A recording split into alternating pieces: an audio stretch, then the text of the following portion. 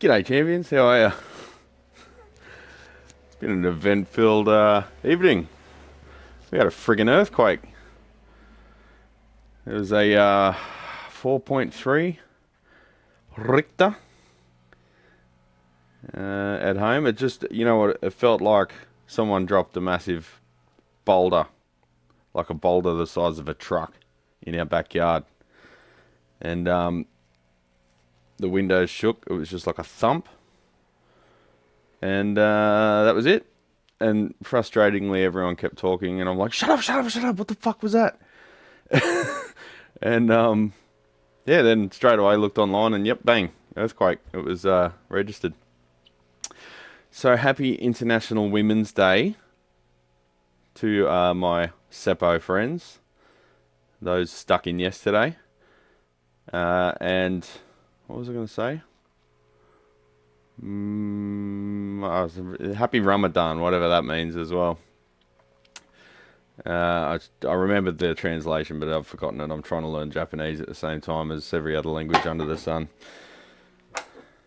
So let me know how the audio's going, etc., etc. I think we're live. Just let me know that everything's good. So I'm using the Rode Wireless Go 2. It's attached to the overhead cam. Because I'm sick of replacing AA batteries every time I stream. So it's sounding good, loud. It's sounding loud, like what? Overdriving. Is it too loud?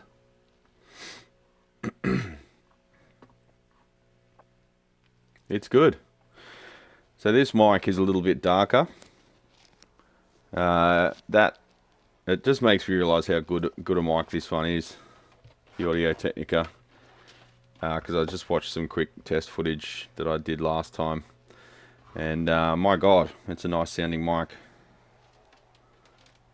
I might just I like having it very invisible, so without the pop filter. But when I move around, you get a bit of wind noise. So we could put a little pop filter on it, but then it'll rustle against my beard. So so yeah, not sure. I've got the little power supply to plug it straight into the mic input if I'm stationary. That'd be good for just chat streams and stuff. But you compare for me right now. I'll put this on. We'll turn this on, and I'll mute the other one. Alright, we'll do an A/B test. It'll be like, what's his name? Audio restoration something. Alright, you ready? Testing, testing, 1, 2, 3. Testing, testing, 1, 2, 3. How's the difference? Is it clearer? More top end? More defined, as they would say? Let me go back. Testing, testing, 1, 2, 3. Testing, testing, 1, 2, 3. How's that? Let me do a recording. I'll find out from my end because I don't trust his as far as I can throw his. Testing, testing, 1, 2, 3 with the Audio Technica. Testing, testing, 1, 2, 3 with the Rode Wireless Go 2. We'll listen to that.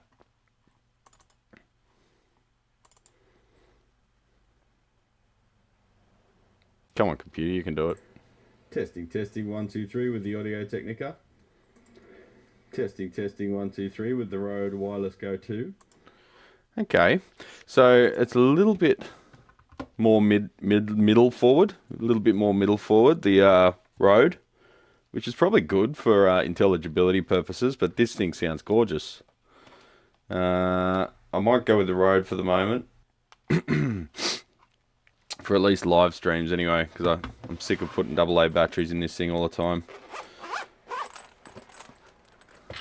Got bills to pay, champions. How you going, Lyle? What's going on, big fella? We had an earthquake last night, did you see? Yeah, the level's pretty balanced, and I've got identical compressor settings. But taking that into account, I'm just listening to the the frequency response. So it's a bit clearer in the top end, which is where the money's at. Yeah. Sounds the same on my high quality audio mobile phone. Jam. Get some audio. Get some nice studio monitors. Rode needs EQ. All right, let's do some EQ to the Rode. Problem is that this built-in EQ is very rudimentary. I've got to get some plugins, champions, but there's only 70 hours in the day. 3-band equalizer. That's as good as we can do. I'd like to have a really nice.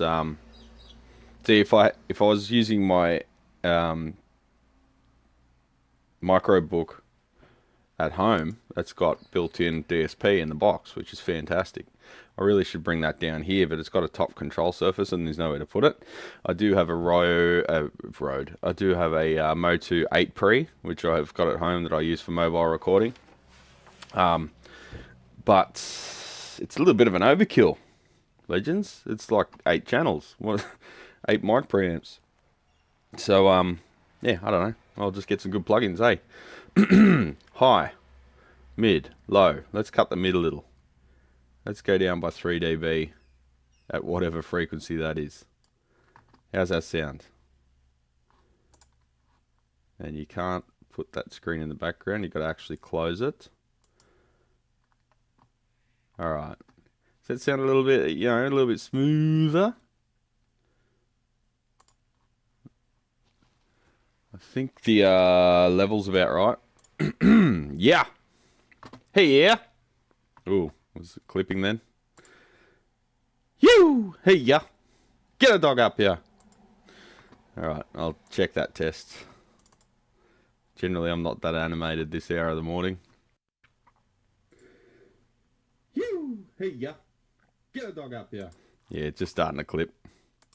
But that's a bit over the top, isn't it? So this thing doesn't really clip. It's the camera that's clipping. So I just got to back the gain off a little and bring up the compressor. Anyway, enough playing with the shit. We've got to get stuff through.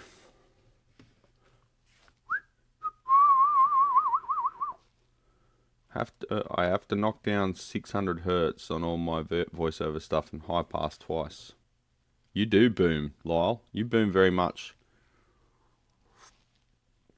Between you and Big Clive, my woofers are getting a workout.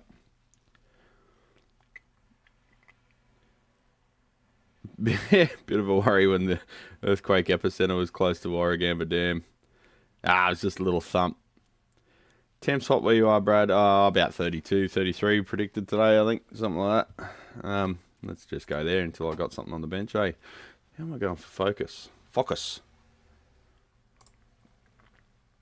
I'm just going manual focus because Penny Boy cannot be trusted. There we go. Looking alright. Lighting good, blah blah blah. Two-face.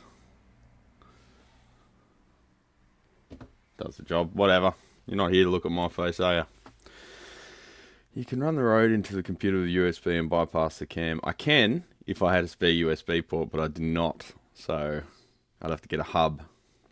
But yeah, I normally do that live when I'm not running 50 million things. If I wasn't running the Motu, I'd just use that port. So I've got a wireless mouse. I should get a Bluetooth one. That'll free up a port. But I've found Bluetooth to be a bit patchy at the best of times. I've got 2 capture cards going in. I could get a dual capture card, but they cost a lot.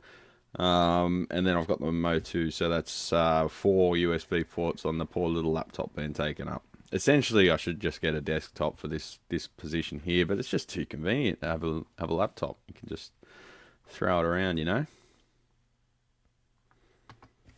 Only do one high pass at 80 hertz and a second at 130, a little scoop at 600. Yeah, I mean, your voice sounds good. It's just that you're not going to naturally, you wouldn't be able to get that fundamental down a bit without it sounding weird. So it's just how your voice is, bro. People tune in just to hear your dulcet tones, Lyle. So don't feel bad about them. That's why people tune in. Love the casino, Lyle. You snob. I haven't watched that yet. I've got to watch it. So early birds get the worm.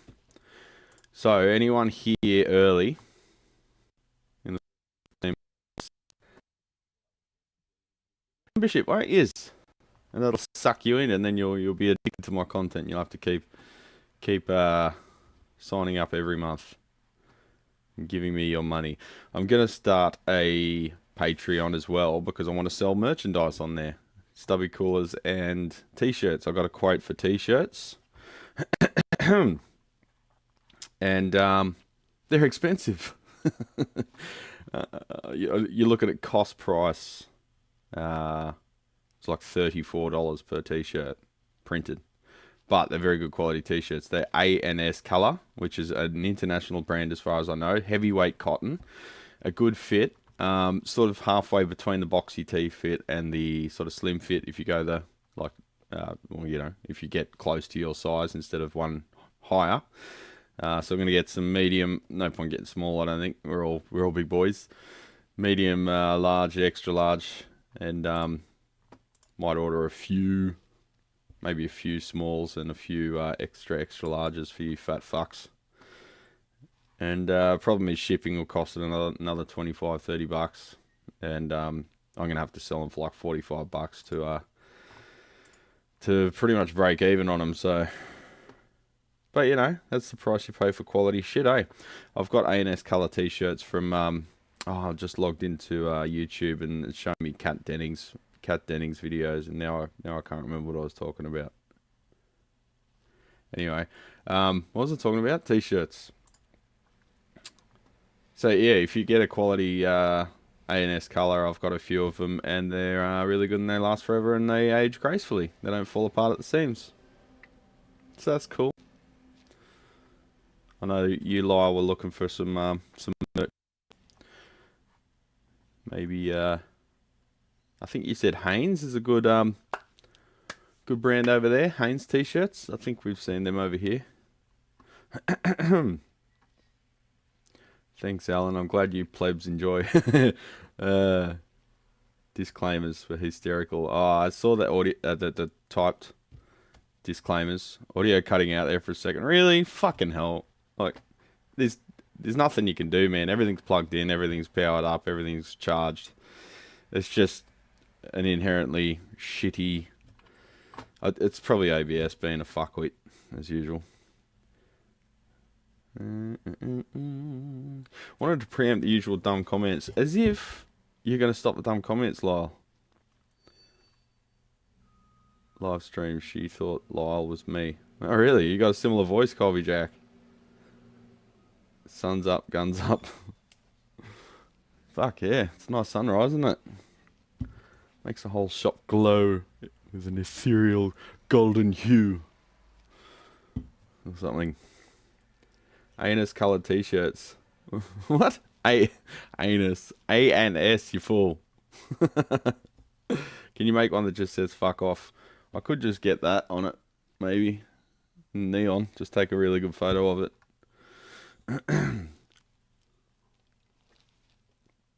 I was just going to get a photo of a blurry Panasonic, but I think Camera Conspiracies already did something similar, so I'd probably be a little bit unoriginal if I did that. Didn't mean to be tardy to the party. Well, Alex, to your credit, you know, normally I do start about 15, 20 minutes late, so you are bang on time, brother. All right, where were we? So, find my stream, content. I've hit 50 members, and that's fantastic. Thanks, members. I was going to maybe do a members-only live stream tomorrow in the home workshop again, but I've just got too much to do. I don't think I'm going to have time for that. Live. View in live control room.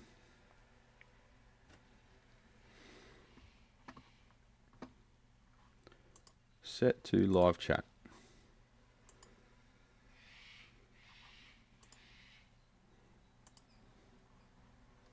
Start a poll. Super sticker, super chat. Okay, I don't seem to be able to gift membership. Oh, hang on. Let's try that again.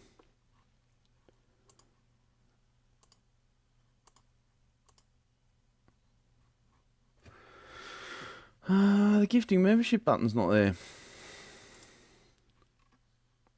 Do I have to do it? Maybe I can't do it in the live control room. Man, YouTube is a dumb program.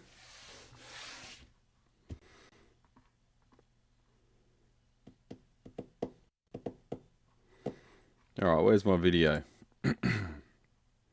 View your channel. 7 AM live stream. The membership button's not there. Shut up, idiot.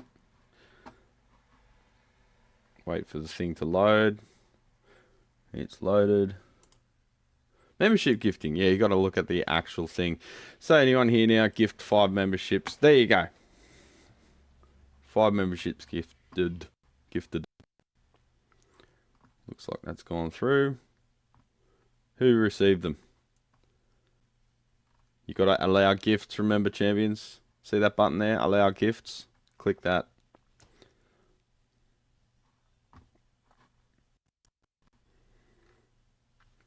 Joe McGrath just got one. Michelle got one. Oh no. Get the lead out, got one. Kerry Severe got one. And Kimball Ormsby got one. There you go. Punch that like button, champions. That's right, Gooden. Thanks for being here, mate.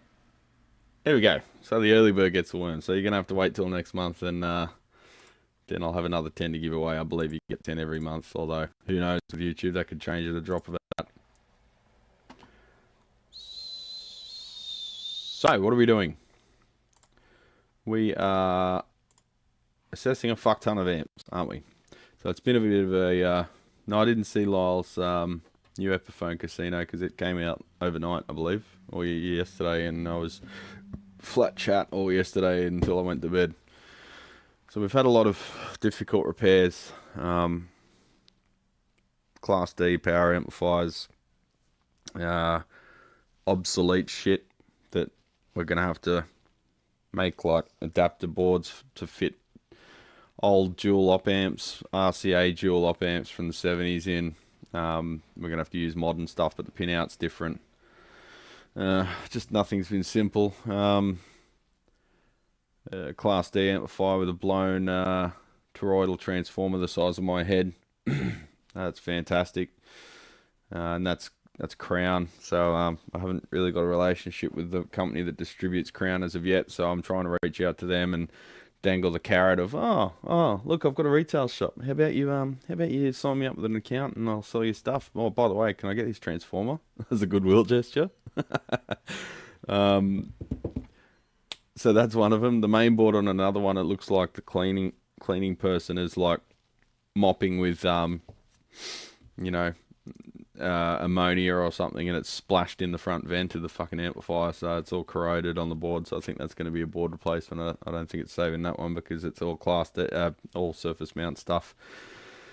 And then everything else has required some specialty part that's had to be ordered, like a Zener diode or something that's just not available unless I order from DigiKey or Mouser. And I'll just try to do a thing like a guitar setup, and there'll be like a seized screw in a saddle that's no longer available, and just everything's had a showstopper. Am I hand wiring a PV Classic 30? I am not. That would be a crazy fucking thing to do. I'm sure people do it. I think I've seen it done, but...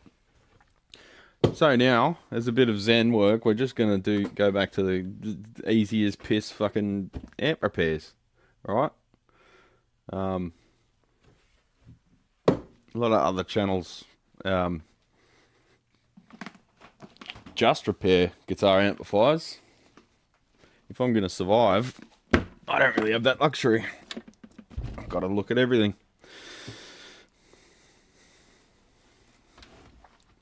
I ain't no gynecologist, but I'll have a look at it for you. Let's grab my drill.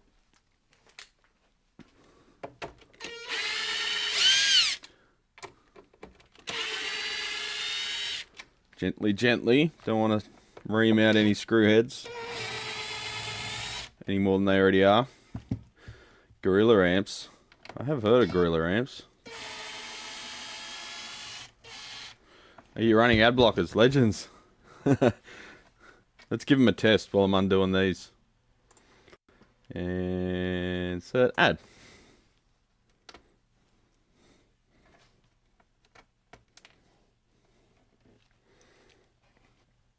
Who got an ad? Who didn't get an ad? Keep me in the loop. While I'm doing boring things like making a cup of tea or taking a piss or undoing cabinets. It's a good time to put an ad in. These days you got to take the revenue wherever you can get it. Because every year people seem to just be jacking everything up by 20%. It's fun, isn't it?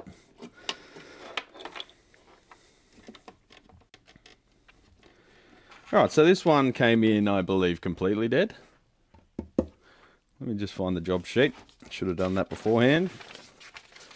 Got about 50 pages on this.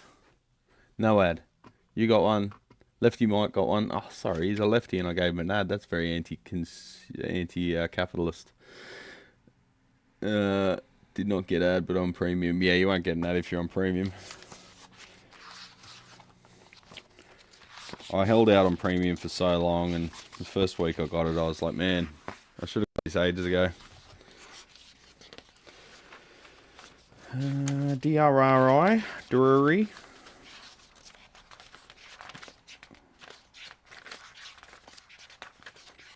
God damn, I've got some jobs to get through before I go. It's just, God, I'm scared, champions. Fender Twin. Here we go. Completely dead. Vibe channel pot recently replaced. Normal channel to drive channel. What? Oh yeah, so he wants the normal channel turned into a drive channel. He wants the vibe trem on both channel. Sorry, this is his translation here. Tremolo on both channel. Cap upgrades, or, recap, plate load upgrades. Inspect previous repairs. Pull pot bright cap option on volume pot of vibe channel. Okay. So we're doing some mods as well as just seeing why it's not pairing up first.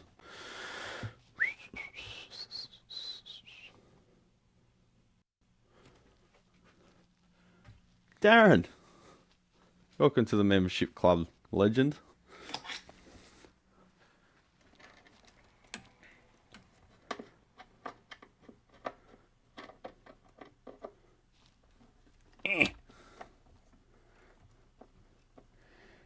You become a member, Sean, on, well, it should have it in the description at the bottom of the video, but there should also be a button. Are you looking on a mobile app, or are you looking on are you watching on a PC or a TV? If you're on a TV, it might be difficult. If you're on a PC, it should be easier than shit in the bed. And if you're on a phone, I don't know. I'll have to investigate. I don't really watch stuff on the phone. If I do, I'm just listening with it in my pocket. Which is the other good reason for getting premium. You can lock your phone and the audio still continues. The cheeky buggers know that everyone wants to do that, so they don't let you do that without premium. It enables you to listen to vodcasts while walking or whatever. And you can do it with your phone unlocked, but you just can't touch your phone or you'll press stuff.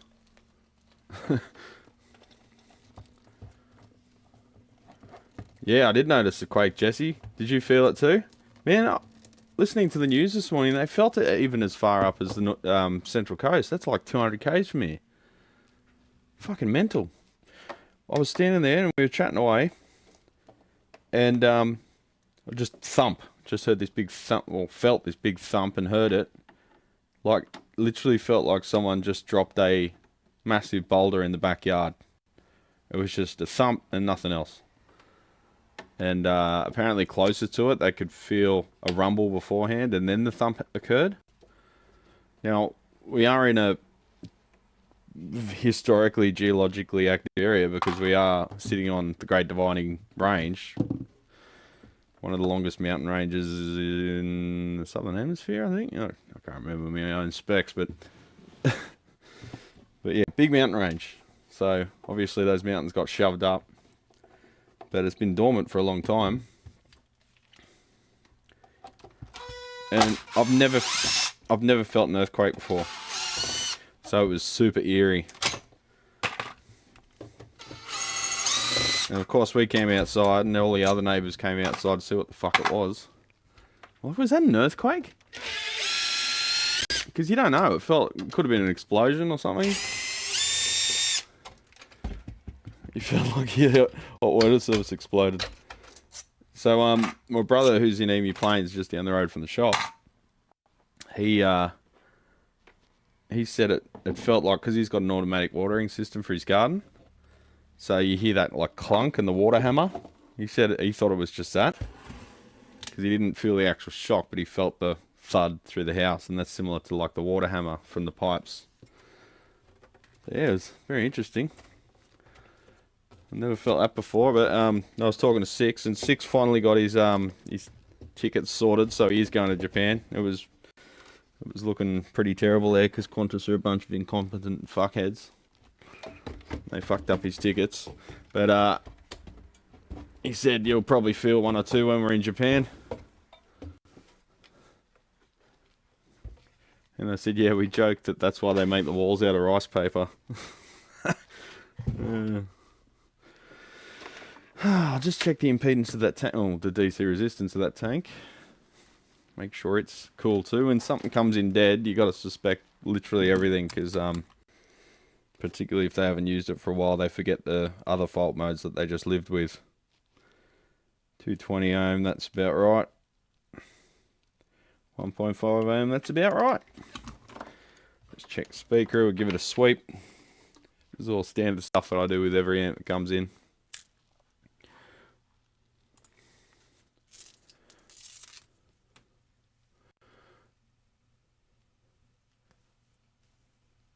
Dengue fever, shit. That's not good. That's mosquito borne, is it? Is it not? Oh, that's the wrong cable. That's what happens when you read in chat. No water hammer arresters in Australia.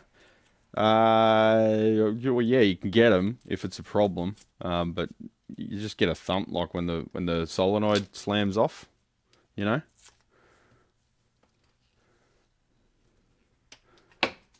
My girlfriend felt an earthquake last night. We should try losing some weight there, Colby Jack.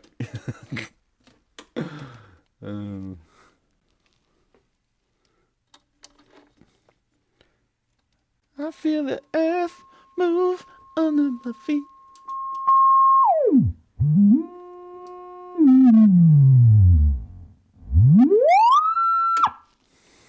No weird rattles. It's good.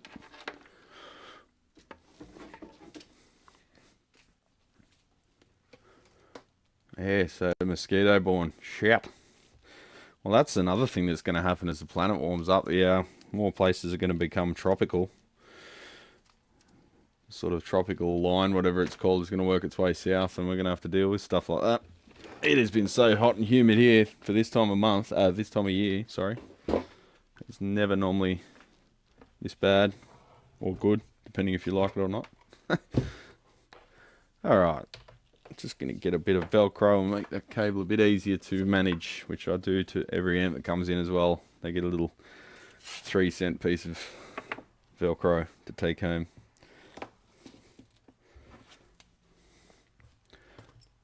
Yeah, it was certainly exciting. A very strange feeling if you haven't felt it before. I'm sure people that live in LA or Japan are just like, whatever, who cares? But when you've never felt it before, it's like super weird. It's just a reminder that there's like molten shit moving around under your feet, not that far down. It's like chunks of stuff floating around and moving around in molten lava. Pretty cool to think about, really. You get demonetized if you sing on key, yeah. Well, that ain't gonna happen. I can sing.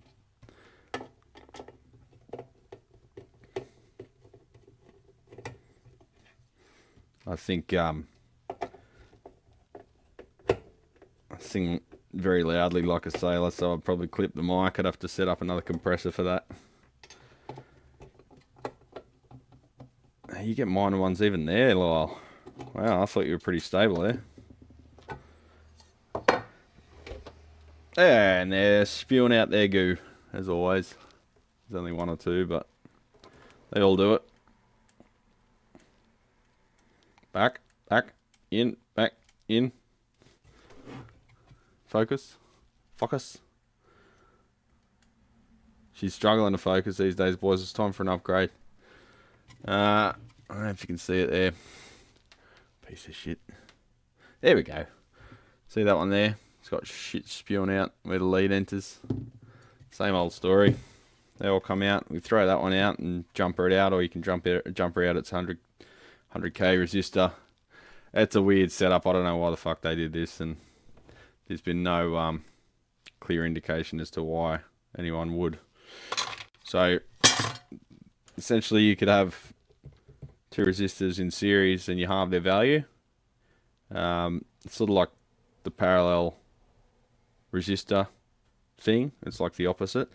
You think of it when you got two caps and you've got them in series, it's like you've got two plates that are now double the distance apart because you've got two caps in series. You've got double the gap, I guess. It's super rudimentary terminology. If you put them in parallel, you've got double the plate area. So it's like you've doubled the capacitance. If you've got two equal values, you halve the capacitance.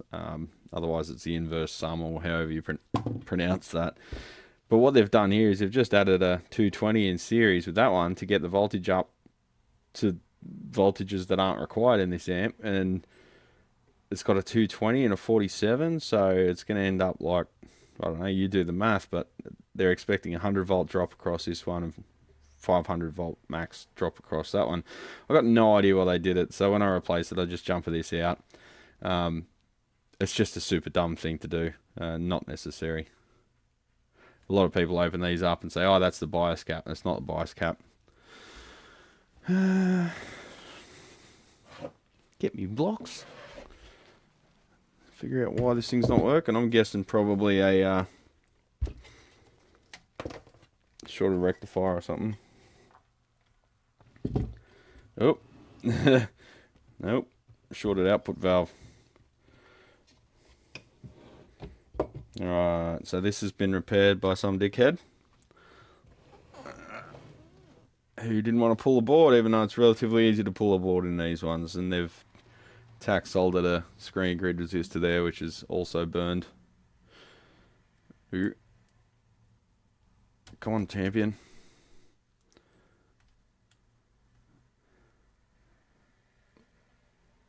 Yeah, there's something wrong with the old penny boy.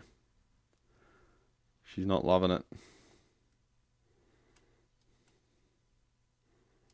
See, this is part of the reason I'm getting fundraising, champions, because I know that all my cameras are about to fucking smoke the big one. So, how's the exposure? Can you see all that alright? Move that cable out of the way. So we've got a resistor there that's been tack soldered to the old leads, and it's also burned. So I don't know if they replaced the resistor thinking that, oh, the resistor's burned, I'll just replace the resistor, problem solved. Or if they've replaced the valves and then just out of pure coincidence the same valve has failed again and shorted that screen grid again. Screen grid resistor. Screen grid resistor. It's hard to say that in the morning. Still giving 450 something ohms. 453. It's burned the board underneath. 467. So for some reason, these things, the metal films and metal oxides tend to go down in value when they get stressed, so they reduce in resistance, whereas carbon films and carbon composites will go up in value, drift upwards as they get overloaded. Proof that there are dickheads everywhere, even dude, there's more dickheads here than anywhere else. Maybe with the exception of Florida, but hey, here's what it is. Oh, got hiccups. I'm polite in all languages. Who is? I'm not. I took an amp to a guy that's on my referral list this month. I'll celebrate him having it for a full year. What? Jesus. Alright. I think I'll have to touch base over that one. What was wrong with it? He's not waiting on some crazy part, is he, Colby Jack? The advantage of us, you know, referring people, you ain't got shit on Florida, man. Yeah. I mean, well, we do know some of these guys personally. There are some guys on there that are pretty quiet online, and we're not super friends with them. However, they are trusted techs, but that sounds like something's gone wrong there. So, called him 3 times, still not ready. Fucking hell, man. Like, I'll have an amp for a month and I'll get called 3 times. And I'll just get the thing done because I'm sick of getting phone calls. Like, I think I've had a few things for like a year or more, but it's because the distributors, like, just refusing to send parts or refusing to give updates. They're just like, yeah, it's on its way. Yeah, it's coming. Yeah. And I'll just forward those emails to the customer and just say, look, I can't, like, they don't care. Eventually, if we're patient, we might get the thing. We might not. Do you want to keep trying? Often these companies don't ask for payment up front. Generally, if they ask for payment up front of the part they all ask for payment before they ship it, right? Unless you've got a credit account. But some of them have to order it from the manufacturer, and the manufacturer won't do another run of those boards for like a year, 12 months, 18 months, and then they do another run just to stock up their spare parts level. So you're literally waiting until they get like 50 orders to do a run, because apparently some businesses think that they don't have to take any risk and they can still do business, whereas every other business around them has to take the risk for them. Like, you know, they won't manufacture spare parts until they've got an order that's been waiting for 2 years of, say, 50 DSP boards or something, and then they'll go, all right, we've got 50, at least we're going to sell them. We might make a run 100, have 50 in stock after that. But meanwhile, if you want to stock their parts, it's like, no, you've got to order $20,000 worth of our products, or we won't even sell you one. So, like, they don't take risks. They want everyone else to take risks that they benefit from, and it's just capitalist fucking horse shit. Anyway, I'm rambling. He said he needed the schematic. I got it from Rivera and sent it to him. That was months ago. I asked if I can pay Sonic Audio to consult. He said, no, they all hate Rivera amps. Who? Who hates Rivera amps? I don't hate Rivera amps.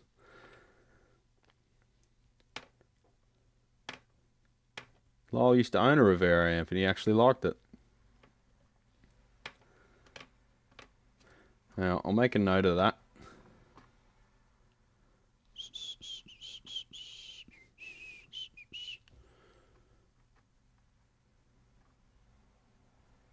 Scrolling.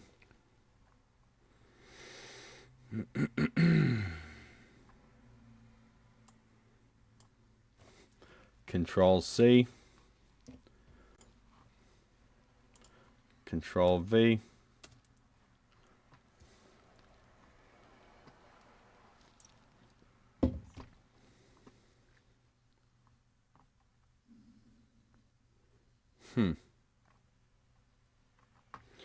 All right. Can he tell us okay. Yeah, it worked when I took it there. Just went through tubes. Okay, so it was fucking up tubes. R63 has some angled leads. Yes, it does. What's he up to? He said he needed this. Okay, they all hate Rivera amps. I'm a they now. Dude, we're always a they. He was referring to they as amp repair people. I don't hate Rivera. Rivera are fantastic.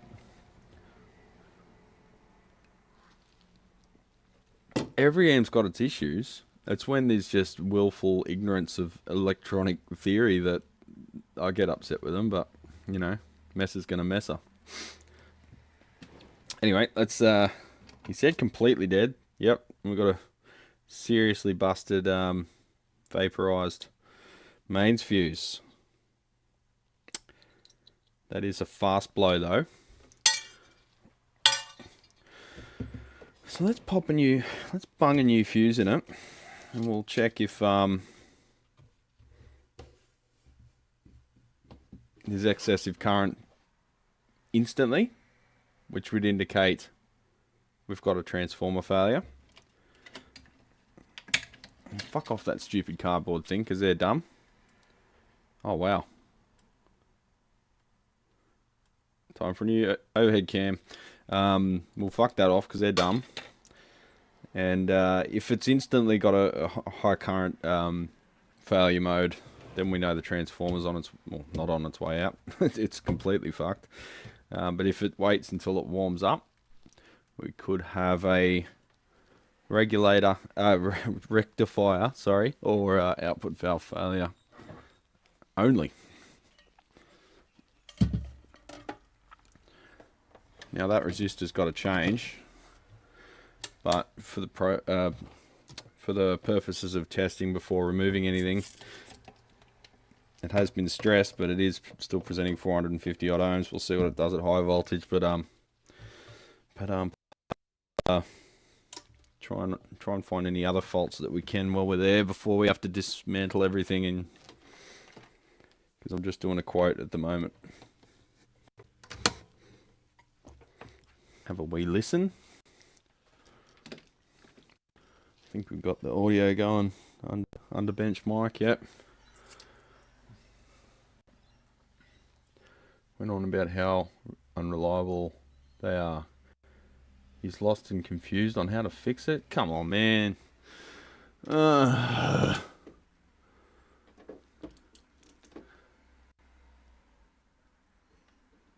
Yes, it's not an easy job, but come on, come on. Oh, the volume's on 10, that's always good. That's the guitarist's, I'll pull V3. That's the guitarist's test procedure. Amp stops making noise. Turn everything to 10. Amp still make no noise. Turn amp off. Alright. We'll think twice before giving any referrals in the future. I mean, people get busy, but a year for a valve amp is pretty fucking ridiculous, because valve amps aren't that complicated, to be honest. There are varying levels of complexity, but a thing like a Studer reel-to-reel that requires like mechanical work as well as logic repair and power supply repair and then calibration and testing and alignment, like I can see something like that not taking a year but taking a significant amount of time and being a little bit intimidating until you do them as a, you know, day-to-day basis. But a valve amp, like a guitar valve amp, come on. Yeah, the resistor leads aren't mangled, they're cut and then tack soldered, that's right.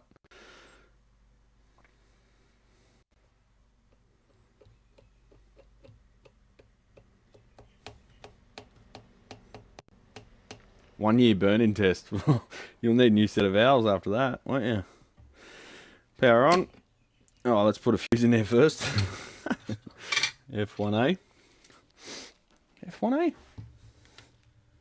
Yeah.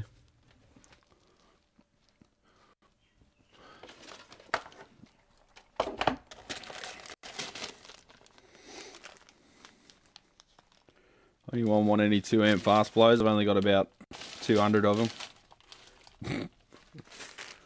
Never use them up. I should do like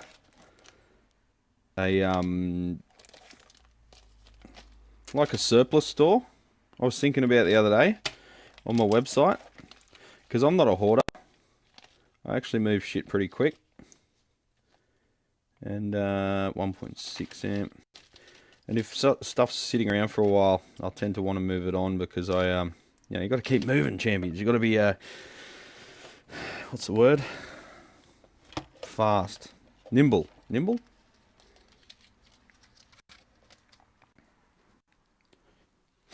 Can't hang on to stuff. So I was going to maybe have an electronic surplus store where I've just got, like, say I've got a bulk order of something. A lot of that stuff came from the Dwayne Ledford's deceased estate. He just had like a bag of like 500 switches, and it's like, what the fuck am I going to do with them? So I might sell them as bags of 10 or something. Maybe. What do you reckon? Should I do that? I know not much good to you guys in the States because no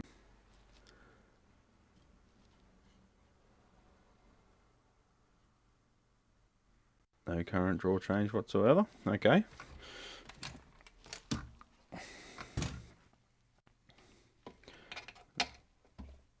Helps if you turn it on.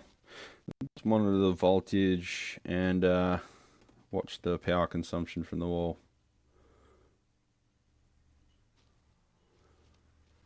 Up to 50, 60 volts. Only drawing 14 watts. 90 volts. 18 watts. 110 volts, 20 watts, starting to get some glow on the pilot lamp there. 120 volts, 20 watts. Alright, so I'll monitor the B+. Just try not to short anything out in the process.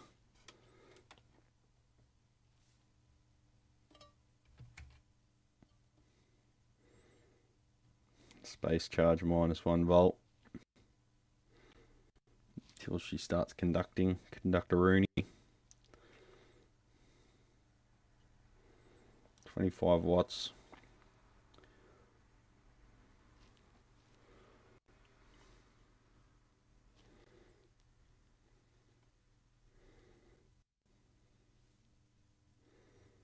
Here she goes, starting to conduct.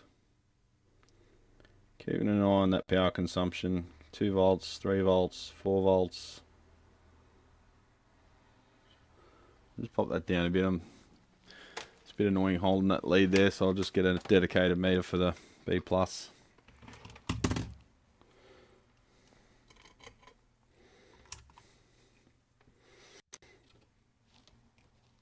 16 volts. Alright, is it going to run away or just shit the bed? Let's find out. It's a fast blow fuse, so if anything goes wrong, it'll take our fuse out.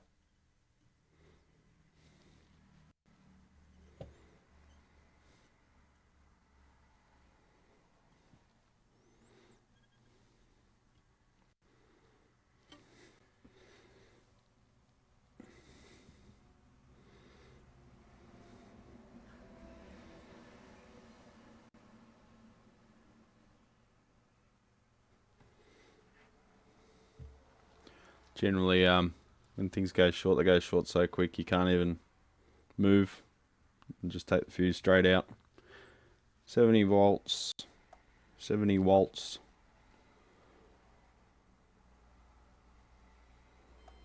We've got signal. 30 watts.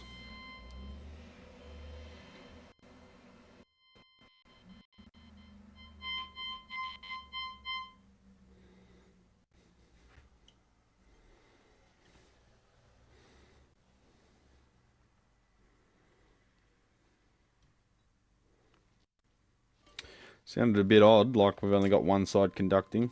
Oh, she's coming in now. Crackling, popping. Turn that down. Let's get the meters on. There's no initial hard short there, so let's get the meters on the plates and see what each valve's doing. I reckon we've pretty much definitely got a fucked 6v6, but let's just confirm first.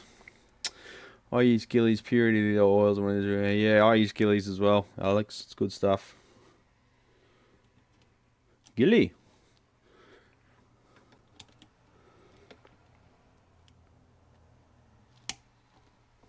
Oh.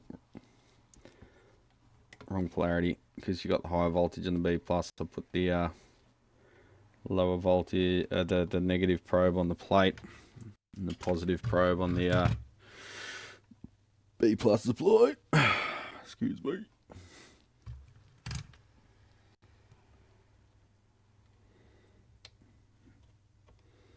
Where's the choke? 206 ohms. 369. There's the choke input. Bit tricky to get your lead on there. Got those stupid bullet head connector things. Gotcha. Not ideal lead position, but without getting right in there, it's a bit difficult. Tell you what, I've got 2 volts on the B plus. I'll just disconnect that and twist this lead around a bit.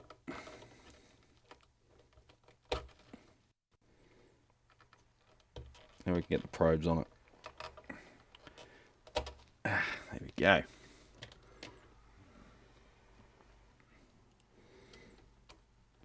It's better.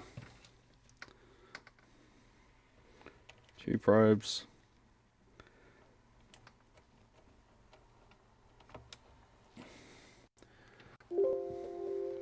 My battery's running low. I forgot to turn the power on.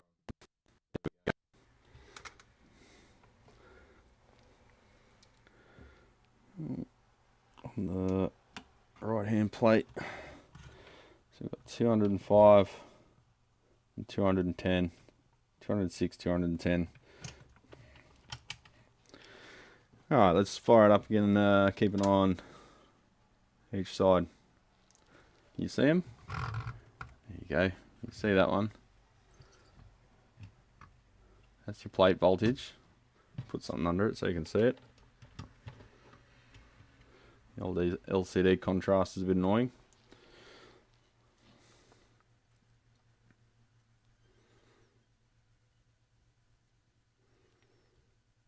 Linseed oil is not great, but linseed oil that is raw linseed oil can be okay.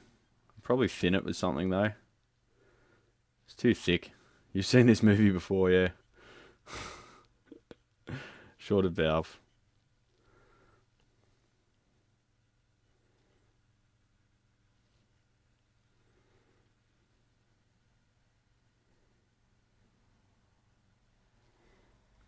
Voltage rising.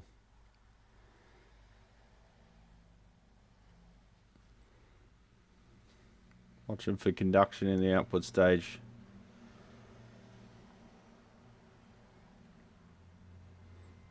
We're starting to get it. Left hand valve conducting. Much too much. No, just joking. Right hand one barely doing anything.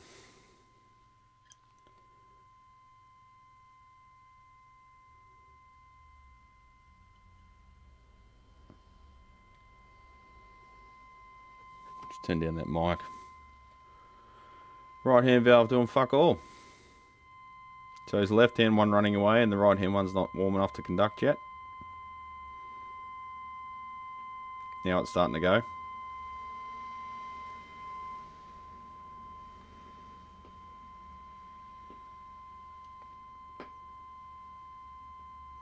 Left hand one's fluctuating with each pop. Right hand one's doing fuck all. So why is the right hand one doing fuck all? Let's have a look.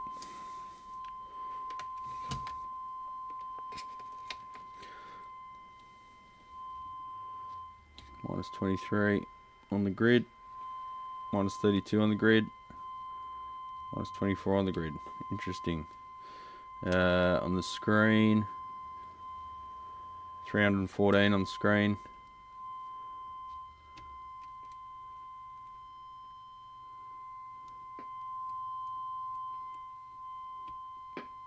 Pop, crackle, snap.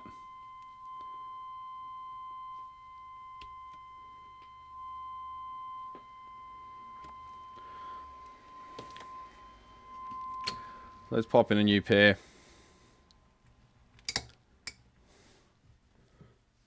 Just got to be careful, I took that cap cover off.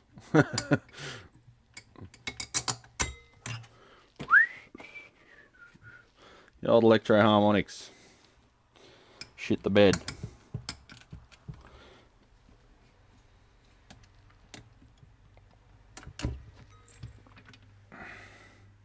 Oh yeah. What? What? There's broken glass in there. There's white part of the cathode floating around. Wow. There is glass in there, but it looks like it's from the factory. Because you know how the 6v6s have that glass bead across the base? It looks like it's a segment of one of them. It looks almost like that bit of glass has been in there since it was made. See that? Penny boy, focus for me, would ya? Or I'll throw you at the fucking wall. So that's one that wasn't conducting, and this is the one that's probably okay. Two fucked valves. In terms of that amp anyway, because we need a match pair. Alright, what have we got here?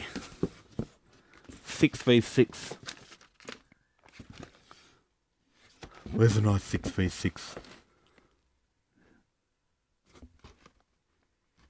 6v6 GTS. That's a 5U4. Why have I got a single 6v6? Must have done a single-ended amp. I've got a match quad, which I can break up. These are pretty good. The Taddies. 6v6 GT STR. Let's put a pair of them in, eh? We'll see if that rectifier valve can cop it. And we'll replace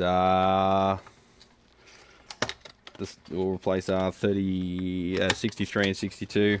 I just want to check that rectifier's right, and then it goes back on the shelf because I need to do a quote. So then we'll move on to the next one and try and get through, what, 8 of them today?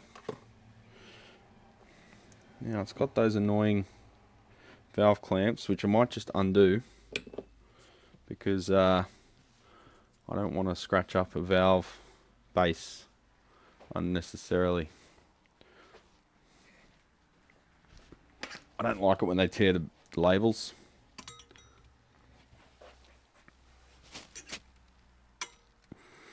I'll just squash them over for now and we'll bend them back up once we're complete. They've got a fair bit of give to them. It's getting a bit warm in here again. Get the fan going. For some laminar flow.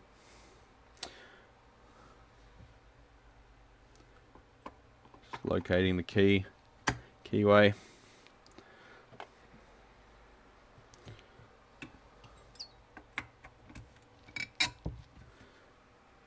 Let's go again.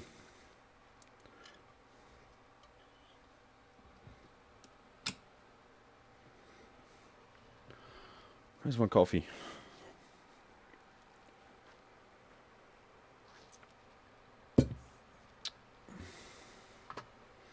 See you, Lyle. Well, can't you multitask, mate? G'day, Liz. How you going, champ? 9 volts, 8 volts. It's dropping as it warms up. And then it'll come back up again. Here we go. 7, 8, 9, 10. Watching for conduction on the output stage. Check that that popping and crackling's gone. I said laminar flow because it's a linear fan. Yeah, it's looking more like it.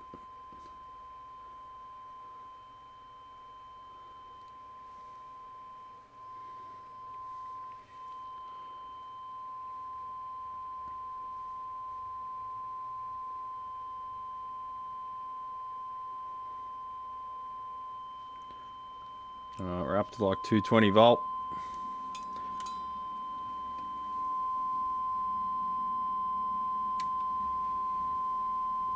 $225.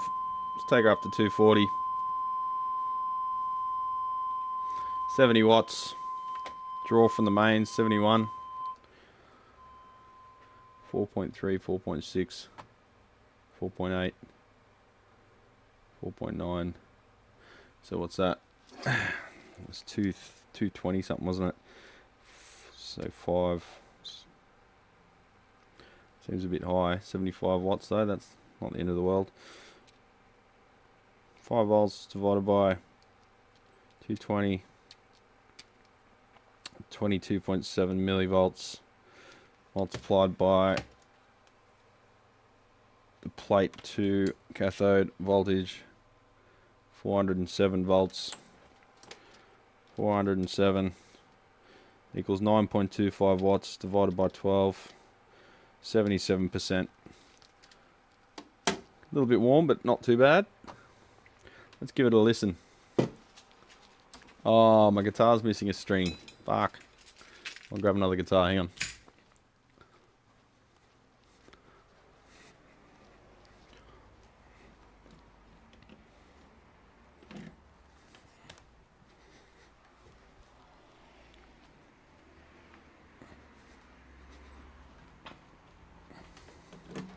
I think a customer nicked a guitar lead the other day, eh?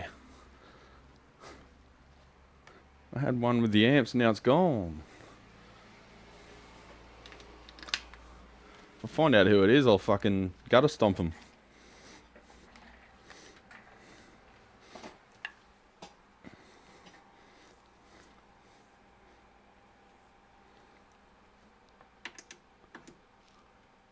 Taking V2 out, which if you're testing an amp without the, if you're testing an AB763 or similar with without the reverb tank, it's a good idea to take the V3 out. Just mute my mic, hang on.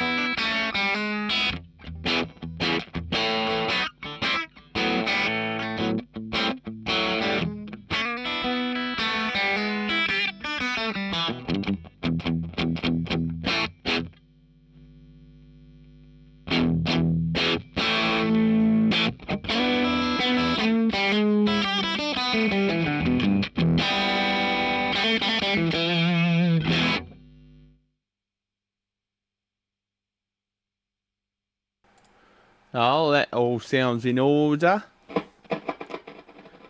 With some grid leakage there. Bit of crackling. Let me check for DC. I'll put the FGN up there and hopefully I don't want to keep it because it's a really nice guitar and I probably should sell it instead. But while mine's missing a saddle that I stole for another job, it can become the shop axe. Ah, they're beautiful guitars. I really wish more people knew about them. How good did that sound? Right? Let's hold it above the thing and shock it. Look at it! Look at it! Look at it! Still got the cover on the thing, but that's for sale. I think $16.95 or something. Japanese made weapon. Sounds fantastic too. Those pickups are really nice. Anyway, that's my marketing spiel. So we know what we've got to do. Rectify valve seems fine. I'll put some backup diodes on there. Probably put some flybacks in there while we're in there. Change the screen grids. Full recap. Replace the carbon film, shitty carbon film ones from Fender with something a bit nicer because they always go open circuit. Modify the normal channel into like a lead style channel. So that entails a smaller coupling cap, higher plate, load value, and make her break up a little bit earlier. Make it go hard, son. Put the reverb and the tram on both channels, and then just give her a general service, and we'll be good. Oh, one thing I didn't check was the tram.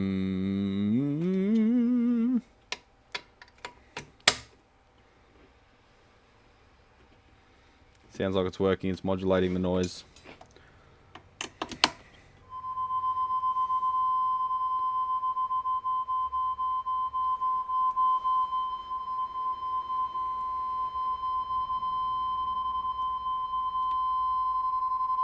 Hear that, champions? When you first plug it in,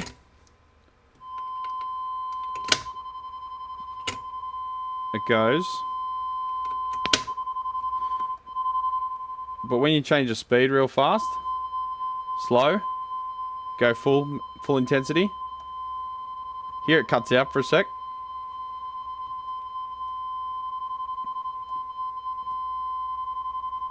So you just change that resistor to a 4.7 like most of them had instead of a 22, and that stops that from happening too. Alright, so we know bad tube, yeah. Every car repair being a flat tire. It's got a bad tube, but the customer wanted all that extra stuff as well, so he actually came asking for it actually. So we'll actually do those actual things for him.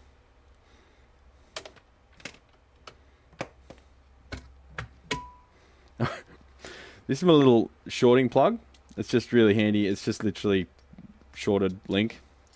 It's really handy for just testing trams and stuff, or just blanking out. Like if a guitar doesn't have a shunt, an amp doesn't have a shunt on the input jack, you can just plug that in and it shorts the input to ground to help you find stuff, creating noise and whatever. I couldn't find it. And I'm like, where the fuck is it? And I'm looking everywhere and to no avail. And then customer, remember that 1974X? He brought it back and said, oh, it just died again in another gig. I did it recently, and we didn't do a recap. And I mean, the cap was still, less than 10 years old. The main filter cap, can cap thing, 32 and 32, I think it was, or 32 and 16 actually. So that failed. So I did say, we're not going to recap it. Well, he wanted to keep the cost down. So I said, look, we can not recap it, but that will possibly fail in the future because it was the ARS brand, ARS. Ars by name, Ars by nature. And it failed. So then he brought it back in. I had a look in the back, and because it had the trem, he didn't bring the foot switch in. I put that plug in, and it was still in the back because it was not visible from the rear of the amp. So I got it back, only because that amp came back for a second repair. Alrighty then. You go bye-byes. With your pretty new tatties. I was in the kitchen making coffee and missed it. Who makes that lovely sounding Japanese Strat? That is FGN, my friend. That's an FGN Neo Classic. They don't make them anymore. let's give you a bit of zoom action. So that's a headstock. As you may have seen headstocks before. That's where the strings get tuned at. They're vintage style, but they're locking. So they see that little flat head there. They look like a vintage style tuner, but they actually lock. So that's cool. It's got a bone nut as standard. It's got the CFS, which means the frets have an ever so slight curve in them, which aids with intonation. It's got a nice rosewood fretboard. All the fret ends are rounded, which is cool. She's got FGM branded pickups, which sound fantastic. Alnico, I think they're Alnico 5. 2-point trem. And it's just a beautiful thing. Oh, it's washed out. They like the Goto auto lockers. I think everything's Goto from FGN. All the hardware, everything's made in Japan. So all the hardware's made in Japan. There's nothing outsourced. Well, you know, there's nothing outsourced outside the country. Everything's made in Japan. So they're very nice, and the fretwork's fantastic. The finishing touches are good. It's got a satin finish, or like like a sort of matte finish to the neck, but then it's got a bit there where it changes from satin to gloss on the headstock. You see that? But there's no step.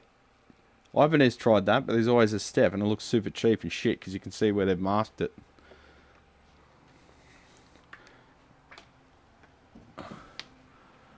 I can get FGN now. I've always had FGN, Victor. I've stocked FGN ever since I opened the doors to the shop. We're trying to get a factory tour, but they're a little bit shy when it comes to that. That's alright. I'll win them over. I'll just brush my beard at them like a kung fu master. It's poly. Rob.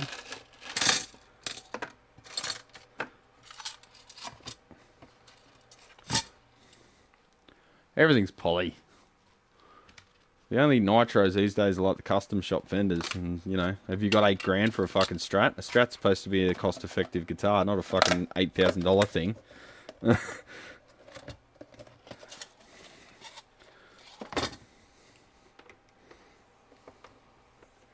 Yeah, she's a Skookum Churcher. I had a fat version, bridge humbucker, and it had a pull pot to coil tap the bridge humbucker, so it was a single coil again. That thing was awesome. One of my mates bought it.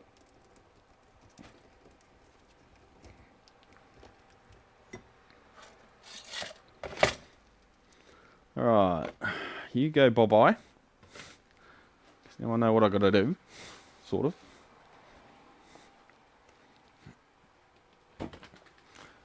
The storeroom's still so full I can barely move in it. Everything's stacked up.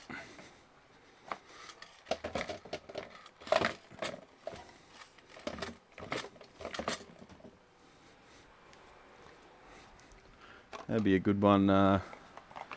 Good one for Dad to tackle if I can get that quote to the guy ASAP so he gets approval on it. I think Dad's coming down in. Oh, I forgot my watch. Dad's coming down around 9 or 10-ish, I think. You'll join us for the frivolities. Let's put these fuses away.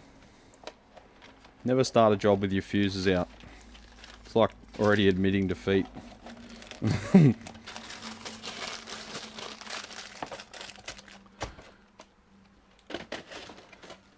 What have we got next? Well, we're in the AB763 kick. Let's do a twin.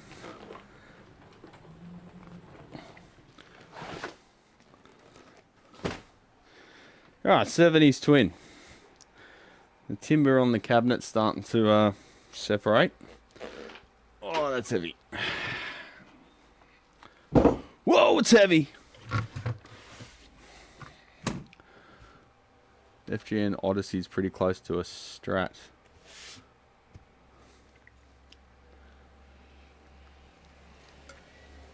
Yeah, I'm not sure why they stopped doing the Neo Classics. Maybe they didn't sell very well. I don't know. Now they do more modern style stuff. Single arm lift. sort of. Whew. Matsumoto based musical instruments. Hirati in Nagano province. Yeah, we were trying to get there. Matsumoto is where it's at.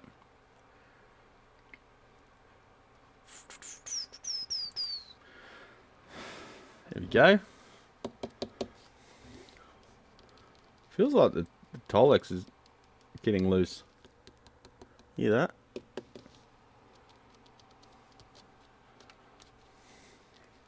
Still intact. But look up here. Can you see it? Yeah. Alright. See that line? It's got loose Tolex and there's a step in the timber. So the timber's actually... This is why I use like dominoes whenever I join up a piece of timber. So that can't happen. They've just butt joined them and the join's actually loosened off. The Telly's supposed to be the cost-effective guitar. Well, yeah, they're not anymore, are they? I bought a guitar yesterday in Marketplace, gutted it, cleaned it, leveled and polished the frets, and you know what? I'm not in love with it. Bugger! Usually doing all that stuff makes you love it, you know? You become attached to it. Right, now I'll show you in the back. Now this is concerning because it's already had a bunch of servicing. And when you've had a bunch of servicing, and this is what you do to the speaker wiring.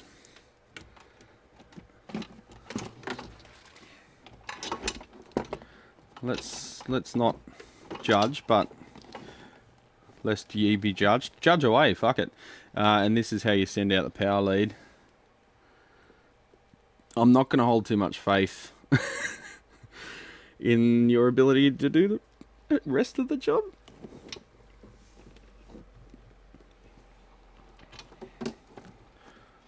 Phone home. I hate how this lead goes real stiff. Some like it stiff. So I'll be soldering to those leads and getting rid of this haywire abortion. And it's a champ. What? What's a champ?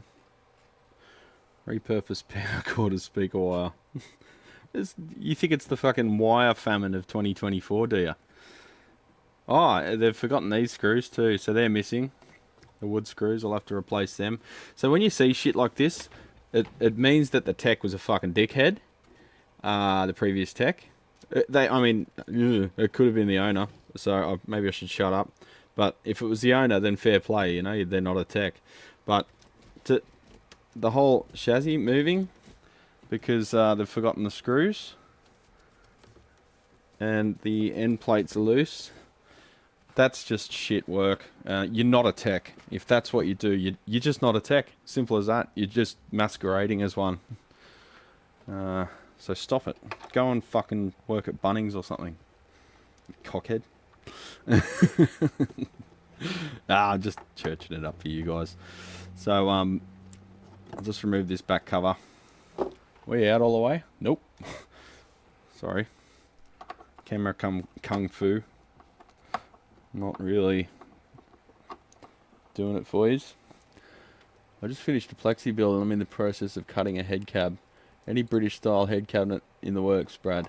Sean, jump on my website, bradsguitargarage.com. Oh, there's a replacement screw that's like 12mm long. That's fun. Oh fuck it, I'll just give you the link. Hang on. There's an 18-watt TMB one there.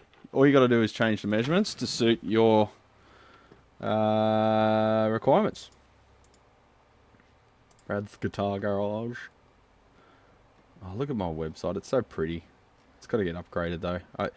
Everyone comes around and they're trying to sell SEO and website building and they're like, oh, your website is shit because blah. I'm like, yeah, thanks, man. It could be so much better. I'm like, yeah, cool. But for the $3 a day sales I fucking make on there, why bother? It's marketing's not my strong point and it never will be because I don't have time because I'm always fixing shit. There we go. There we go, Sean. Click that link. There's a plan down the bottom.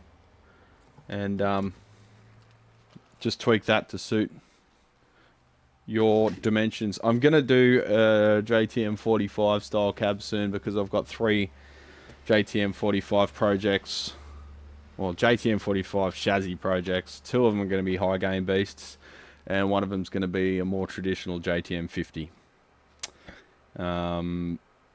So I'll actually do a specific cab for a JTM 45 soon, and then who knows, whatever I've got the money to do, I guess. Money's a bit tight because no one's got any, so no one's spending any. There's still repairs happening all the time, more than ever every month, but the retail's dropped off a bit of a cliff because no one's got any disposable income, and these days musicians don't make any fucking money, and it's criminal. We should pay them very well. So we've got some job documentation here. Alright, I'll tell you what, let's read that once we take the chassis out, but first you can see the chassis moving. So that's not great. Let's have a look at the speaker connection. That looks like factory still.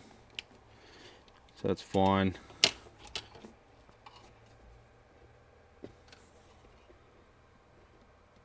No real scratchiness on the cones, but let's give that some signal. Let's just be dodgy and hold the 2 plugs together. You ever seen this movie?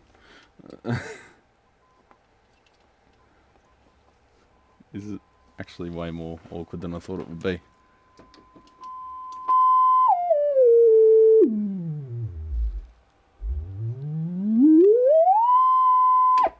Alright, no weird buzzes or rattles there, at least at that level. That's promising. Let's get this thing up on its side, so let's give it a big bear hug. Yeah, the fucking SEO emails. I did have one... Oh, loose shit. What's that rolling around in the cabinet? Did you hear that? Whatever it is, it probably just stuck to a magnet. I'll have to have a dig around because I can't see anything in the cabinet, but something fell down. Oh, it's probably just the lead touching the valves. So yeah, I got a guy who came in the other day. He's a web developer, but he was here for another reason. I forget what it was. Oh god, I can't remember. We got talking, but he came in for not SEO and not web building, and then we got chatting, and turns out he is that. But then he showed me all his clients in the area, and I got in touch with them, and they said he's great. And they said, like, these are bricks and mortar businesses local here in Penrith and Emu Plains, and they said, yeah, they've done really well on Google since he helped out. And he was about a quarter of the price of the other dickheads. So he seems like the most honest one yet. He's probably one of the few I'll trust, but I said to him, I'm not giving you a fucking monthly retainer without seeing results, mate. It's onus is on you to show results before you get a fucking cent. And he was still open to it, so that was interesting. All the other ones, they're like, you can increase your Google ranking by blah blah blah, and I'm like, okay, so if that doesn't happen, I won't pay you. So I'm only going to pay you once you make that occur. And then they never respond because they're clearly just another fucking scam. Just no results. Just give us money, and you know, we don't give you anything in return. It's just you're still on your own. Sorry. So the alley plate is staying behind. That's good. Alright. Out she cometh. Looking pretty typical so far of the silver face stuff you got to contend with. Get rid of the cabinet.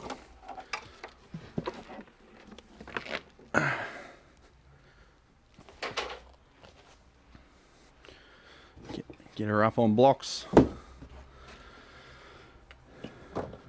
Nah, the rattle was just the speaker lead, reverb leads touching the valves there, good. It's just me being an idiot. Never mind. It happens daily. Oh, that silver face stank. Oh, this looks familiar. Old mate Uncle Granddad's been at work again doing a half job, Harry. So we haven't looked in the... Get rid of the foot switch.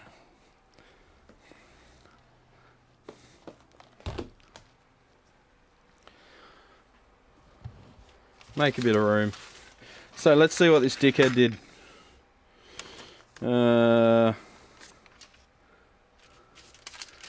Get the name away. I don't have to worry about you being able to read it with Panasonic being what it is. So we've got a partial job yet again, but you don't know what the budget was too. The front's bent in. I'm just gonna call it as I see it. Let's go from the input end. You've got melted insulation. You've got tack soldered parts, shit soldering. You got the wax coating still. You've got parts that have been cut off and then re-soldered back to their old leads. So he must have been trying to find a fault.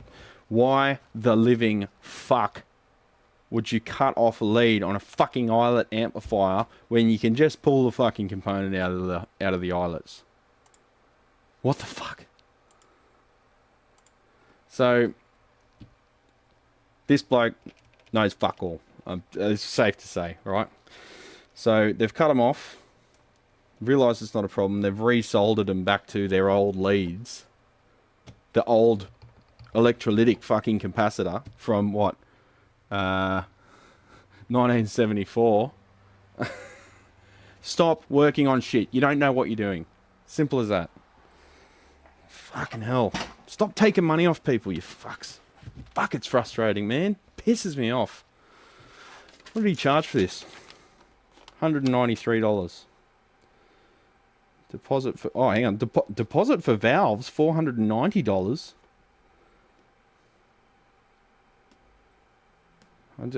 Total minus deposit, $193. So $683. So he's charged almost $693 plus deposit. $680. I can't figure out this shit. No GST again. And this was done. What? Hang on. 16th of the 2nd, 2024. This was done not even a month ago. And he paid like $1,000 almost. 6 hours labour for what? For fucking what? You've done nothing. You've done worse than nothing. You've done dumb shit.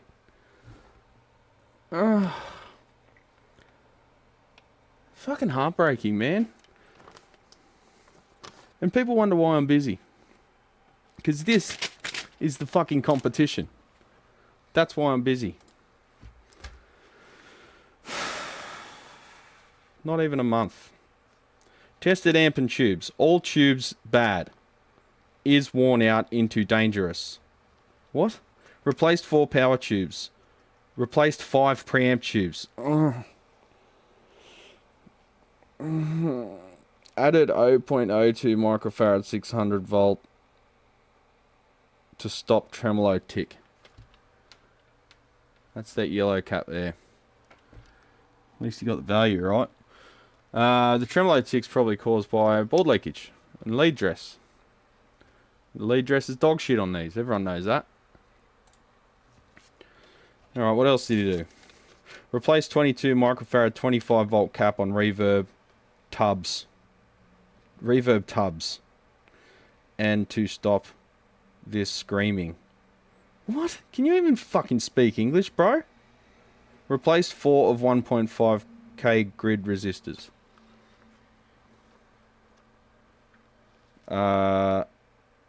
Okay, so it means grid stoppers.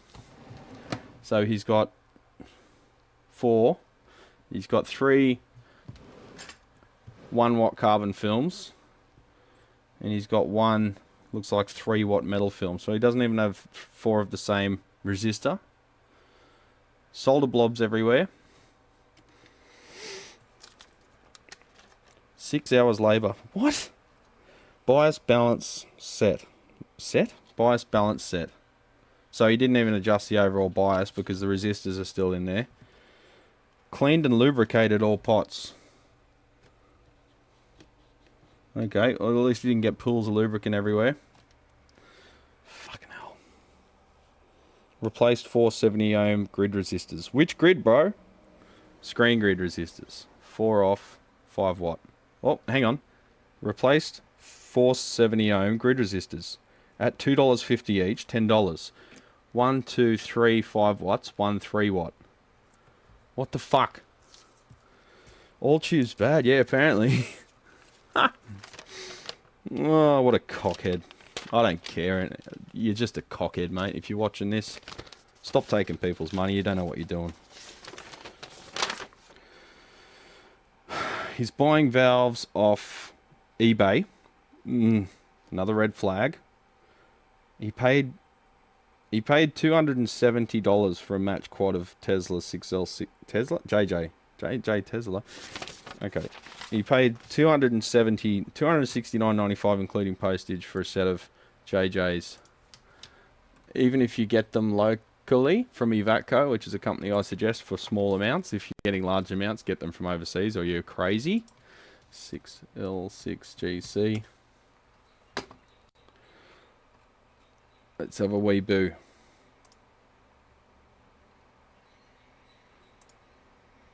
So if you've got a match quad from Ivatco, it would have cost him 220 plus 15, so about, you know, about $40 less.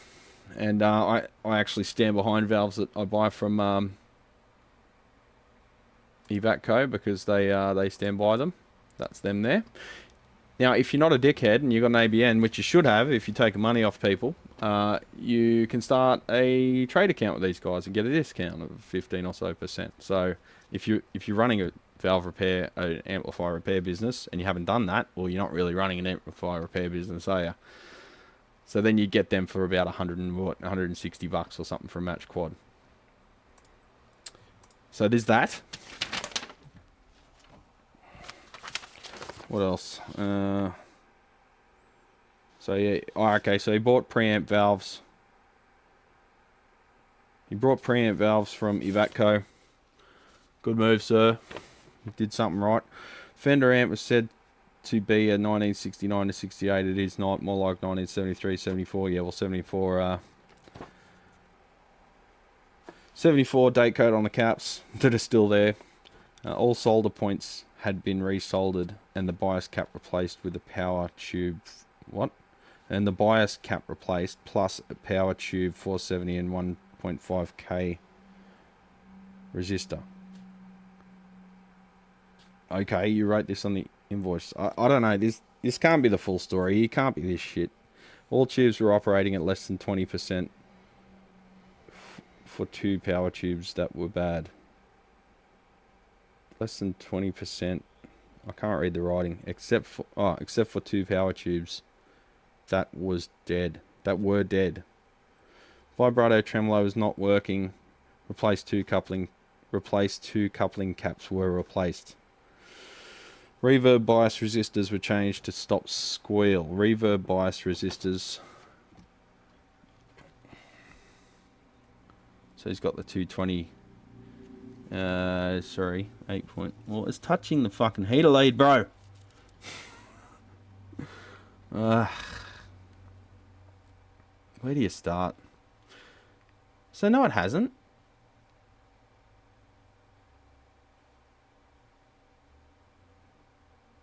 That's the reverb recovery. That's the reverb recovery, and it's got an 820 ohm there. It should be a 2.2K. He replaced the bypass cap, but not the resistor. So reverb bias resistor was not changed. Hang on. What am I looking at? Oh, that's the recovery. Sorry, hang on. Let me get my bearings. I'm full of white hot rage at the moment, champions. Oh, there's a lead there that hasn't been soldered too. Oh my god. So this... this lead linking the anodes hasn't been soldered. It's well, it's the dry joint. It's still hanging on, so it's probably got a connection, but there's no solder on it other than some crusty shit holding onto one strand. So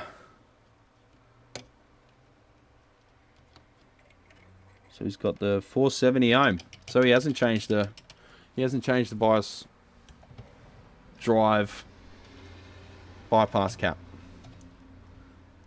He just said he did and didn't, because that's it there, and that's the 470.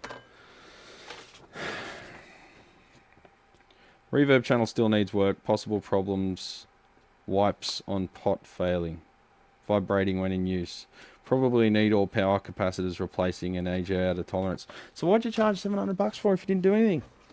Do you just charge for your time even though you don't know what you're doing? Alright, let's start from the left. So this needs to be changed, that needs to be changed. He's resoldered them to the old leads. Inexplicable. Oh, that one just broke just from touching it, so that's fantastic. That's what tack soldering gets you. Nothing. He's got board leakage. So what he's done is shove a bit of fiberglass under it, which doesn't fix fuck all, because the board itself is leaking, not...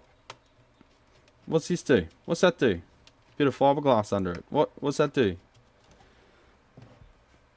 So this one's been removed and resoldered as well. Just tack soldered. Worst soldering I've probably ever seen. I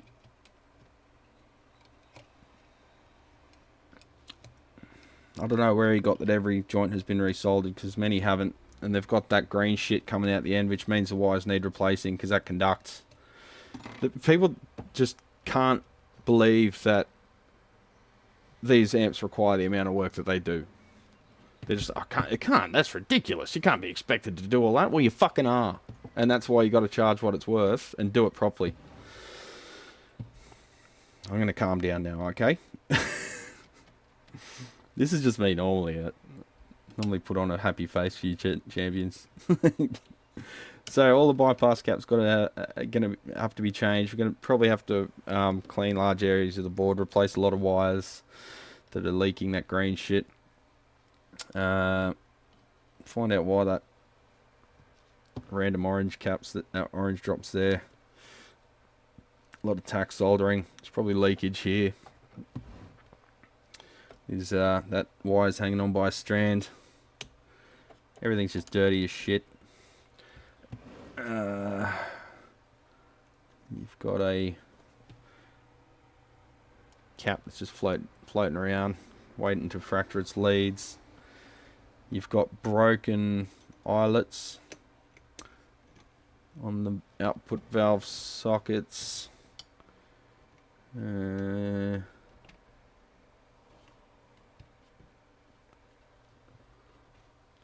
You've got stuff mounted on the transformer hardware bolts, which is not good.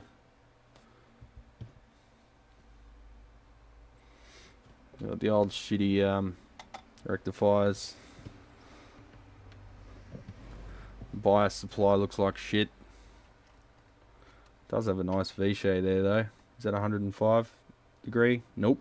85 degree rated. We got balance resistors. Yeah, we've got... Okay, so he's... Must have had problems with the humdinger, because he's just paralleled resistors across them, and he's melted the insulation in the process. Although that could have been someone previous. It's a pretty shit arrangement. So I like to just put the humdinger in, the balance resistors in there, and just disconnect the humdinger. Yeah, so we can't even power this thing up. So that's going to be like a fucking, I don't know, $1,500 job. Depopulate, this is worst case scenario, depopulate the boards. This is to get it so it's reliable for 30 years plus. Depopulate the board, clean it all off, repopulate it, replace a lot of wiring. You've seen me do all this before, legends, so have a look at the other videos. I won't do this one. I haven't got time to do another video on the same shit all over again. So let's have a look under the cap doghouse.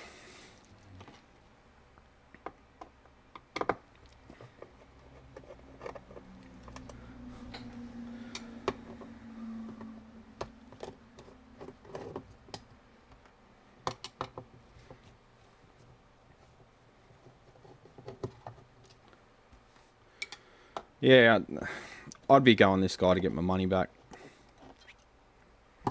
I'll encourage the customer to do so. Get your money back. The guy ripped you off. Tell him to shove his valves up his ass. Take them back.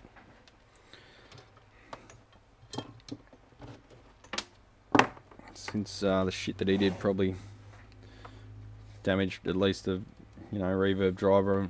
They can't handle that kind of over dissipation these days like they used to.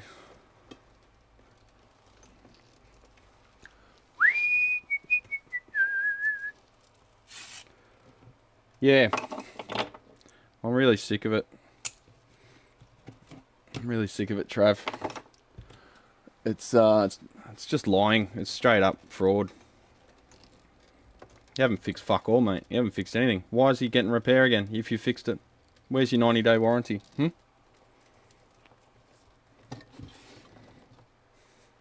Legal requirement in Australia. So he's breaking the law. Got no tolerance for that shit. So, we've got caps from 1974. Date coded 1974. So we'll change them. That one's getting very bulgy, but I don't care if they're bulging or not. They're getting replaced. I'll get rid of those, I don't know, the cage nuts are holding on. Just one let go. I just found it on the bench. Yeah, so recap. Let's see if he actually replaced the valves. I just charged him for that too. Not replaced. That one's replaced. That one's replaced. That one's replaced. That one's replaced. Okay. Did he put the correct ones in the right place? ECC81, yes. And it's got an original phase inverter, 12AT7. Check the valves for any goo or shmoo. Luckily he didn't use Vaseline on the fucking valve sockets, or there is a bit of shit on that one. That could be wax leaking down from the board inside. Yeah, original caps too, so it would have been a real dog. Have we got any arcing on the output valve sockets? There's some residue on that one. Looks like condensation, almost.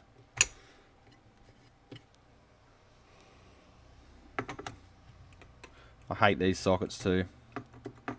They hold on by like the last millimetre of the valve pin. Very unreliable. There's some shit on them. I'll probably replace the valve sockets too, if you want reliability. The Mallory ones are not reliable. Okay, well I think I know what we've got to do to that one, so let's go before I track someone down and fucking headbutt them. Ah!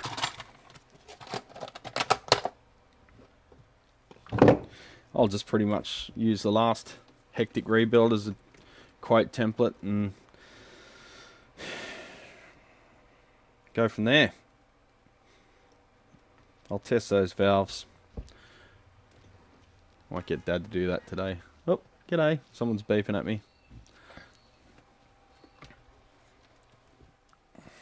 Yeah, I wonder what did happen to those new old... Well, they're not new old stock, they're old stock. But yeah, I do wonder what happened to those old valves. Maybe the customers got them. That's why I return everything. Because I don't want people accusing me of stealing shit. Some other techs actually don't return stuff on purpose because they're sick of seeing their pulled parts that have shit and had to get pulled for a reason being sold by the customer on the second-hand market as, like, you know, vintage. They see that as real scummy, so they don't give the parts back to the customer. However, very least, I'd make the customer witness me smashing them or throwing them in the bin.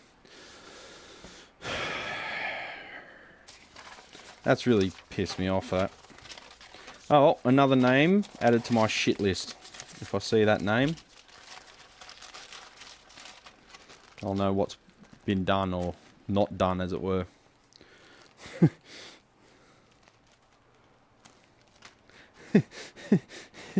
What do we want next, Peavy or Messer?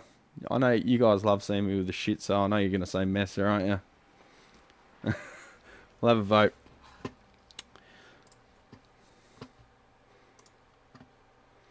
Start poll. Messer triple rack solo. Roland JC120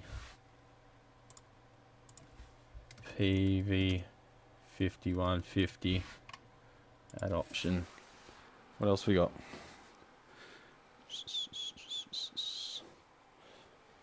Valve state 8040. Alright, I'll give you a second to decide, and in the meantime I'm going to throw you another ad because I can.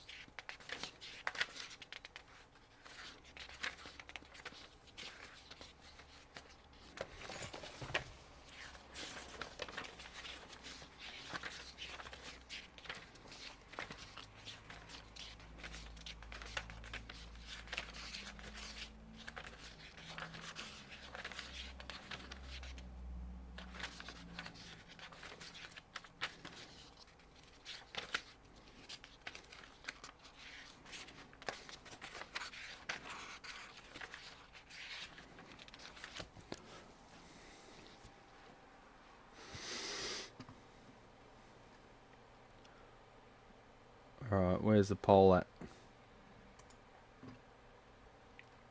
End poll?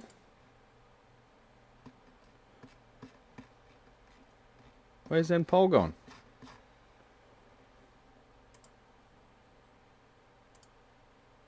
End poll. Ah, Messer. I knew you'd do that to me. Why do I put you guys in charge? Oh, pardon me. Can't find the job sheet though.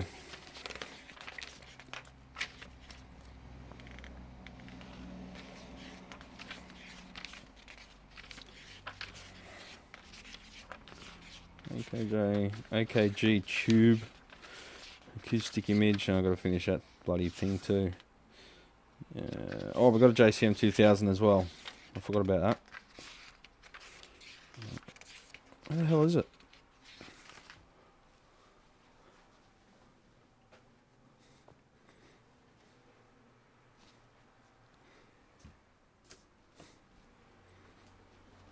How? I write down job sheets for every single job. Where is it gone?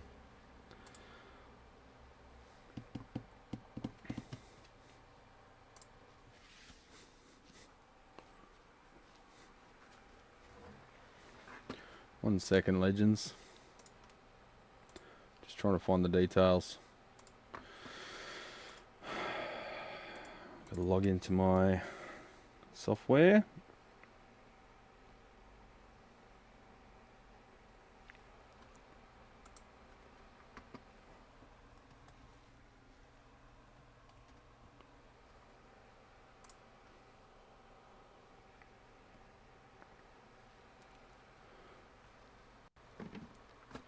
Let's put my chat on my phone, eh?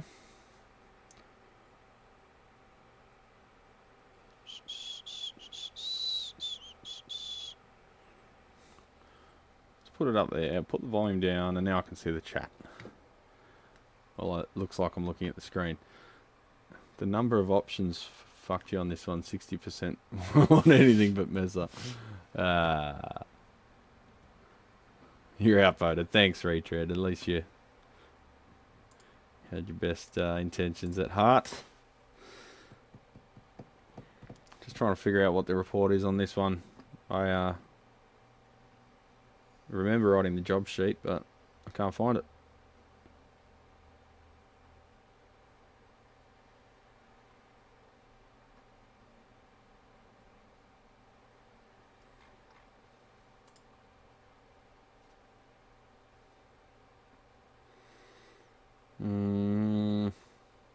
Oh, okay, it's the guy with the JC120 as well. Yeah, I wrote down a job sheet because I wrote down... Oh, hang on. I know where it is. Sorry, give me a sec.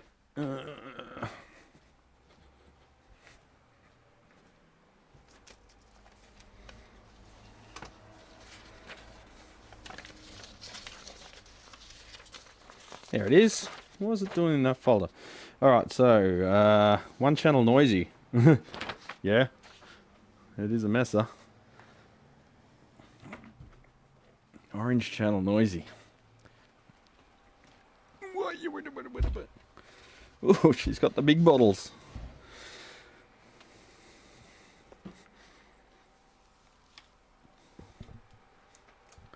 These are probably the original valves because messes barely turn on.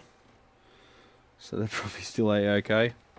You could sell used messer valves as new old stock because they barely turn on. They're usually biased at around 12% or something ridiculous. Alright, he's got it set. Just take note of the measurements. The settings. That's what I'm trying to say. It's got it set to silicon diodes. 6L6, it's got the sticker on it. It hasn't been changed. It's got a massive layer of dirt and dust because the top vent. That's pretty common. Fuck democracy, do what you want. Yeah, anarchy all the way. I got a job sheet. It's a messer. It was built broken. I mean, just when people say it's noisy, that's part of the design. So, channel select. Set to orange when using foot switch. Why? Orange, red. Loop bypass. Oh, that's the loop. So that's the channel. Rhythm and clean. So orange channel set to variable high gain. Don't you love these designs? And that's the channel switch. Set to orange when using foot switch. Well, why doesn't it just isolate the switch when you plug the foot switch in? Anyway. Alright, let's give her a chooch.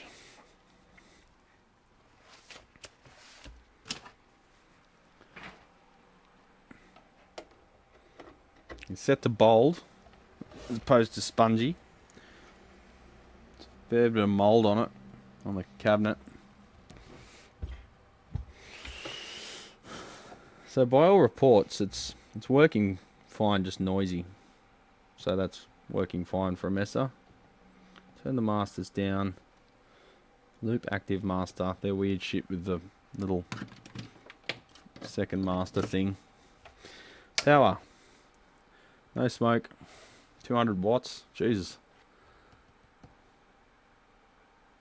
It does have 3 rectifiers. That's a lot of heater current.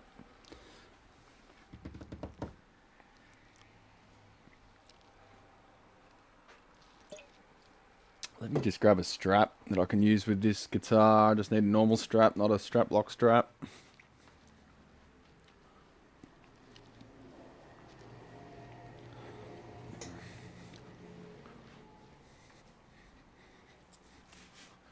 Just grab a run of the mill Ernie ball from the strap rack.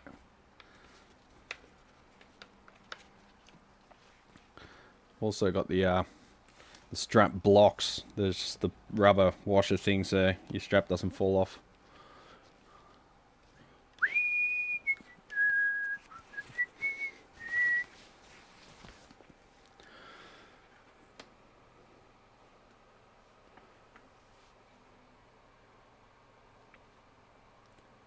Ah, rooster and chicken noises are good though, Victor. That's nice. I'd love to sit there and listen to roosters and chickens in Hawaii. click. Oop. Switch felt a bit funny.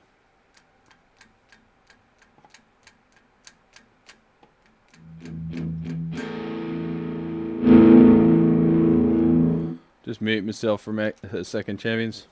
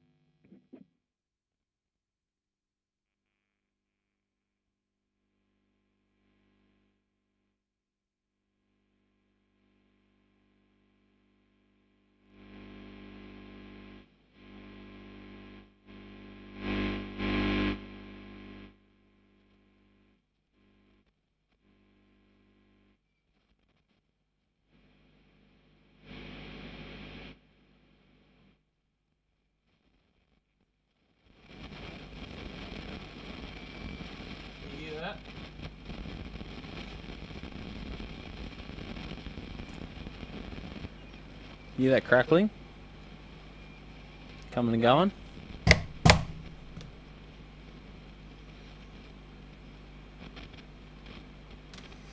It's probably just a preamp valve.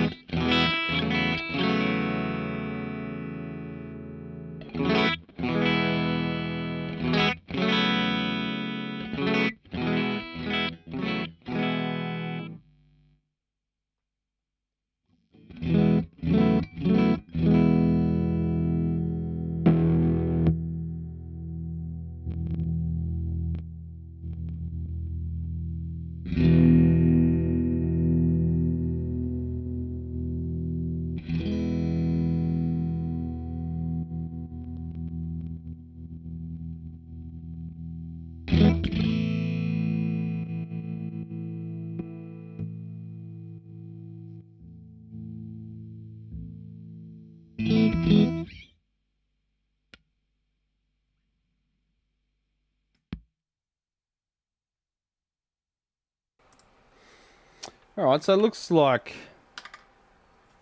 maybe the noise, when he said noise, was just preamp valve starting to go.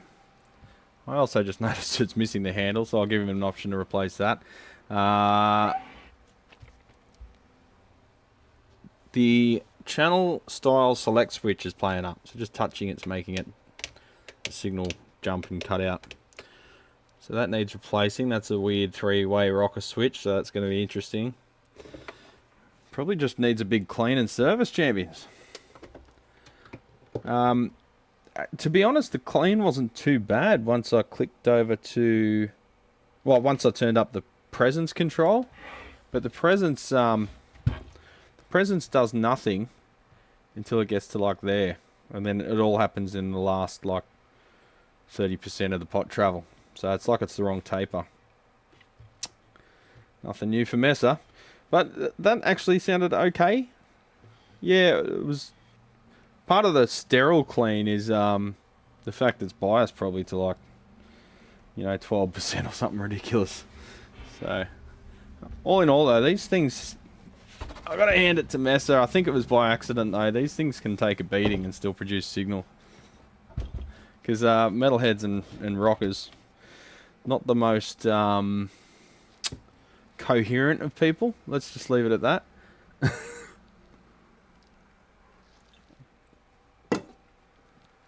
So they give these things hell and they pour beer on them and they seem to go okay until they don't. And when they do go bad, they go bad in a big way.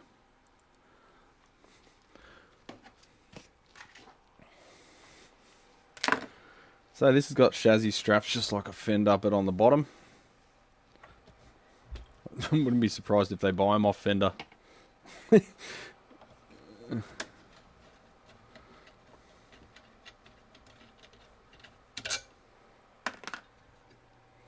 Okay, there's nothing holding this chassis back, so I want to take the screws out while it's horizontal. Otherwise it'll go flying forwards and possibly damage something.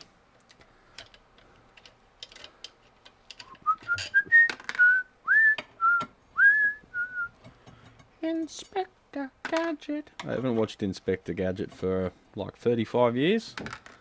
For some reason I've still got the song in my head. That's good songwriting, by the way.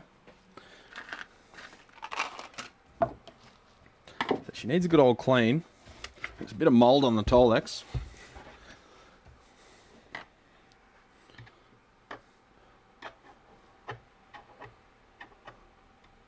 Yeah, we were thinking about getting some chickens like during lockdown when we were stuck at home. I had no plans to open the shop at that stage though, so I thought I could have a chilled out life, only earn as much money as we need and grow vegetables and stuff at home and do homebrew.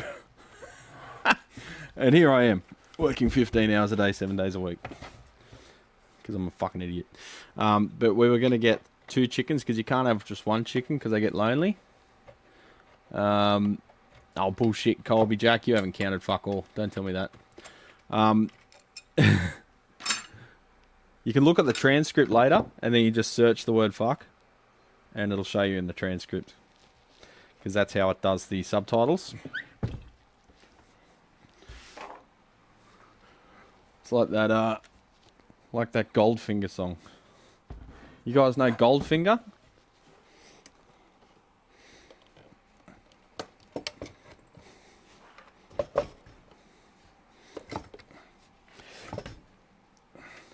Someone got really upset with me on an amp forum because I said shut the hell up.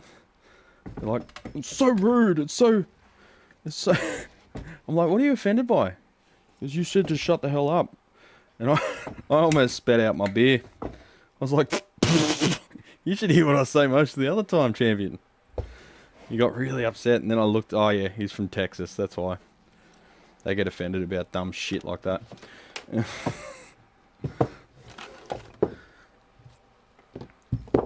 Look at that. Look at that chassis, champions. The fucking cage nuts digging into the rubber mat. Look how disgusting it is. So this is what happens with amps stored in humid environments, garages and stuff. just everything falls down and gets stuck to the chassis. And any tiny imperfections in the coating gives you rust. Yeah, golfing is awesome. You got nothing, man. Nothing. I walked to work a couple of weeks ago, listening to that album over and over again, and I felt like I was walking to school again. Because I used to listen to it non-stop at school. So, pretty simple amps, these buggers, to be honest. They're probably one of the better messes to work on. You've got the same old, you know, if you want to remove the board, you've got to remove 500,000 things, but that's standard. They've got the same old, let's stack 20 Vactrols on top of each other, but that's standard.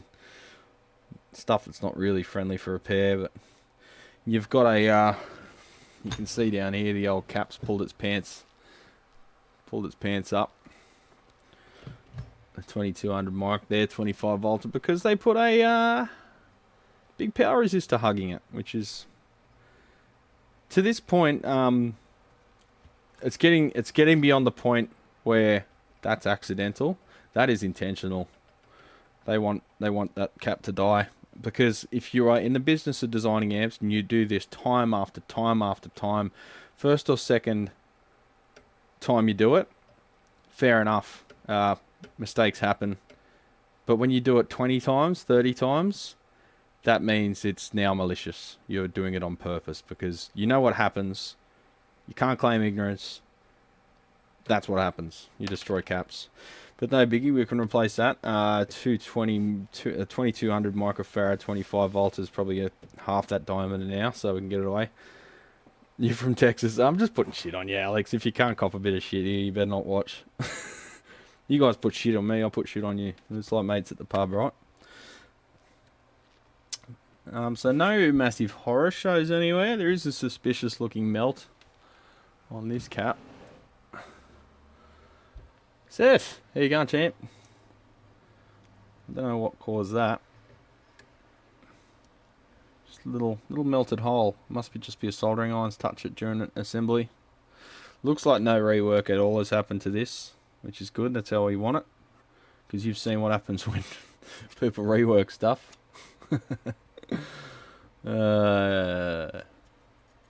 So we're probably talking a switch replacement or two. That's alright. They're mounted on the back panel there, so not the end of the world. I'll just get a three position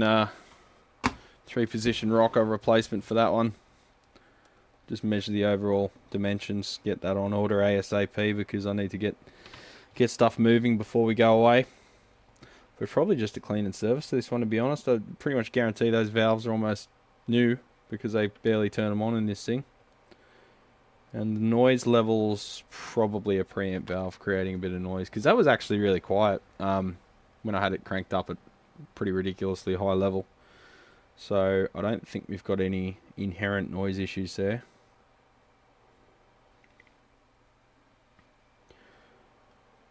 So all in all, not too bad. I think we know what we have to do to that one, so a big old clean is the biggest part. I'll just see if I can show you another angle, show you how dirty it is. See that? Just everything. The glass looks like it's off. Doc Brown's 1855 DeLorean. You know, when he had the vacuum tubes on the bonnet to make it look old, even though vacuum tubes weren't invented for another 100 years or 80 years or something. Alright, what's next? PV, I guess. Let's do the let's do the JCM 2000, because I think we know what that will be.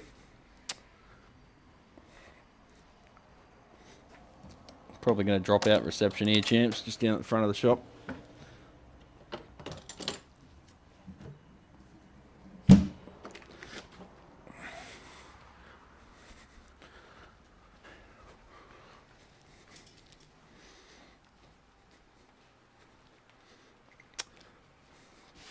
Reverb in a Marshall. What were they thinking? Oh, TSL. TSL. TSOL.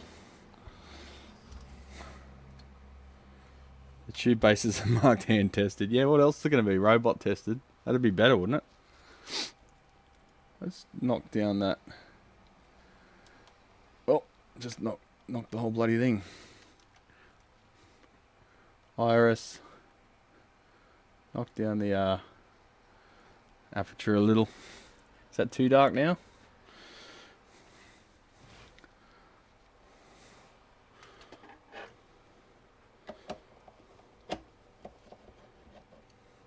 Heboa. They make nice stuff, don't they? No one else will wind over 900 volts. Wow. Hammond do. Hammond have got a few. I've got one here, which is the size of my head.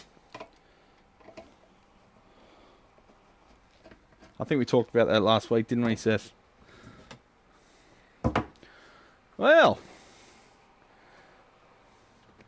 Snowblind. Looky what we have here. Now I'm going to do a video on this. Not on the amp, but on the concept of Marshall's replacement boards. So I think we know what happened. The logos are vaporized, turned to dust. You got 3 vacuum losses from cracked bases. I can see the cracked glass there. So they've overheated. They've been damaged by the amplifier. This is why I don't sell valves, because this bloke would buy a set of valves off me, put them in the amp. The amp would blow up the valves, and then he'd say, you need to give me another set of valves. You ripped me off. They're broken. So then he'd put the second set of valves in, and it'd happen again, and then he'd say, you need to send me another set of valves. You ripped me off, they're broken. And that would happen until I was basically bankrupt. Over and over again. So I don't sell valves to individuals as a result. I've got no control over how they're used, so I can't guarantee them because it's not my responsibility.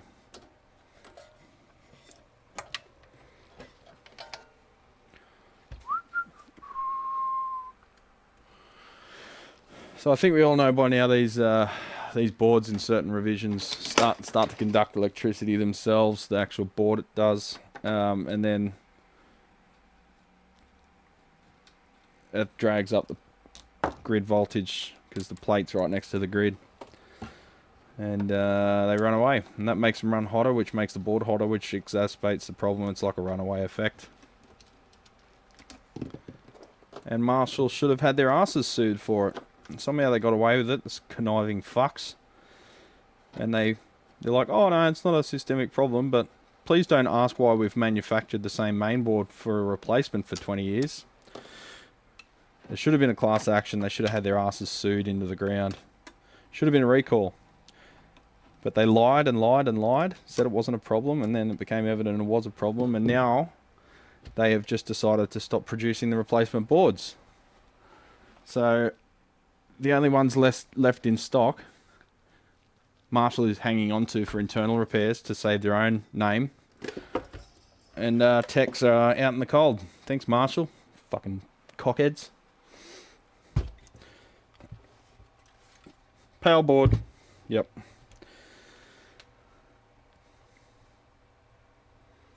Oh, the screw's been removed and not put back in. Someone's had a go at this. There's always a trail of incompetence. It's probably been replaced early on with the same board again. The same issue. Because one of the screws is loose. Ah, that messer wasn't too bad there. Kimball? Ormsby. Are you related to the guy who builds guitars? What's his name? Perry?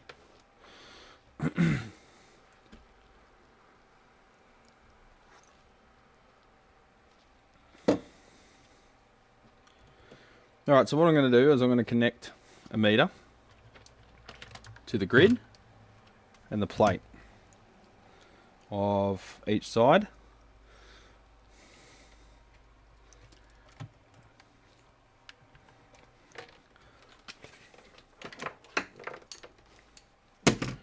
If I was good at YouTube and had spare time, I'd make a big video on how the whole thing unfolded and how marshals should be held accountable and blah blah blah.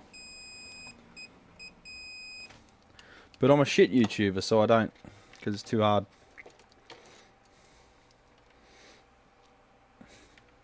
I've got no time. So you got 4, which is the screen. Let's attach the screen and the grid to the meter.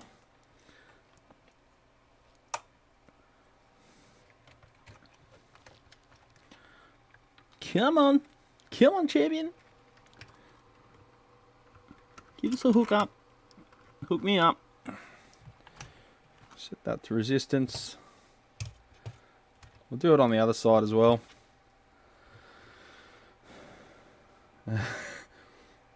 Okay, we've already got 400k. Fuck. Really?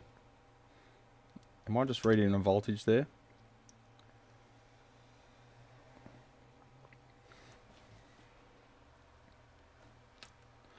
There's a slight voltage which is confusing the meter. So what I'll do instead, I'll leave that on the grid.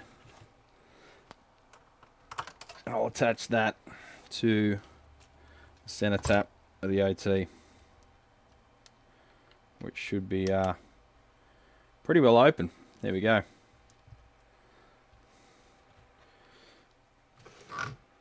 Do that with the other one too. This is a way to confirm that it's an issue.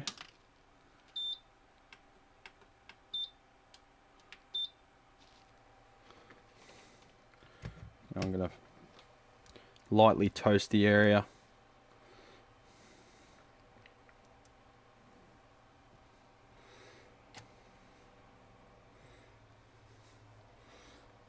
Where's the grid? Come on.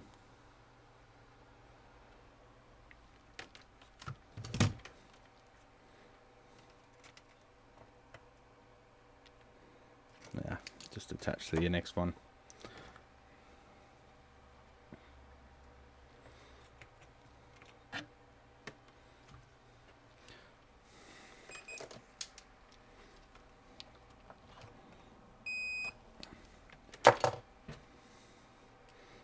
Just double checking I got the right resistor. Just clipping onto a resistor lead.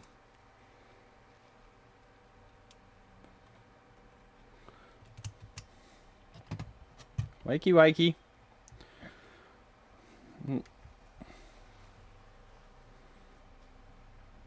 Open circuit. Let's give it some heat. Let's give it a roast. Oh, fuck.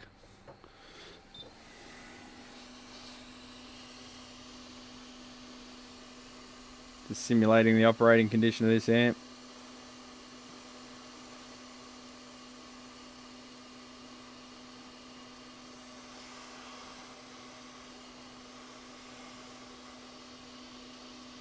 Takes a while. When it goes hard.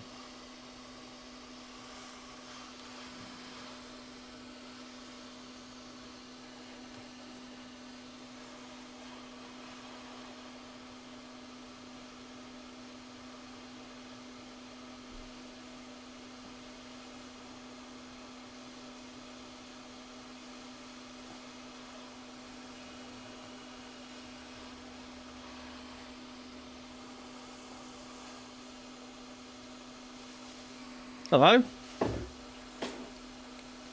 There we go.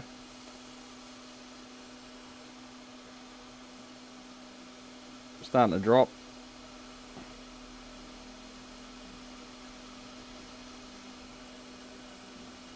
Oh, now the other one's going as well.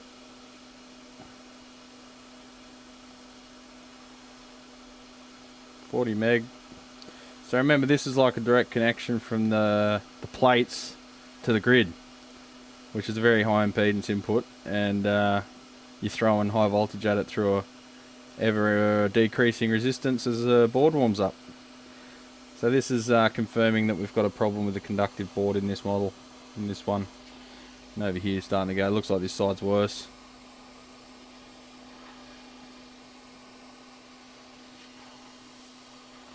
So yeah, that's no bueno. You want a mic? Yeah. There you go. Yeah. What do I want one for? Say hello. Hello, everybody. There you go, you got a mic. It's the old fart. The old fart. Yeah. Dad's here. How you going? Gotta turn on the lights now. Yeah, here I am somewhere. 9:30. Yeah.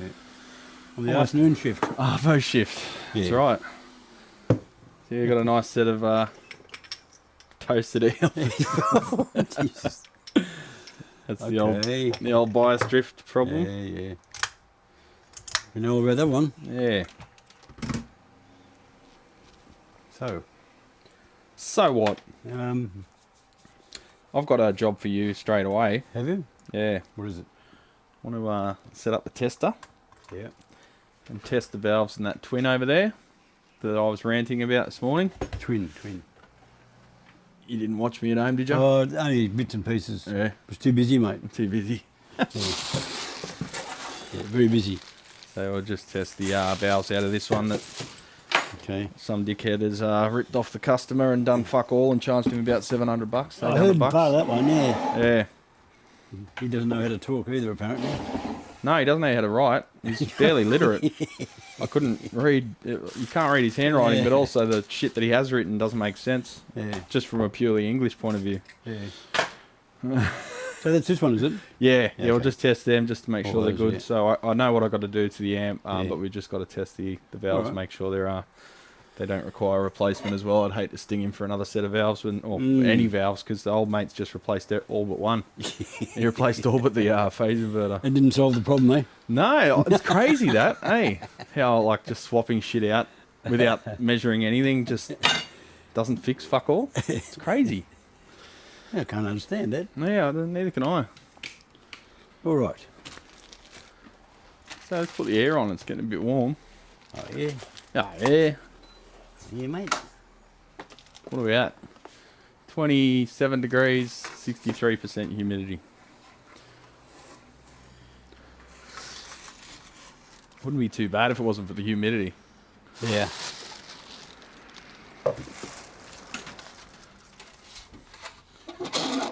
So the problem with the JCM 2000, the TSL Champions, is I do have a spare board, but now it's the last board that we're ever going to get, right?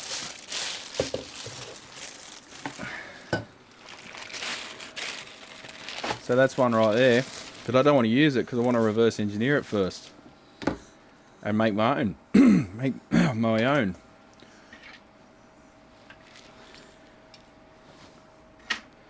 So the only difference between the TSL and the DSL is some of the components are populated and some are either not populated or linked out. Yeah.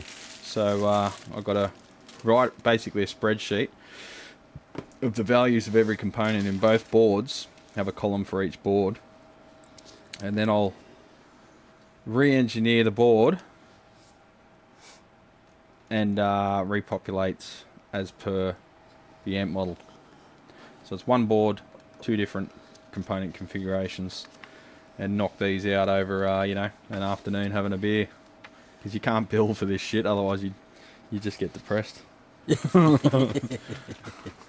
should be charging $2,000 to repair a JCM 2000. Yeah. Who the fuck's going to pay that? No one. What, you can't get them from... You can, but they've stopped producing them. That's what I mean, what, so they're not available anymore? The last few that have run out of stock Yeah. with the actual resellers, like Okay. CE Distribution, Yeah. that's the end of them. Yeah. And Marshall used to sell them to you direct if you wanted. The price was about the same from CE. Okay. But Marshall's now not selling even the ones they've got in stock because they're hanging on to them for internal repairs Yeah. to save their own fucking face. Yeah. So, bunch of scumbags. But anyway, I guess the general consensus is the amp has been going for a long time and it has been supported. But Yeah. supporting to me means there's an inherent problem with the design of the board, so they should give you a fucking free board. Yeah. But they don't. They Or- make you pay for it, and they or- make you pay dearly for it. Or at least still make them available. Yeah, at very least, yeah. I mean, they got the programs. Yeah. Why don't they just sell us the Gerbers then? Or Yeah. just give us the Gerbers. Make it open source. Like, Yeah. you're not going to make any more money from it. But as soon as they admit there's a problem publicly, Yeah. that's when they're liable for suing. Yep. So, as all these corporations seem to do, they just deny there's a problem, even though they know there's a problem, because as soon as they publicly admit there's a problem, then they're open to legal action. Yeah. Well, it makes it easier to take them. I mean, you could take legal action regardless of if they've admitted it or not, but it makes the job a bit harder.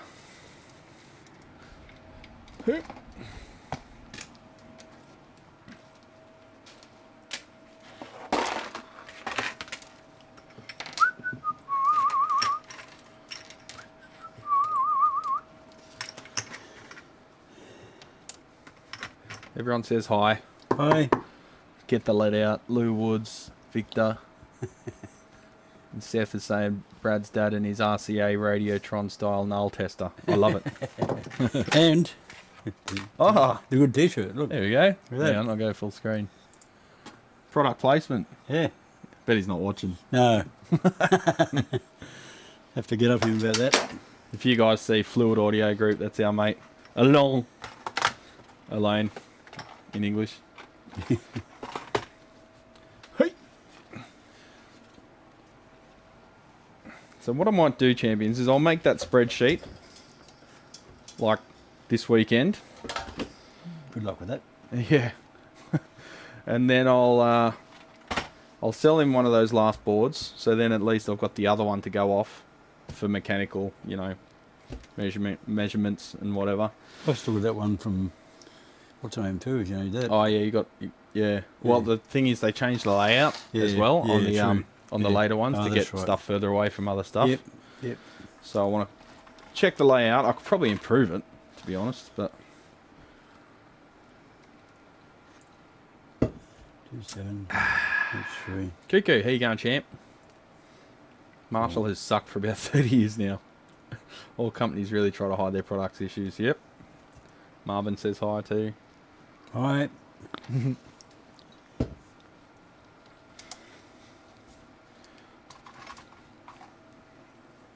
Running out of room.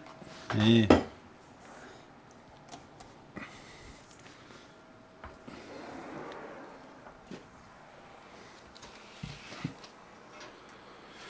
Alright, Peavy.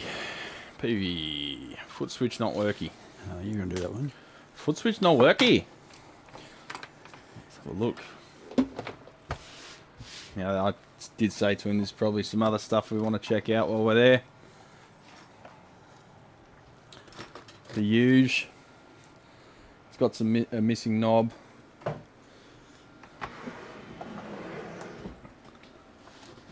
And some bent pot shafts.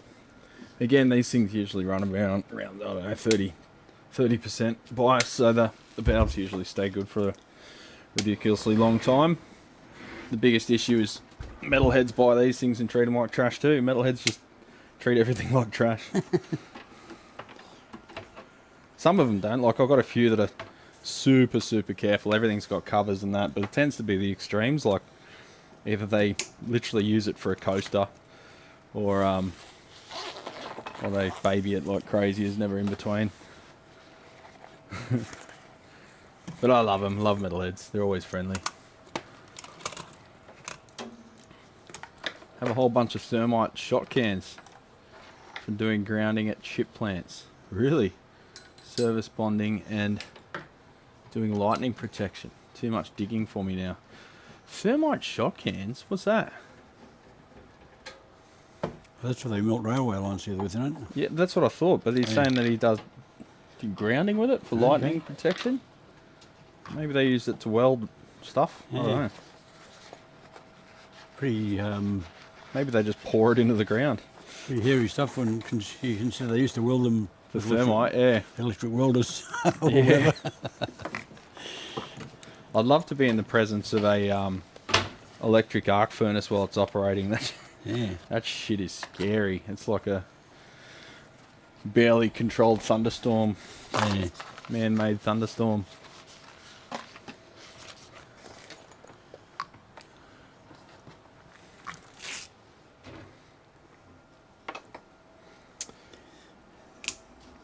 A little bit of Velcro for the lead.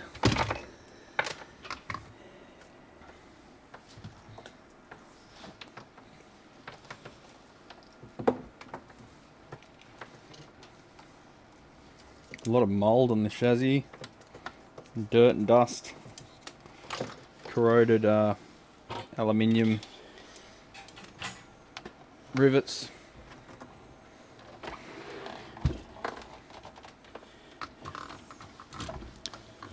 Oh, knob fell off.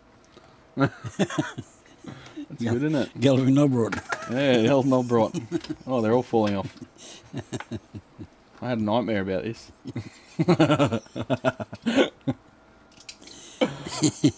Oh, nightmares.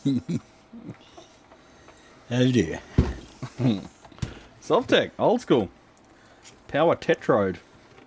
Ooh, they're technically correct and everything.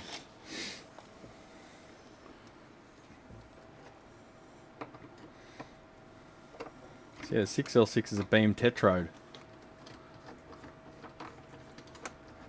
EL34 is a true pentode.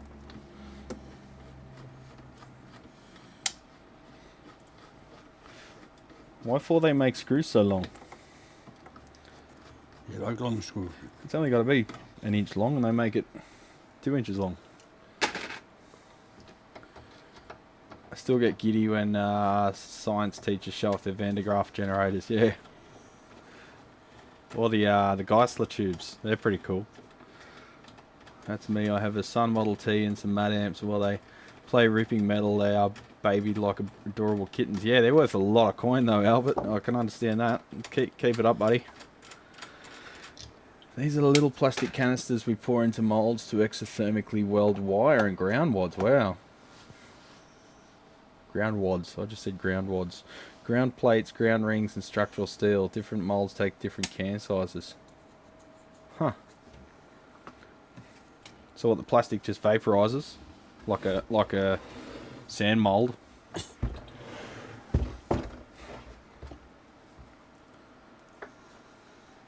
a lot of YouTube channels that do that shit. Amateur casting.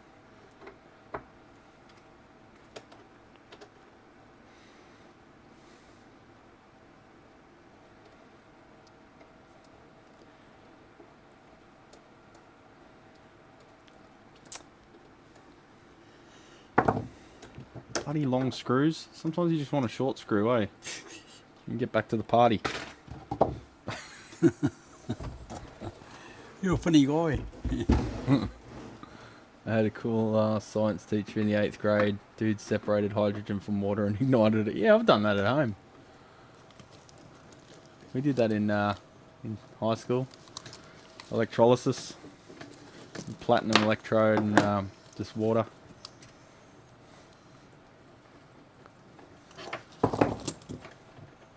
Still got my chemistry books at home.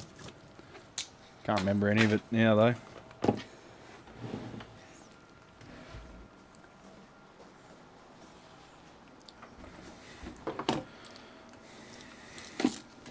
Sticky. Dicky wicket. Why are you so sticky?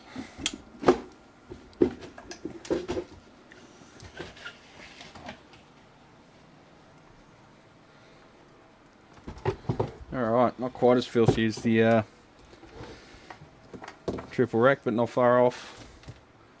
Got some high-vis spray paint randomly floating around in there. Looks like a lot of humidity. Everything's rusted and all the aluminium's corroded. If you look closely at the valve retainers, there, that's actually the valve socket as well. Actually, I think the valve sockets on these circuit boards secured, but they're all starting to corrode, and they can just break in half if you're not careful. Well, you kind of have to replace them, is what I'm saying.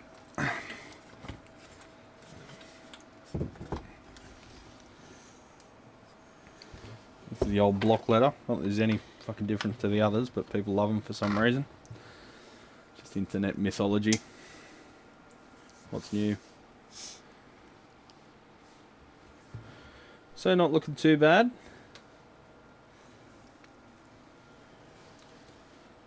So a lot cleaner inside than out.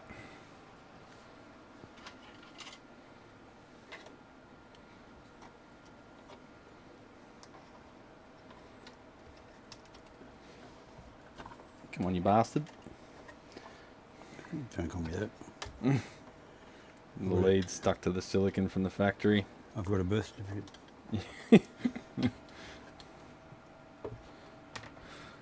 Ooh, you bastard. You bastard.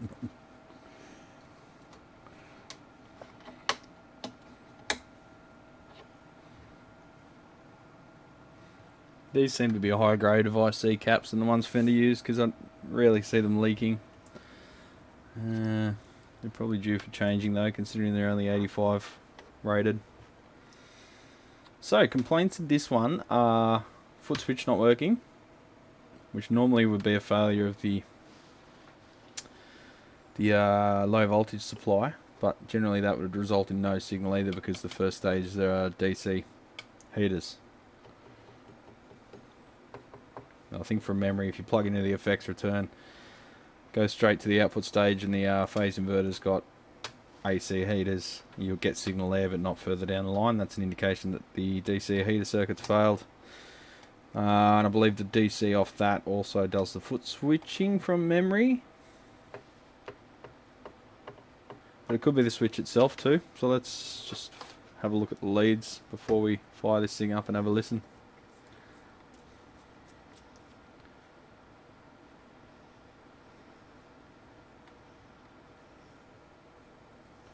Not fantastic, but we should have continuity. Nothing is shorting out. Do you want the signal? Nah, go for it. I got my other signal generator on the wall over there. Okay. The Figgin. The Figgin. The Figgin. Okay, oh, that's right, you got bits missing off the other one. Yeah. What are we after here? I don't know. What are you after there? That lead.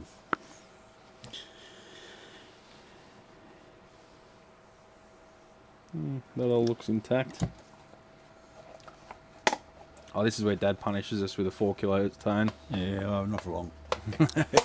Actually, I've got Just to turn it on to clean. Yeah. So it doesn't deafen us. Oh, yeah.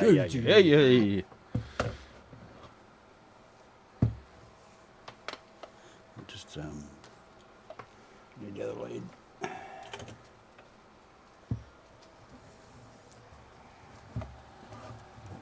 Not that one, that one.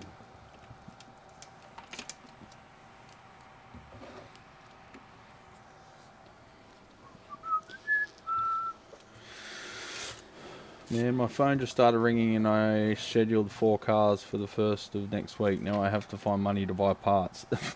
It's called a deposit, bro. Guess I have to beat on some deadbeat stores. What? Are you using like dodgy people to get parts? That sounds like you're going to get your knees broken there, champ.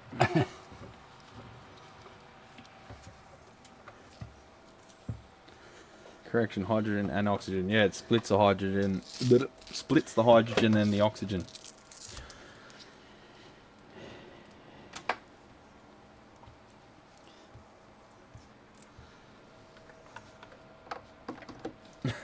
My neighbour was head of chemistry department at Phoenix College. He would light hydrogen and shoot rubber stoppers at the clock. He broke a few clocks. I love scientists, chemists in general. They've got this childlike, like mischievous sort of thread to them, and they're like, look what we can do. Like, they never truly grow up, and I think when I was in high school, I really got that vibe, and that's why I really warmed to my science teachers. The English teachers and the history teachers and the geography guys, you could tell they just hated their job and they were burned out and they just wanted to go home and smoke a bong or something. Whereas the science guys were genuinely, the science people, I should say, were genuinely fascinated still by their job. And they're the teachers you remember.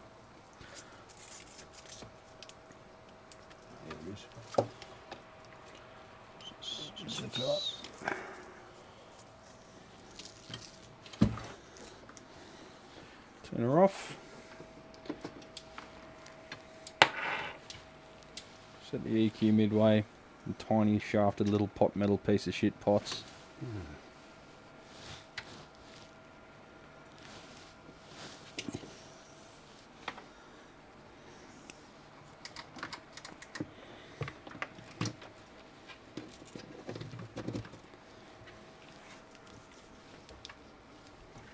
Sprecher.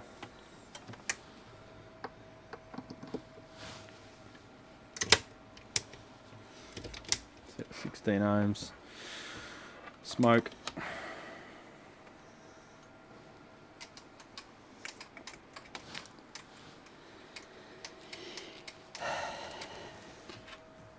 Working on the front panel, so that means the relays are working.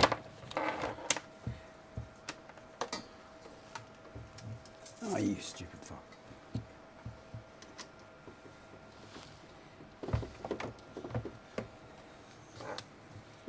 Who are you swearing at? No one, mate. I didn't say a word. We've got the microphone evidence to prove otherwise. It's that little furry thing cuddled me. The furry thing cuddled you. Cuddled me. Put it down here. No, that's all right. There you go. Hey, you'll crease the That's shirt. just more annoying now. It's wobbling around. You need your polo shirt with the pockets. No, I've had to wear thermite today.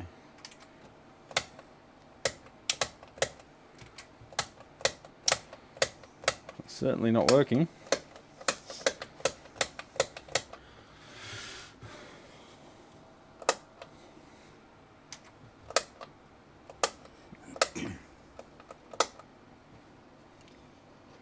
No, I'll have to figure that out.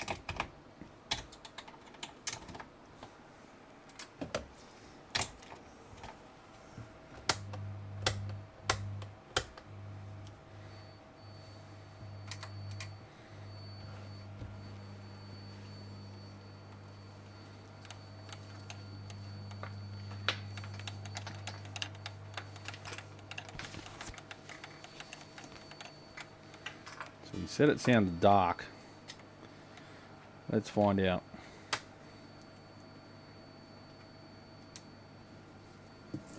Jumped up to 100 watts. Can't settle down to 87 for 100 watt amp. That's very light on. Remember the deluxe reverb reissue was 70 something watts, and this is only 86.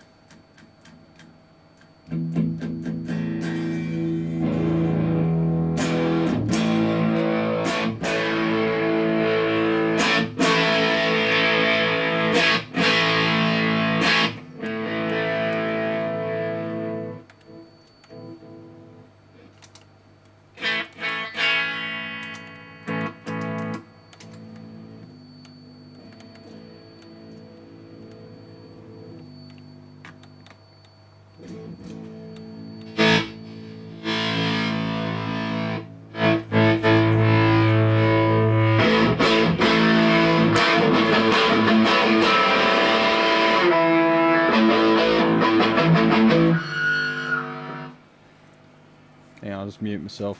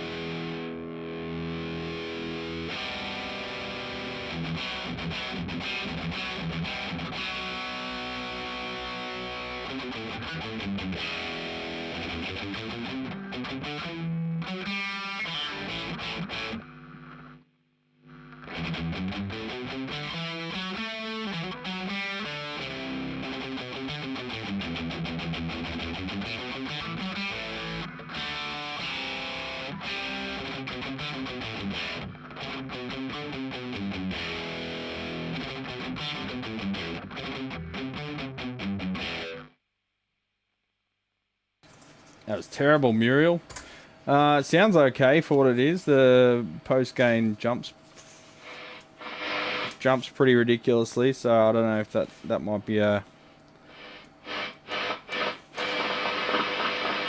pot issue. The channel switching definitely does not work on the foot switch, but it works on the front panel. So that means our low voltage, our relays are working. There's something wrong with either the lead. It usually breaks right where it exits the box there, so I'll just check continuity on all of that. However, the LEDs are working, but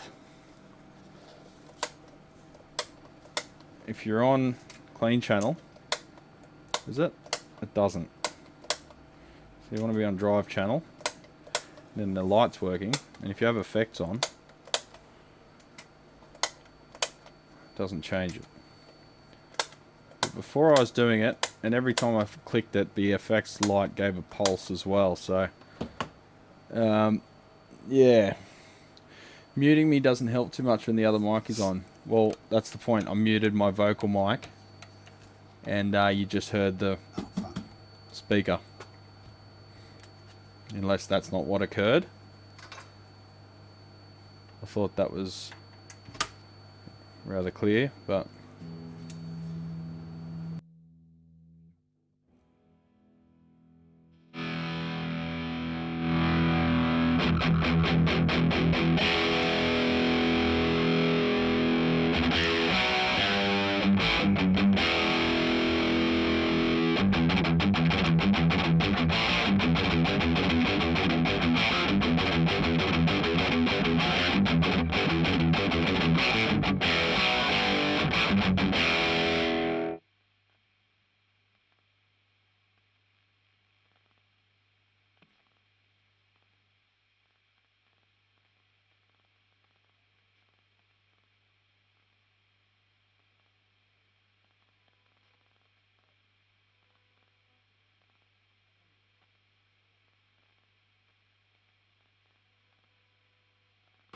We're both on the same mic feed, you fool.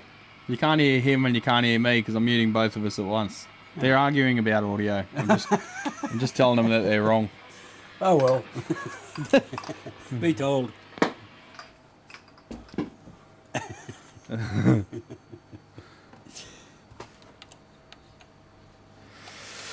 Full switch not going, same style amp. Oh, really, Eric? Okay.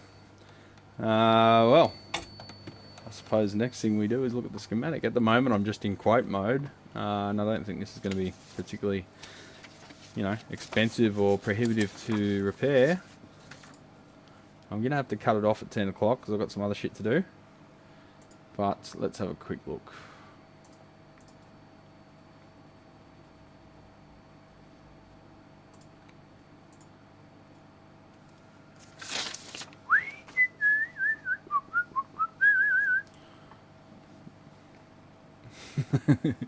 It's alright, Trav. You're a member, you get away with it. That's the other thing about being a member. I'll be more lenient with you. I don't cop shit off non-members, I just kick them off. I'm not a member. Mum is, though. Mum got one this morning. You got to be in it to win it, buddy. I guess. Yep. Yep. Yep. Yep. Yep. Yep. Yep. All right. That's a good valve.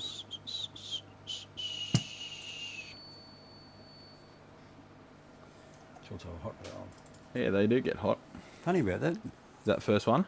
Yeah, I'm just getting some things lined up.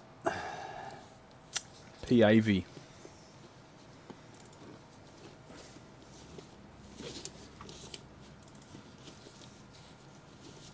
no doubt about it, these things are classic amps, whether you like it or not. Ridiculous amounts of gain. A lot of the older blokes like, oh, you fucking want that for? It's like, dude, do you listen to, like, metal? No. They disparage metal, and it's kind of frustrating, actually. Some of the older techs, they're like, oh, what's that piece of shit? It's got too much gain. It's like, oh, it's just a tool that's got an application. Yep. Where's the fucking folder?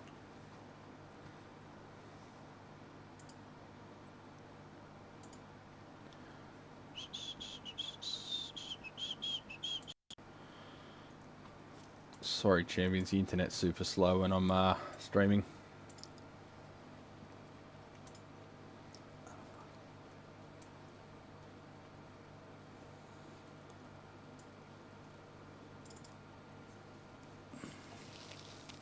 $51.50.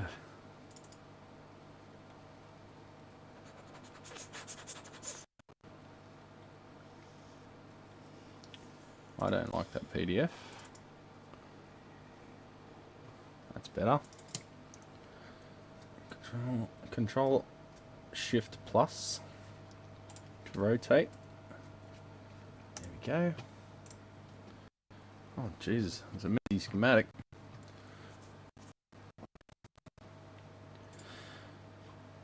Alright, let's run you through it.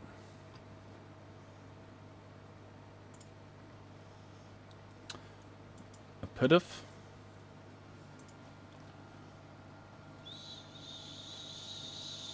So, Praswa. Drazwa. Where are we?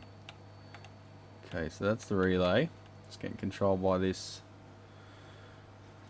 transistor, which is receiving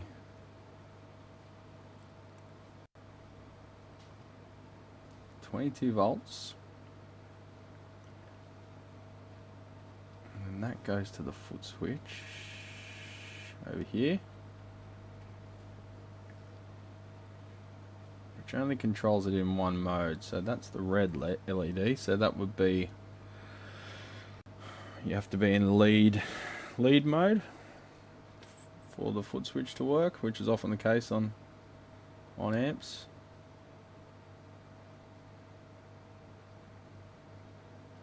So considering all of this is working, I'm looking at the lead in that case. So let's crack the thing open. Now, if the LED is working on the foot switch, what does that mean? It's a single pole, single throw.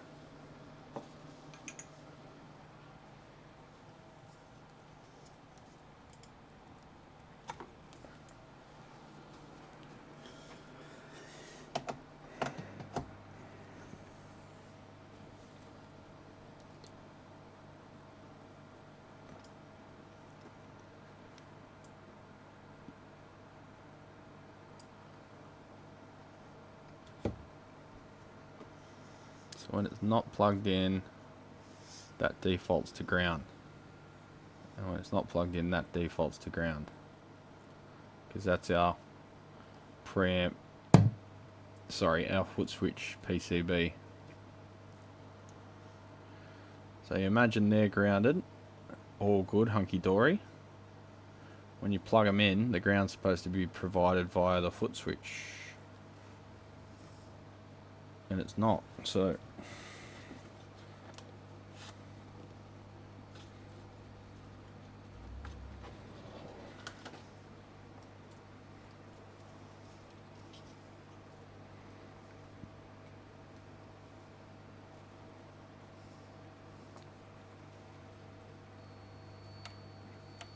what I might do is just fire it up again, just in standby.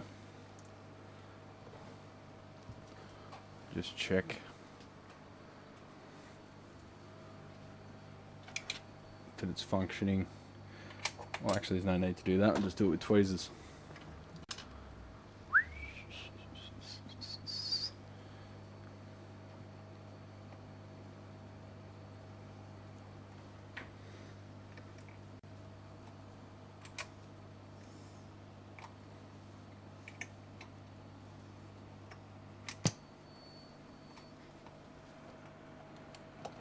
Not switching there either. So is it the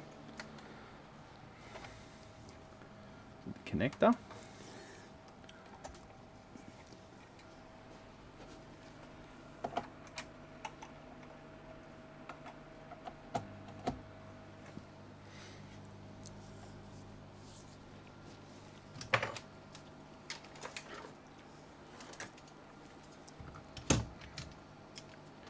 You come to the wrong place to learn something, buddy, with an H. You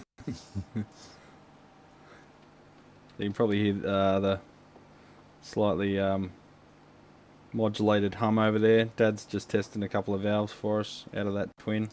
Yeah, they're all looking good so far. All looking good. All balanced within about 0.5 of volt in the grids. Sweet. Well, we've got that going for us. Less than 0.5 actually. That's pretty good considering they're eBay valves. Yeah. The bloke went to eBay for valves. That amp, you see the guts of it on the video? Oh yeah, saw bits of it.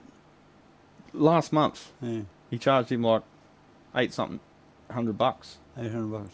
More than $800 to just like hack it up and just fucking ridiculous. Even if you look at all the stuff on the invoice, 6 hours he reckons he spent on it. Yeah. I'm like, doing what? Nothing's been like. He changed the bypass caps. Yeah. He cut the leads, even though it's eyelet construction. Yeah. Like, why are you cutting leads when you got access to everything? Yeah. Because it's an eyelet board. Like, and then instead of pulling the leads out of the eyelet, he cut them off, and then he resoldered the same cap. Yeah. No, he resoldered the same cap to its old leads by tack soldering to the old leads. And when I touched them, they fell off. You just touched them too hard, mate. Oh yeah, fucking touch him too hard if I find him. Jesus. Dear. Anyway, where was I? You had a little rant. Oh yeah, Good to hear, mate. all about it.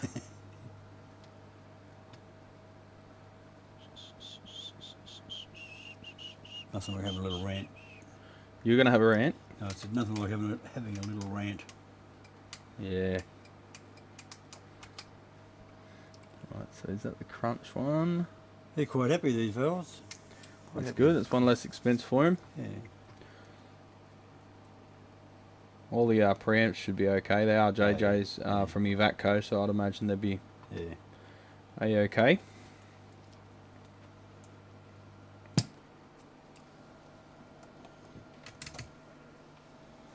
All right, we'll put them back in there.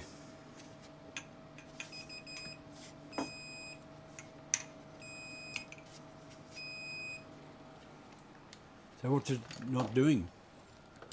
It's not doing anything at the moment because fucked if I'm turning it on how it is. Okay. It's coming in for a full resto. I just wish they brought it here before they took it to old mate. Sockets feel very loose. They'd be about 4. Yeah, I reckon we're going to be replacing those output sockets. Yeah. They're that shitty Mallory ones that barely hold on to the end of the pin. Yeah. Not reliable. No, I think that's probably where some of your trouble is. Put some new belties in there. They virtually, from where they come to a stop in the socket, you've got about 2 mil to go. Yeah, they're all like that and shit. Yeah. They were shitty from the factory.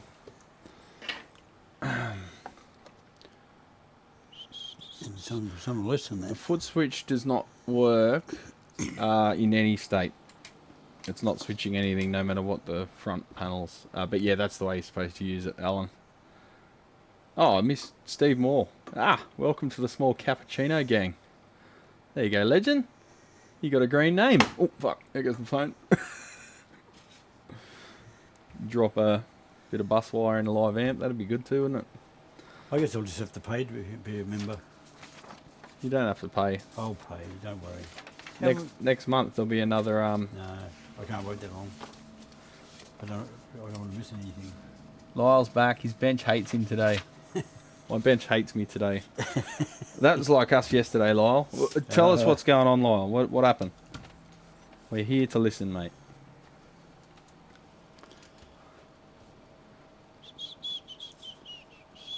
So, don't need that anymore? Yeah, you do. Preamp valves.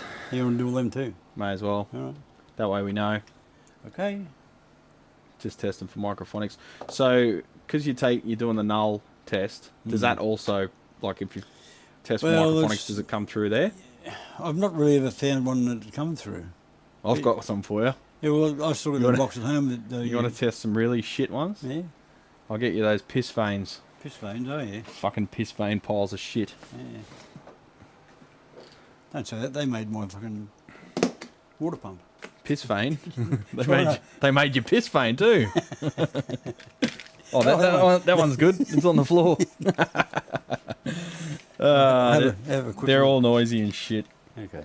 I'll put them back in the box in case I see if could I use can- them in a phase inverter position or something. But I'll see if I can make this thing make noise. yeah, see if you can blow them up. But what you're supposed to do to check for noise is you just take the signal out, Yeah, turn this volume up, and then you tap the valve and yeah, that's what I figured. yeah.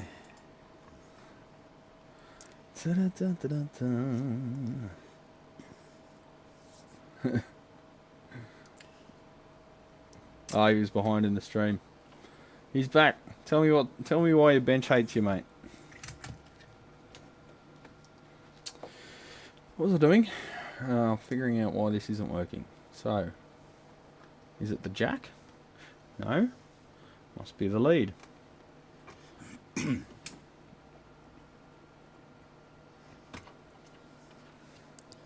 It's pretty schmicko though, and I often don't get these. Well, don't often get these failing at all.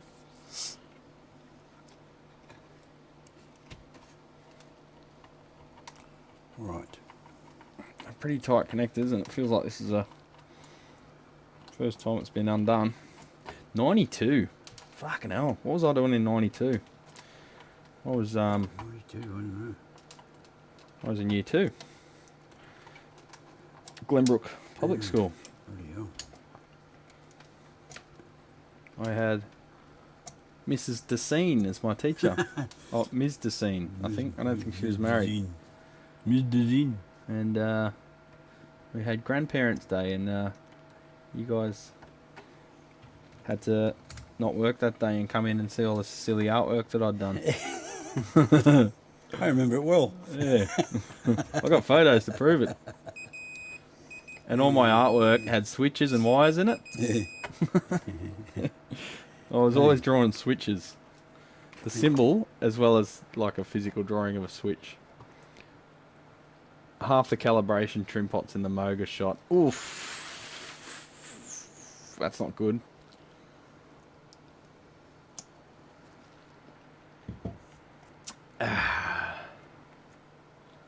Is that something you can still find there, Lyle? They sound like being an old Moog. It's probably some weird form factor.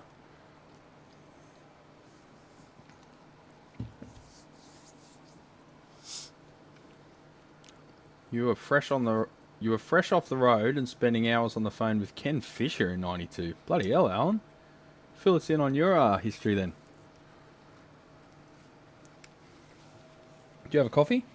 No, I didn't bother. Do you want one? Ran out of time. Might walk up and grab one, eh? Oh, yeah, we can. Later on. Yeah. I was going to ring you and see if you want another one, but I just ran out of time. I'll go. We'll go for a walk. So I went to. It's supposed to open now. Hang on. Michelle's coming down in a bit. We'll. Well, I think she is. I'm not sure about that. What are they planned? They're in the garden. Oh no! Doing those pots. There goes the whole day. They doing Lisa's plants? Yeah. Oh, I'll put on some background music. What do you want to hear, legends? What do you want to hear 3 seconds of before I get a copyright strike? I feel like jazz today. Bit of what am I trying to think of? I can't remember his name. Yeah. Django. Want a Django Reinhardt? Yeah, well, why not? Why not? Why not? Remind me how shit a player I am. I can type pretty fast though. YouTube music. I don't think we need to support that artist, considering he's been dead for quite some time.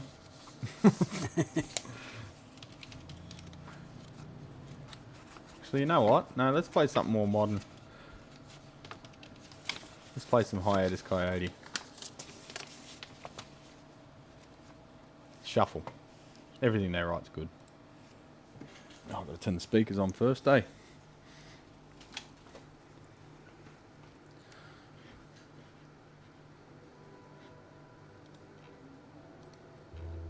There we go.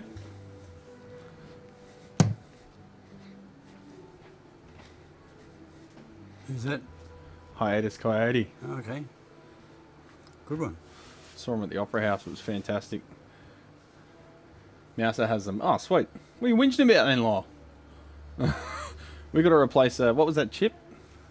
RC 4739. 4739. Sounds like a phone number for a pizza shop. In Penrith. Yeah.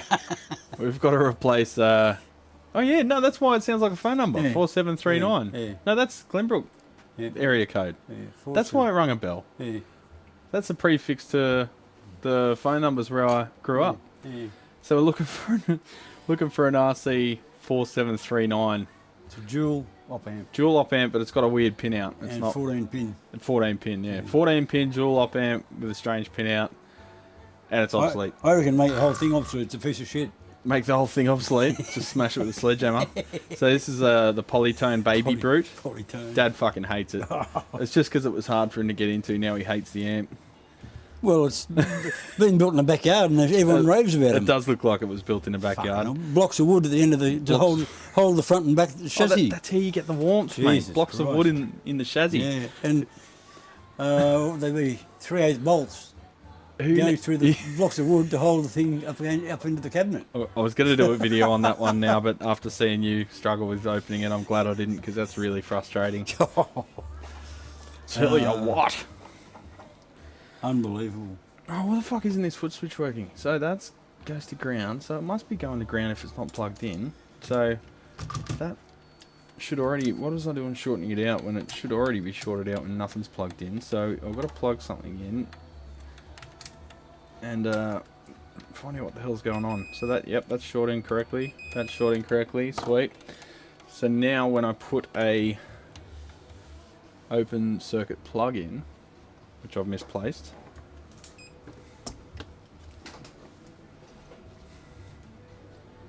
What the hell? Oh, there it is.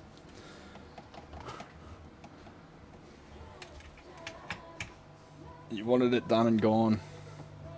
Spewing. Well, you know, you haven't done much synth stuff, have you?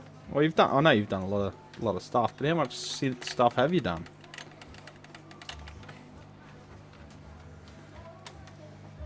That's the thing in this industry. You're always learning, whether you want to or not.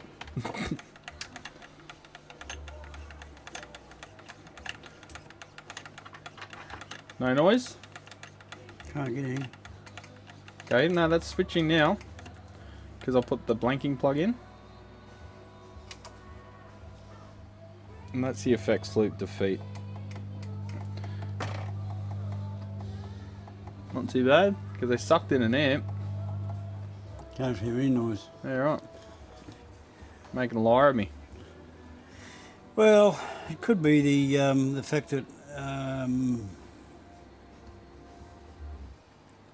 it's getting enough amplification from the old Marshall.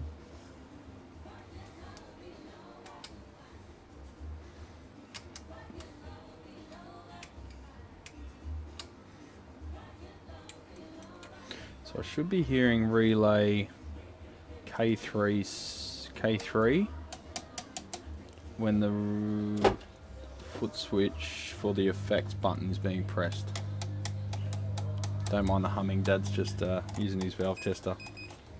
So it's just the load on the system drawing all that current. Yeah. No, it's useless for that. Okay, so the one that's clicking is the effects one. Oh, now that one's working. Alright, that's just me shorting the back of the jack. So everything in the amp's working, but the foot switch has continuity and the LEDs are working. But for some reason or other, it's not changing the channels.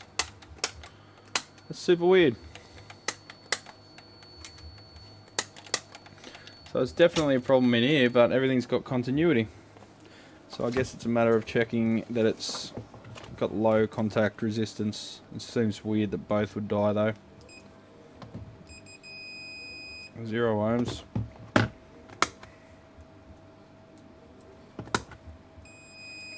Zero ohms.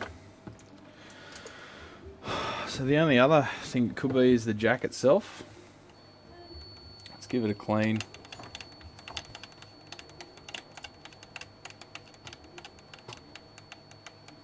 Ton of solid state over the years, not many synths, more Hammond organs than synths, but this is just like a big pedal. Yeah. Opening the Moog in 3 large parts eats my bench. It's hard to move without reassembling. So I've got a Kurzweil PC3X that's taking like that entire end of the bench.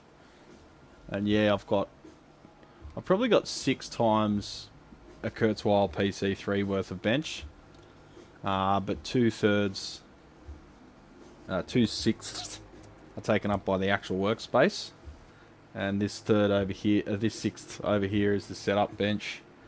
So that all the benches are loaded at the moment, which is why I'm not taking any more repairs in for till May. Feels weird to say that.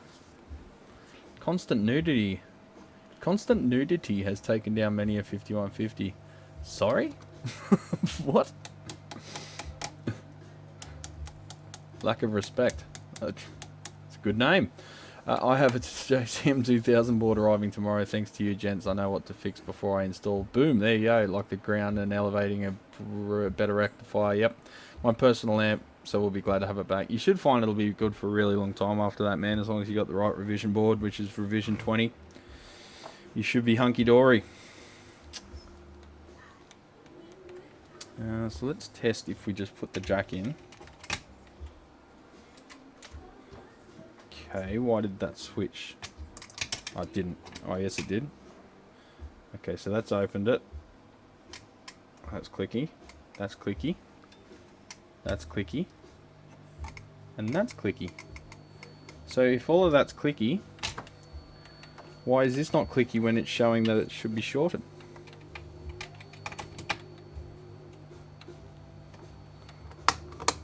Why no clicky? You don't understand.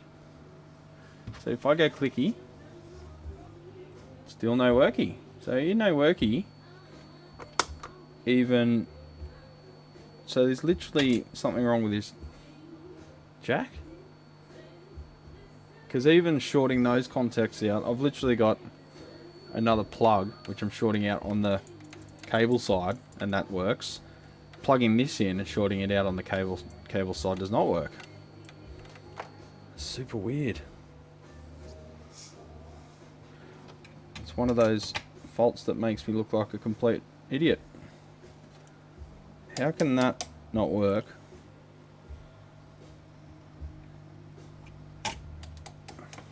But then that works.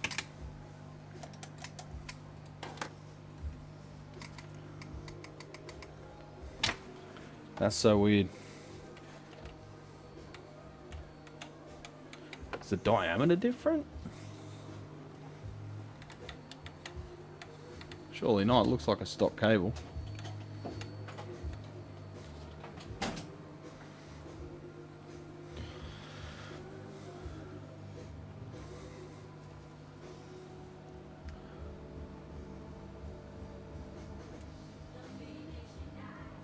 Yeah, I've got a spreadsheet there if you get lost. Lack of respect. With the cable assignments. I do not get this. What is going on? Everything... This is what people often come to me with troubleshooting. Everything's right, but it doesn't work. Well, everything's not right then, is it? So check this out. No, switches are fine. So look at this. When I've literally got just a blank plug, yeah. Put that in. It works. That's one relay. That's the other relay. Yeah, yeah. I'll plug this in. All continuity tested fine. It doesn't even click when I plug it in. No. It may not be stock actually. I don't seem to remember them having this cheapy J-car-esque tip on it. So I might cut that off. I think it's the diameter of the plug. Or maybe a worn jack too. Well, it's working with that. Yeah. That's under diameter. Okay.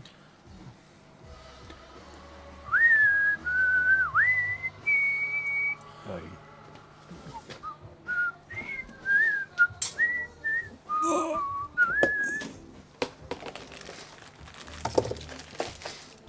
You dropping shit? Yeah, mate. Fuck. Just small enough not to fit the whole story of my life, says Travis.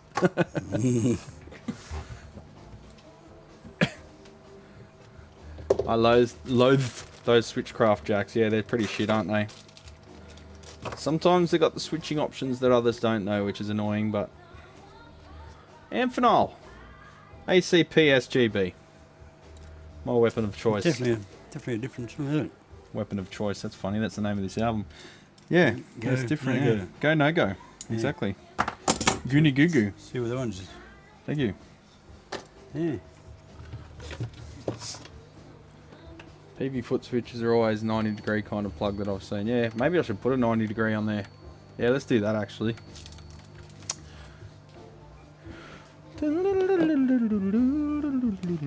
It's not like a combo where you can just hide the thing down in there though. But one thing about these piss phones, Brad. What's that? One thing about these piss phones with the default grid voltage of -2, 250 plate. We're getting twice the current. Yeah. So that's probably going to change the characteristics of the circuit you're putting it into, and maybe make it more like a phone. Hey, you know what I've got? Ooh, where'd I put it? I've got one that glows bright violet when you plug it in. Yeah. Let's test that one. If I can find it. I was keeping it for Elaine because he was going to make a lamp out of it. Yeah. Crazy man.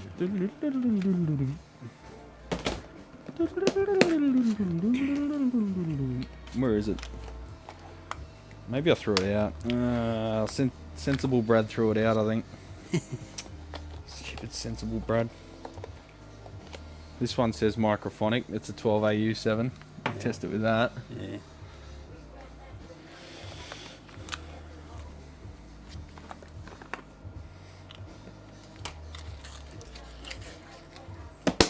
Yeah, must have thrown it out unless I put it somewhere. Oh, I would have put it with the shit valves in the box. Yeah, that's the box I've got. Yeah. One of them says Purple Haze on it. Yeah. I wrote with sticky tape. It sounds like a song. Yeah, well, it is a song. It's a Hendrix song. Yeah, that's right. Purple Haze. There's lots of mythology as to what he was referring to. I think it was this particular cultivation of weed from memory.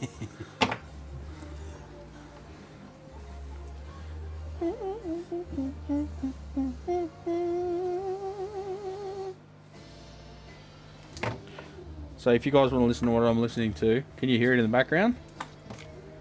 It's Hiatus Coyote by Fire. It's got some of the craziest keyboard playing on it. Sounds like an arpeggiator, but it's not, because pretty amazing on my speakers. yeah, old mate's just that good a player. Yeah. Because they had a live broadcast from a pub the other day, a few weeks ago, and yeah, it was faultless. Everything that he plays here is not programmed. He's just an amazing player. Christopher Butler, how you going, legend? Unknown sci-fi reference, according to Jimmy. Really? What's that, blue haze? Purple Haze. Purple haze. Huh. Okay. That's what all stoners say, though. It was a UFO. No, it wasn't. You just stoned. Oh, you bastard. You bastard. There was a thing in the 70s and 80s champions, sometimes into the 90s, when something was bad, the average bloke's response was, "You bastard." Said just like that. I don't know why it was a thing, but it was. You used to do it. Yeah. You bastard. I still do. You still do. You fucking bastard. Should have heard me when I get that bloody water pump. The water pump. Oh, Jesus. Yeah. Oh. You bastard. There was. I've edited that list yet. Oh, you haven't done the list? Come on. I've got it, but I haven't fully edited What were you doing? What were you doing last night? Oh, mate. Hang on a sec, legends.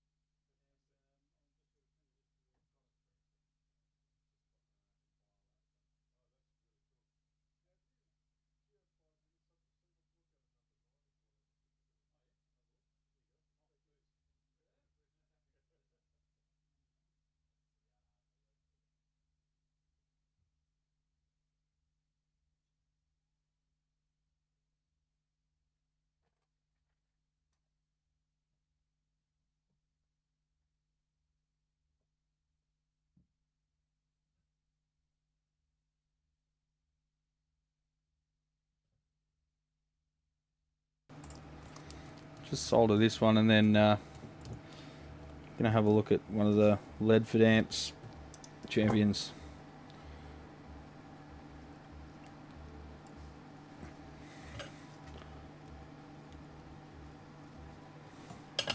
It's funny, that battery must like me. What's that? This battery just started rolling toward me. That's probably another earthquake on the way. Yeah.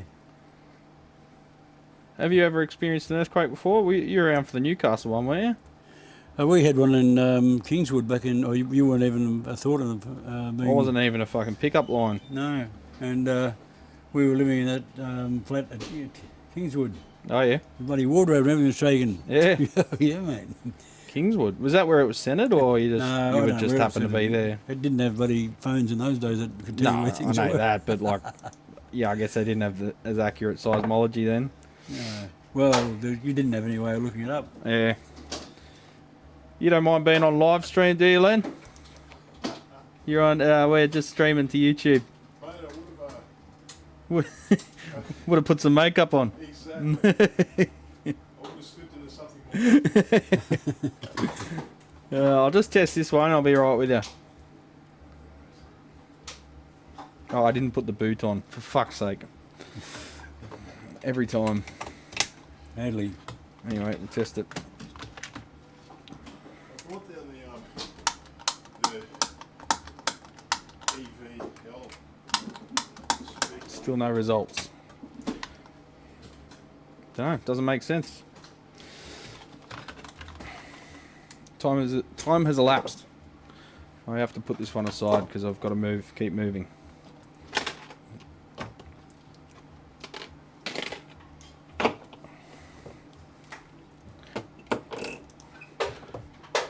Pretty much have to try and get every amp diagnosis down to about 15-20 minutes at the moment in order to keep everyone happy and not emailing me every 5 minutes for updates and quotes and updates and quotes and quotes and updates.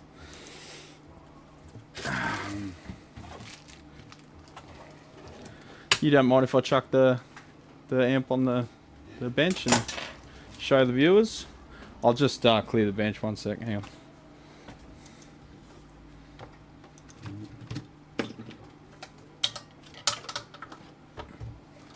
So there's nothing wrong with it, it's performing fine, it's just have a look at it, eh? Oh, it's going beautiful, yeah. Yeah.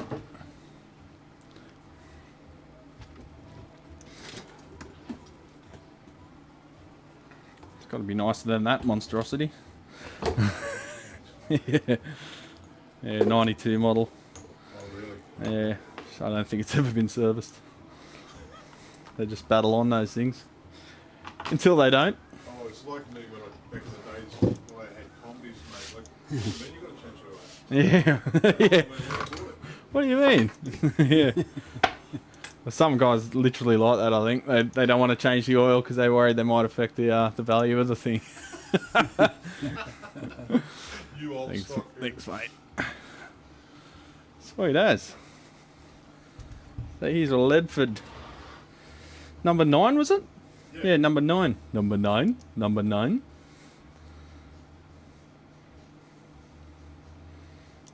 Let's find out what the knobs do, eh? You mind if I plug it in? All good? Please do. Sweet. Do you want to have a listen to this speaker? Oh, you got a speaker as well? I was just going to plug it into this, but alright. Let's grab a cable. Just pop it right down there and I'll mic her up for the people viewing. Jesus. I only bought a small. Yeah. Come on, pretty solid. I've got another one. I've got a longer one up here somewhere. That could take about 100 amps, that thing. About 200. Yeah, probably. With the gauge of the wire. Got one over here.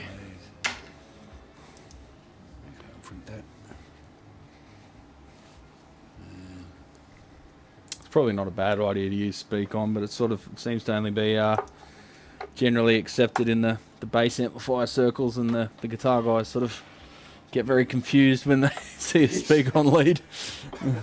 It's really hard to figure out how to put them in and out, isn't it? Yeah. Turn and pull. What? Yeah, wait a minute. I've changed all my interconnects and my stereo at home to all Speakons. Yeah.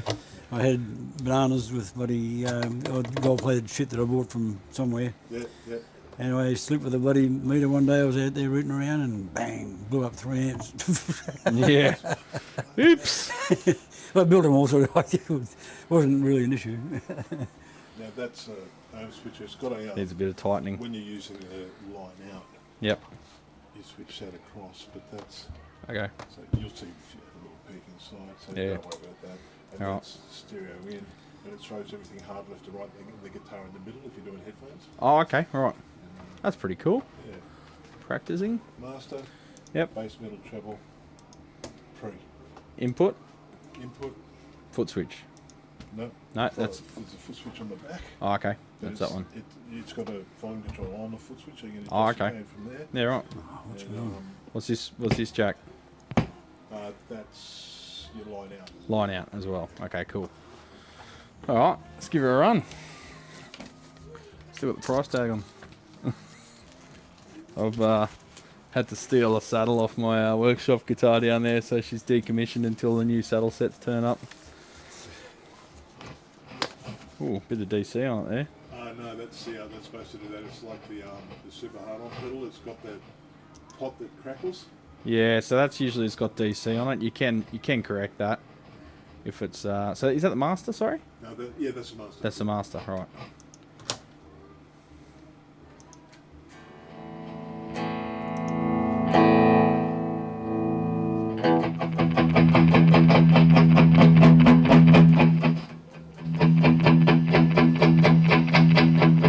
Treble.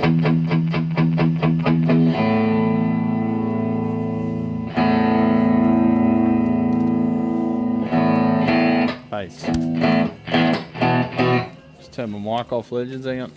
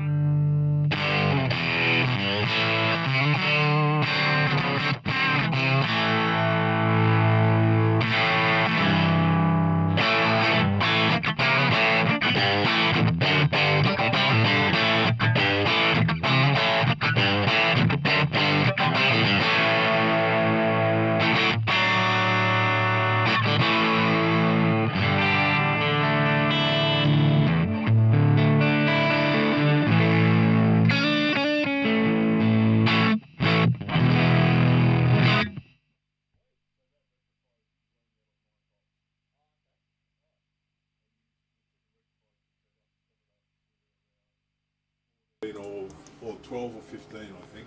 The other the two different. Watts, you mean the output? Yeah. Right. Okay. Yeah. Cool.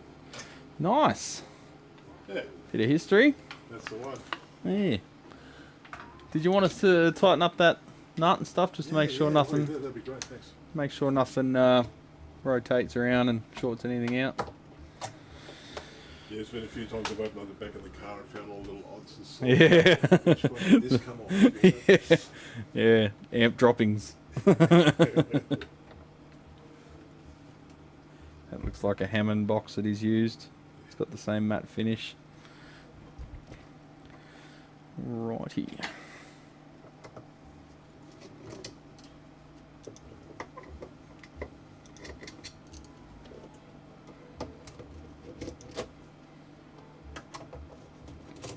So this is the second one that he did, and it's had quite a few mods.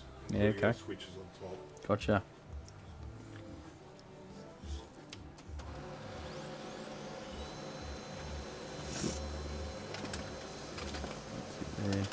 lock washer on it. That's good.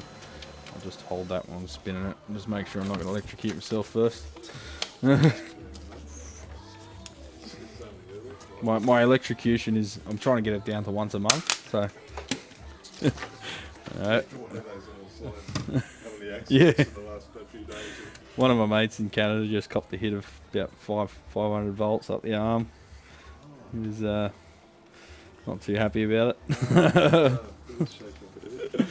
It does. I remember my dad working on an electric organ and touching the wrong component and flying across the room back. Yeah, it's always fun. I remember him saying I was a little kid, and I still remember saying, now if that charge had been going the other way, I split second I hit that would have been the last of it. Yeah. Yeah, it's not fun. Wakes you up though, I'll give it that. Therapy. I copped a 240 volt AC shock to the temple once. It might explain quite a bit. I was... We've been doing videos ever since. Yeah, that's about the same time I started my YouTube channel. It must have been brain damage. I was working on a cassette deck, and it was an old, like, 70s Nakamichi or something. And where the mains comes in on that 70s stuff, often there's like a couple of stakes, and they're like 1.5 inches long, and they just wire wrap the leads around it, and sometimes solder them, sometimes just wire wrap. And there's something wrong with the tape mechanism, and I'm looking down trying to see it, and I'm trying to, it only did something funny when you hit like play and pause at the same, something like that, and I'm trying to see what's going on, and then I'm getting closer and closer, and because I'm goal oriented trying to see what's in the mechanism, I forgot that my head's right there, and my head touched the 240 volt pin. Oh, like, oh my god, time to stop, time to go have lunch, time to rethink, regroup, reassess. All of the above. It's hard to analyse what's going on with the same machine that's just had a shock, you know? Yeah. I certainly didn't get any superpowers from it, which I was quite disappointed about. Yeah, that sucks. Yeah, there's always next time though, eh? The first shock I hit was a Fender 75, which I was doing a recap to, but that was back before I was doing this in any sort of professional capacity, so I'd order like one part per job, you know, like, oh, that didn't fix it, alright, well, let's order the next part, and I took the cover off the capacitors and then forgot that I'd done so, and hand went down to move the chassis while it was operating, and touched one of the DC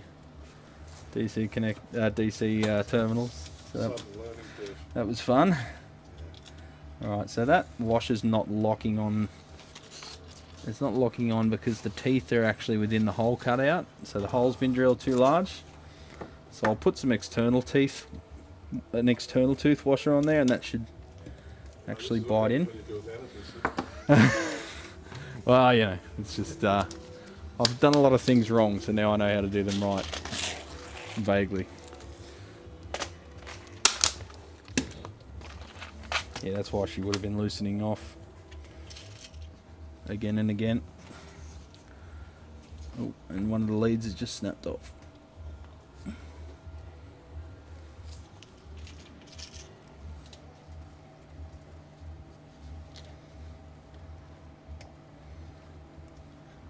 Every time you open the hood on something, that's going to happen. Yeah, well, I keep going on about tack soldering. Where you actually need to pass this terminal through the eyelet and then fold it over. Otherwise, it may as well not. You may as well not even connect it. And everyone just argues with me that it's not required, but that's why that kind of stuff happens, because you move it. It might be fine when you first install it, but you move something twice and then it lets go. So. Oh, touched my finger. That's good, eh? I think it's time for to go have breakfast, champions. That's why I was late. I had breakfast. Because you had breakfast. Yeah. That's why your brain's working better than mine. Yeah, don't know about that. I thought about it, so that was close. Well, the girls went shopping yesterday and they forgot to get eggs and cheese, shredded cheese to make scrambled eggs. So I went down to Joe and grabbed some, come back and had a shower, and then we had breakfast. Yeah, it's good. I was going to start. This one? Yeah. That's good. I was going to start at 6. So I thought, no, that's insane. I'll start at 7 instead. Yeah, that's been put together from several circuits, but all seems to function pretty well. Yeah. What I've done here is I've grouped them into the type of valve, 6v6. I didn't group this lot, there's not much there to, it's different. All the AX7s, the AY7s. Fantastic. Now, the way I've got them sorted, I think at the moment, is on mutual conductance. Yeah, it's lowest there and increasing to there. So that's probably the if you wanted to match up valves in a preamp or something, or if you had 2 preamps, you'd probably go by the mutual conductance. And right. Great. with power tubes, it's a bit different.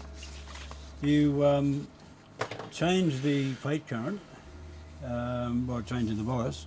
Yeah. With the same plate voltage, you'll get different mutual conductance readings. So what I generally do with power valves is have the maximum rating that's in the data sheet, which is minus 12 volts as grid, plate 250, that's 250, and you end up with varying currents because of the various conditions of the valve. Yes. So the mutual conductance is fair indication there, but when you the next step is I go the other way, and if you aim for a particular fixed IP, which will, if you've got, if you're going to set them up in a parallel push-pull type arrangement, you would want the currents to be matched at the same, or very close to being the same grid voltages. So you can see from here, that's 45 milliamps. I did that for ease of calculation with to get the power. Yeah. 45 milliamps and 45 milliamps there and there and there. The mutual conductance varies a bit with the age of the valves. Yeah. And you see the different grid voltages you've got to get that same result, or which has given these results. Now, the problem is here, if you couldn't use any of those valves in a push-pull pair, because these would be, you get away with that one, that's no problem. And probably, or that one and that one, because they're pretty close on grid voltage. So if you've got the same bias adjustments for each valve, you'll end up with a similar current. So, okay, so if I'm looking to match any of those up, it's not going to do it. You'd never pick it. It's not going to work it out. Yeah. Seeing they're all second-hand valves. Exactly. The best way to see how good they are as far as age goes, when we're under this condition, minus 12, the current, that valve would be more tired than that one. These two are pretty close. You can match those two, but they're different brands. Yeah. So they'd still work. Yeah. And the good valve is up around, that's 47 milliamps for those bias and plate and screen voltages. So you could use pretty much any of those together with that voltage, and you'd be running pretty close currents. Or alternatively, you can go the other way. You could say that one and that one are great, and that one are also they're spot on. So it does vary. The harder you push the valve, your mutual conductance goes down. So I should probably pick this off a couple of 6v6s that are going to go together well here. Yeah. I think there was like one pair in there that were a perfect match. There's a couple you can match them up pretty well. I might put those aside and buy them off. I don't want to get that. Close enough for rock and roll, eh? Yeah.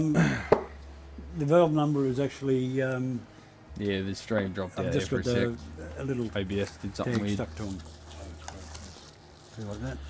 That one there, for example, is valve 3. A few things that need correcting in this. We've got some the IP was resistors rocking around. So that ties up with the spreadsheet. They can touch that. And there's a 5x3 in there. The only way I can test that in that tester is to use the plate voltage and current, or I'll show you the graph, it's easier. Ideally you should probably have AC and you can fiddle around with capacitor input filters and so on.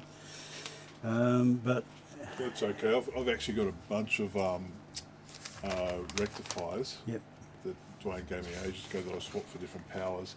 But it'll be good reference for Helen to have that sheet with her if someone comes around to pick them up.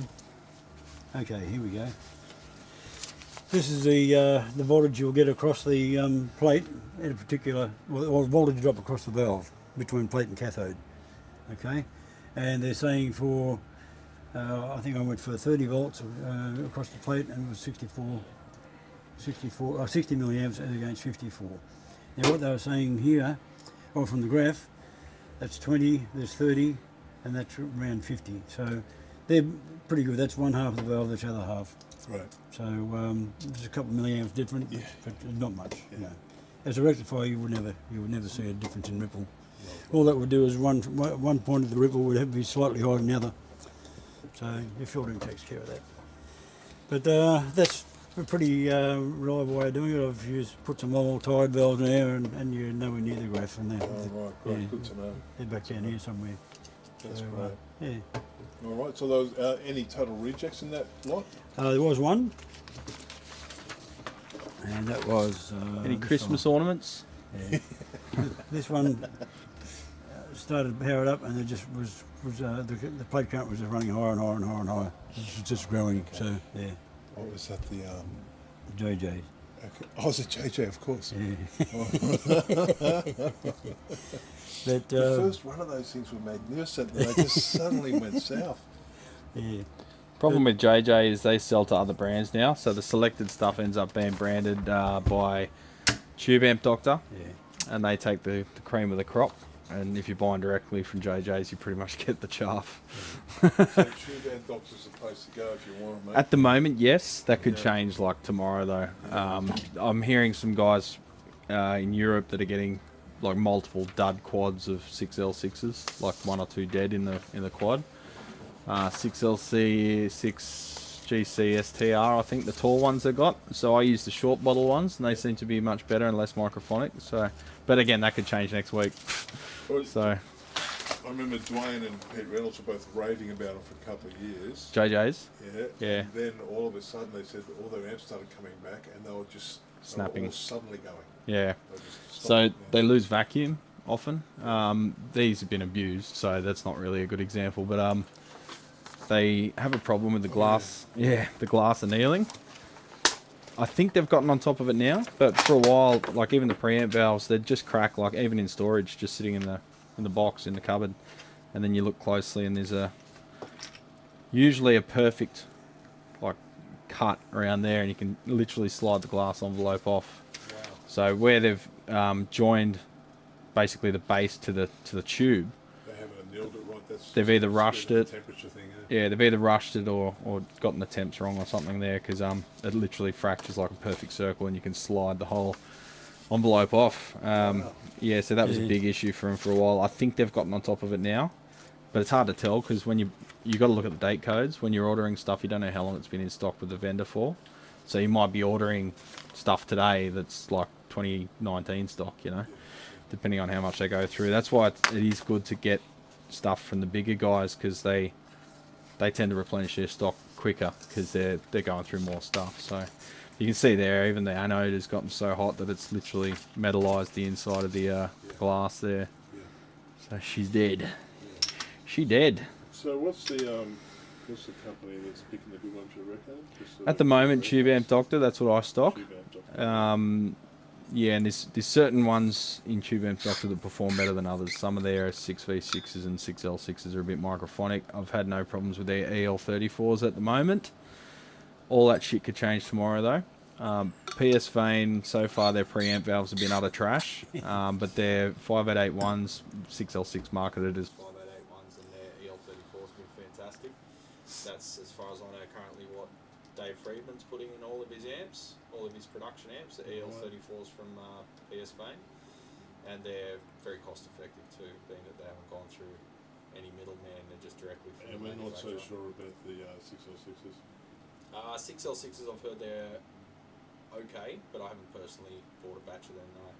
I've just been sticking with what I know, the short bottle TADs. And those EL34s we used in Michael's down south. Yeah, they're going okay. That was PS Fame, is it? Yeah, sweet. Yeah, well, if Dave's using them, I mean, he's producing thousands of amps a year, so he'd be the first one to know if there's any issues. And he's been gracious enough to share it with us, so that's good. Sweet as, bro. Terrific. Thanks so much for that. There's a few things in there that could be improved. It's just some stuff like heat wires that might present some issues in the future. There's two power resistors that are stacked on top of each other that are loose, but I can't tighten them because the bolt size is wrong. Can't get the nut on it because it's too close to the resistor itself, the resistor body. It's stacked two on top of each other. We could probably upgrade that with a single higher power resistor and get away with just mounting it directly to the chassis, which would give some degree of heat sinking as well. I've got a gig tonight, so I won't leave it here today. Yep. But I'll bring it back. I probably won't have a chance to look at it till May anyway, because we're going to Japan in April, so all April's out. So I'm wrapping up what we've got on the books at the moment, and then taking new repairs again as of 1st of May. Holiday or business? I wish it was business because then I could claim it. I think I will anyway, but oh shit, I'm saying that on YouTube. Oh no, I hope the tax agent's not watching. You can put snow skis in the business card. Yeah, well, I'm visiting. We're hoping to get a factory tour of FGN and Yamaha.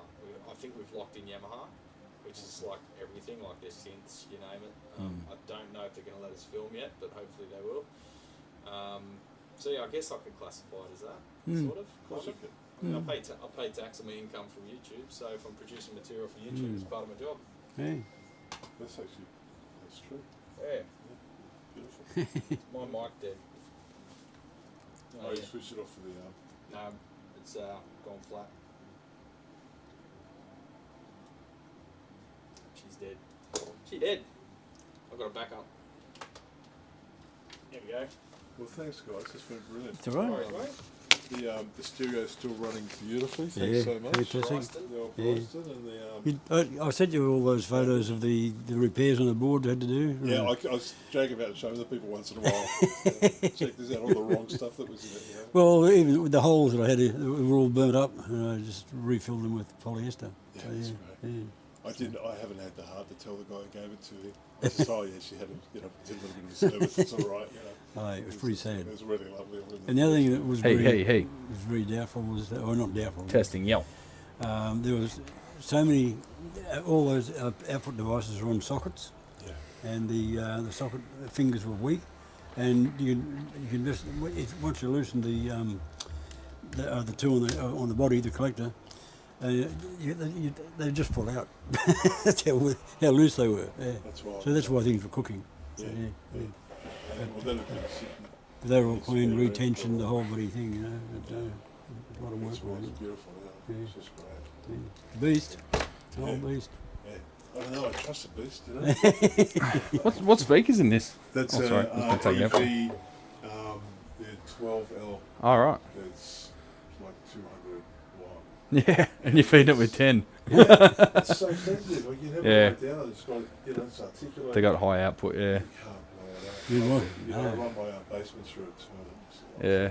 I should get one of them in front of the bench when I'm working on the high power shit, but the poor little 75 watt is still battling on. Still hanging in There's there, a few times where I fired up a plexi or something and really pushed it, and I can smell the the voice coil former. This is a Phil box, so it's tuned to the speaker. Okay. And it's how to make it up. Yeah, right. Blueprint, and it's because there are guys out there advertising the Phil boxes, but they're not the right.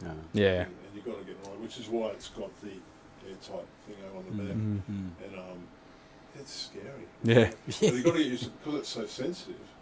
Got to get used. Had to totally get used to playing it. Cause you hit the guitar a little bit hard, another 9 dB.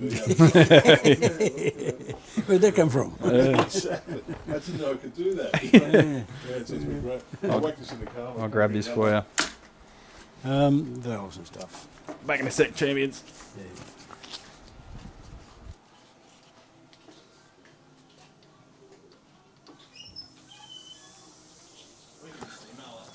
Hey? I've already just printed it for him. Yeah.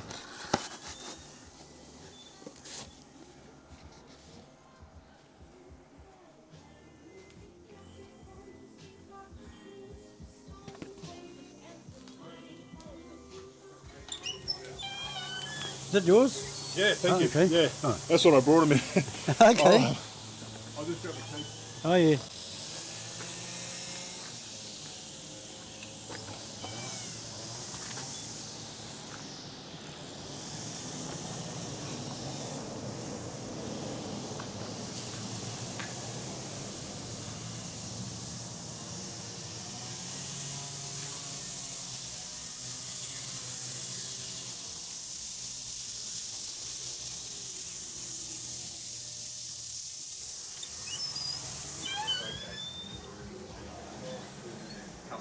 You get them cheap second hand, but it's got to be the model in, so. Exactly. Yeah. No worries, man. I'll leave it to you. Take it easy. Have a great break. I'll see you when you come back. I'll be really happy for you to go over the Check line. it out, yeah. Yeah, I think there's a few Tighten up all things the nuts and we could bolts. improve there just for the reliability sake Exactly, and everything else. yeah. So. Sweet as. No worries, I've got mate. a little one of the sockets, one of the small sockets, ceramic sockets. I've had a quick fix that job done on it, but I bought a new one, so I'll bring that down too. Oh, the valve sockets? Yeah. I've got heaps here anyway. I tend to use Belton, but I can use I got wood last time I was at Wayne's, I picked up. Oh, okay. One of the garage, Yeah, you had some good ones. Some good ones and some not so good ones there, but I think the ceramic ones weren't too bad. Yeah. Some of the ceramic ones are really bad, but generally you can tell looking at it because they just look rough. Yeah. Yeah, I stick with either Belton or if I'm doing vintage stuff, some old Mallory's for everything but the power valves. So. I'll bring it in if you think it's worth it, whack it in, if not, get it. Yeah, no worries, man. Take it easy. Awesome. Yeah. Thanks so much. No much. Great No to worries. see you. Yeah. I'll carry it out. So you know. Left it We got signal legends. Oh, Victor's off. See you, mate. Back to scheduled programming. Where was I? I think the PV's not going to be a major issue. I don't know what the fuck's wrong with it, but everything is measuring fine, and there's not a lot that can go wrong there. So it's just something stupid like, I don't know. I'll figure it out though. You put these in there, or Yeah, But I don't think that's going to be a massive all right. cost. Have a good day. So I think I can throw a price at that one. Yeah, we'll do. We're heading off tomorrow, going back down the south. Oh, great. Yeah. Whereabouts are you down The JC Virtually Bateman's Bay, 120. we're Sunshine So Bay. big. Sunshine So big Bay, and heavy. Yeah. Did a lot of surfing down that way. Oh yeah, we love it. We're only about 500 metres from the water. Yeah, it's beautiful. Been here about 7.5 years now. Yeah. So, I actually prefer it down the coast because it's less sort of transient, it's Yeah. more community, you know. Yeah.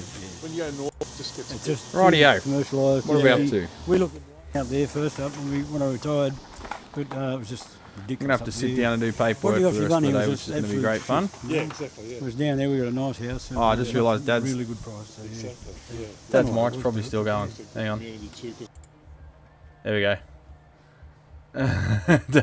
Dad's outside talking away and probably cutting in and out.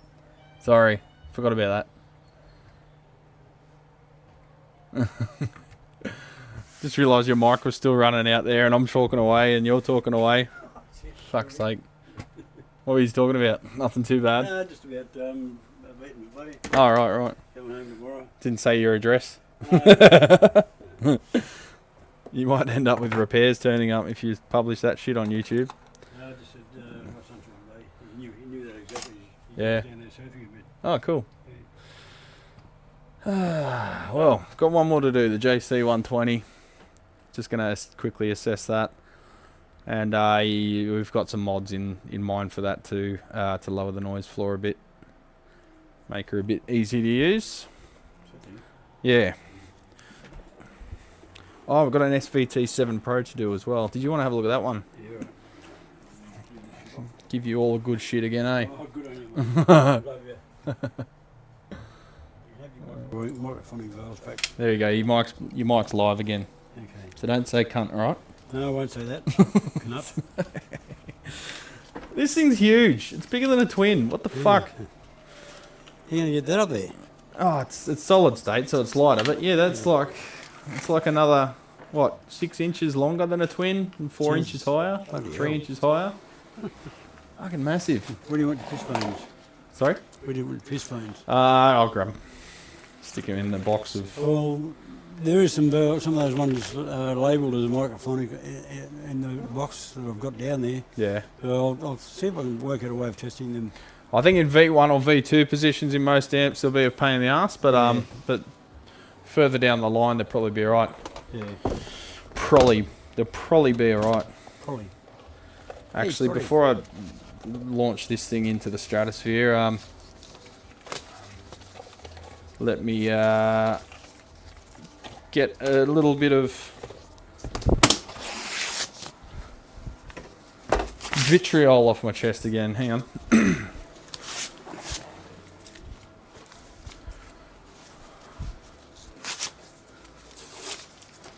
So that SVT 7-day just a survey quote. Yeah. Yeah. Fuck it. Oh, that's another one. Where the hell is the job sheet for that one? He dropped that off ages ago. He said no rush. Big mistake. Big mistake. Big mistake. Oh, no problem. No rush. I don't need it. That's the EVH Jazzmaster.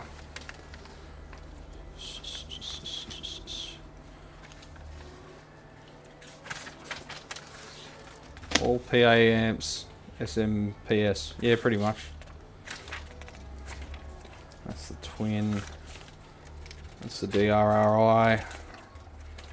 Rigol resonator pickup, which is cancelled. Casio keyboard is done. US Strat is done. Mexican Strat, that's something I've got to do. To pick up Monday. This is fucked. I've got to be at home doing work, and I've got to be here doing work. And both jobs at both locations are equally as late and important. So it's extremely stressful. I've got to be in two places at once. And people, when I'm at home working, people ring up about jobs that are here. And when I'm here working, people ring up about jobs that are at home. So I've forgotten what I'm even looking for. What am I looking for? Oh, the SVT3. SVT3 Pro. I think I've filed this prematurely. Filed the job sheet. Often I'll get their details and forget to write up a job sheet. And I'll just file the job sheet that's just got their information on it before I filled out what's wrong with their amp because I'm an idiot. SVT 3.3 SVT3 Pro. It'd be fantastic if Zero sorted your invoices chronologically, but it doesn't because it's a dickhead. Invoice 2086, so I guess that's the one because it's a higher number. Oh, hang on, no. How many SVTs have I done last year? Now the search function is not working. Because cloud-based systems suck.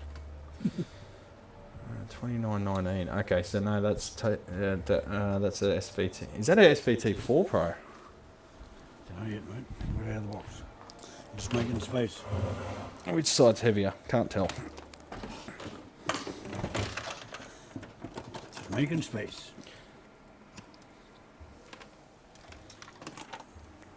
Doesn't say on the back. I knew I'd open the wrong side first. It's always the way. It's always the way. SVT4 Pro. Right. Maybe. Little one. Not really. I don't think there's any way you could describe that as little. No, probably not.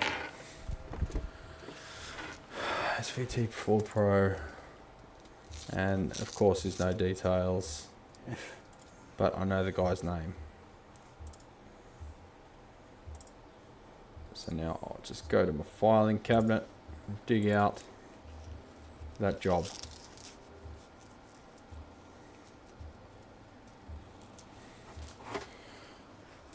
Junk and replace if you can get spares. I think you guys are having another conversation. Yamaha PA amps had linear power supply and low wattage, SMPS and higher wattage. Guess which one broke more? We've got a Yamaha P7000S here and the thing's a beast and still putting out fuck tons of power. But yeah, there was a move to Switch mode just to keep the cost and the weight down, obviously.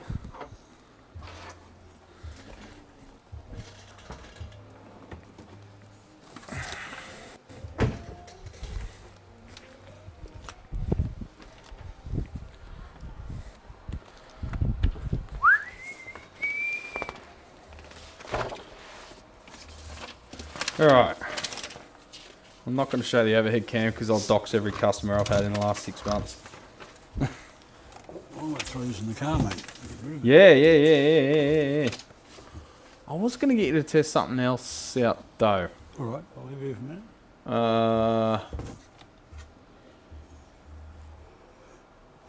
I've just got another batch of shit valves here. Yeah. If you want to go through that lot. I'll do the SVT4 first. Have a look at that. Yeah. Oh, KT88s. Oh, yeah. Set of 4 Svettis. Ah. Customer did a trade on. Supposedly unused. Okay. Okay. Piss that off. Couple of Katies. How you going, Katie? Where you, man? The boxes look a bit doggy though, don't they? Svetlana. They look fresh. Looks like you. Maybe give them a run. Just check if they're a match set. Alright, I'll get it back on the bench then. Yeah, sorry. A few dollars worth there. Yeah. He asked me to sell these, but he had other work to get done, so we did a trade. Okay. Labour for, please sir, may I have some valves?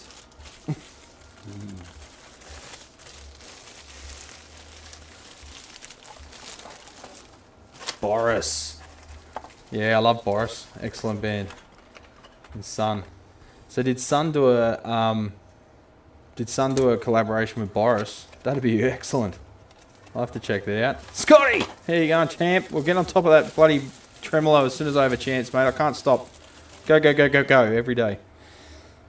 Alright, I've got vacuum. That's more than I can say for some of those audio precision or whatever the fuck they were called. Yeah.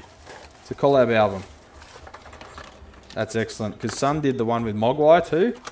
That was really cool. I listen to that stuff and I'm thinking, or trying to think. Attempting to think. Alright, looking good.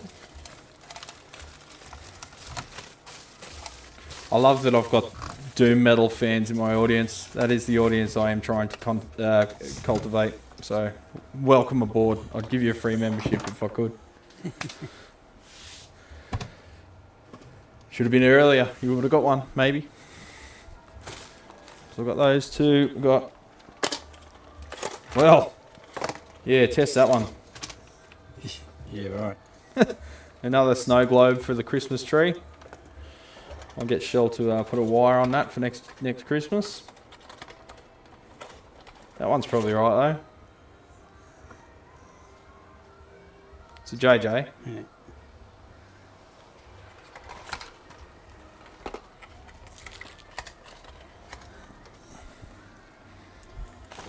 Sinking Bell. I think I have actually heard that song, Albert. I think I've actually listened to that album in hindsight.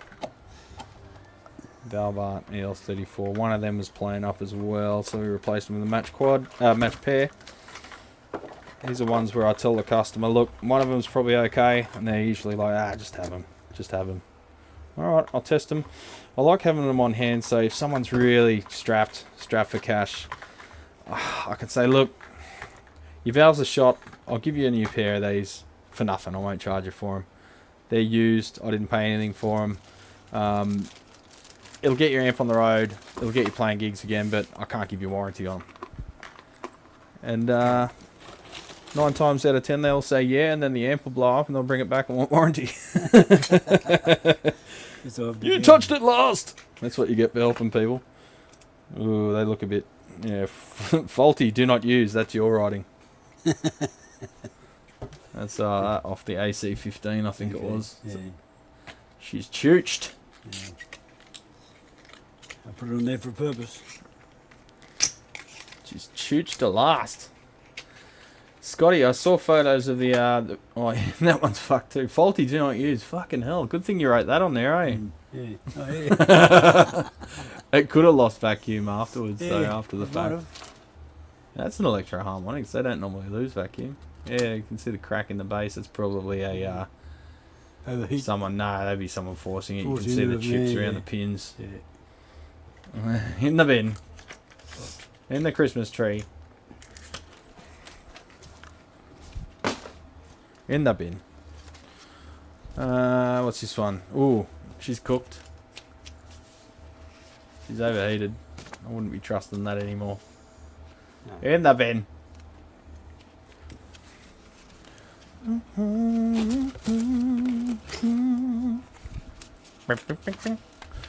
What was I saying? Yeah, the Red Hot Summer Tour. Scotty, that photo, you look like a rock star. Well, you are a rock star. It was a very good photo of you in front of a fuck ton of people. How many people did they have at that gig, Scotty? Do you take note of that, or are you trying to ignore it? Try to ignore it. That I can't speak. It's time to go get a coffee. That EL84 looks really good.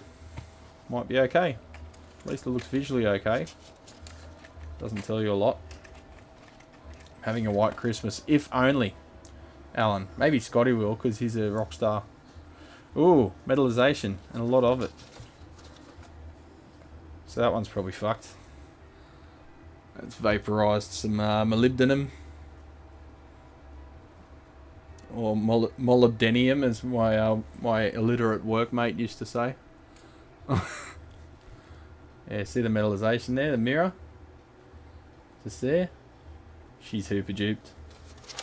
Oh, look at that. not often they're that bad. You usually see some darkening in the windows there, but this is full on metallization on the glass. So that one's cooked itself. It's cooked itself violently though. That's probably arcing, and it's vaporized the metal because there's no discoloration, so she hasn't heated up. She's just arced. Got a match quad of EL84s for 65. Sweet. If they work good, then happy days. So it's mainly preamps in here, so probably not worth testing. Just throw them all in the bin. Pretty much, I think. Yeah, so we'll just do those KDs and leave it at that because I think they're new. Where was I? 4-out power station. Good customer of mine. He's a mate of mine now too. He's crossed the blood-brain barrier of becoming a mate that was a customer. He's been given the runaround by 4-out. They basically ignored him and told him to fuck off. When he said, look, this is the second time this has been fixed in like a year or two. Now it's fucked up again. They basically told him, nah, don't care. Too bad, you're on your own.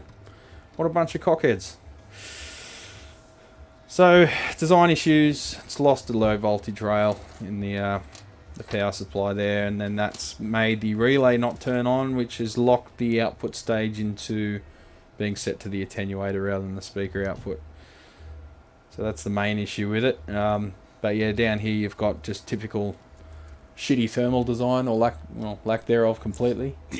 You got regulators, power resistors, hugging capacitors, and of course those capacitors are bulgy, and they're Nichicon 125 volt, so at 105 degree caps.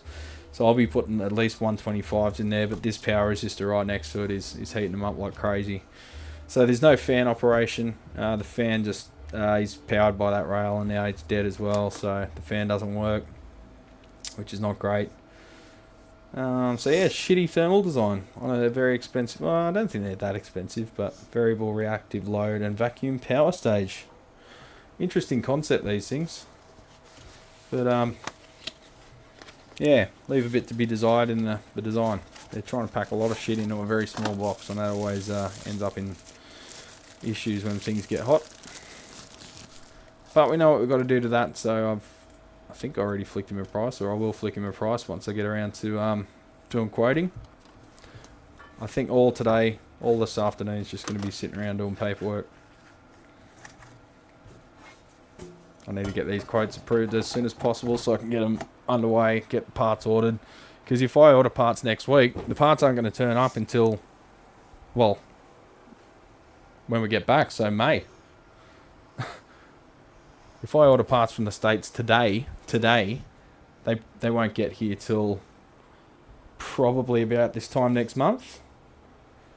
So that means I'll be in Japan. So I won't be able to fix anything. So pretty much the only stuff I can fix before we go away is stuff I've got parts sourceable locally in Australia.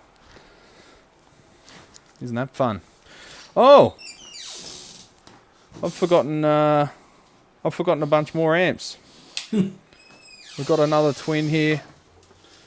And AEDT 100, which I forgot all about. And we've got a Laboga Alligator. And something else. Forgot all about them. I was going to cut the stream off, but we might have to carry on.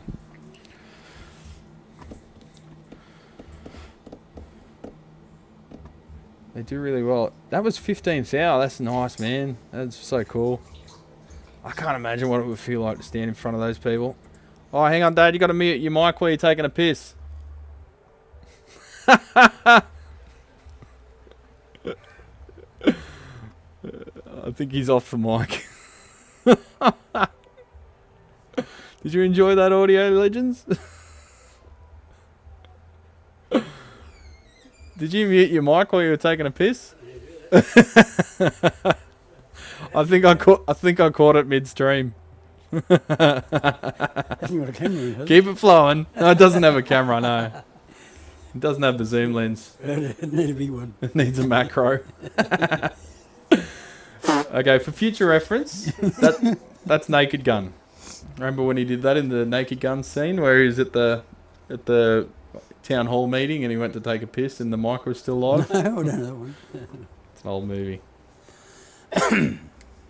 Oh, well. Great to catch one of your streams in more ways than one. Yeah, funny bastards. That's great. That is true live streaming, that is.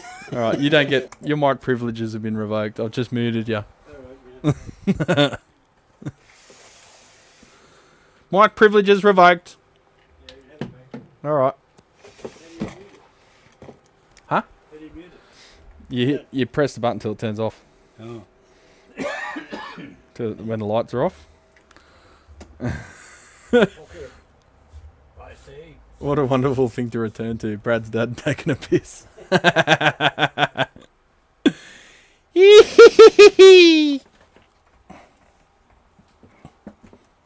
That means it's time to knock off. This working Saturday shit has got to stop.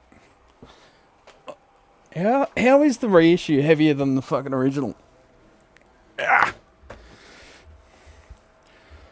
Alright, try not to dox my clients again. Still got the labels on it and it's blown up. Which way am I going to go? I'll go that way. I'm feeling good.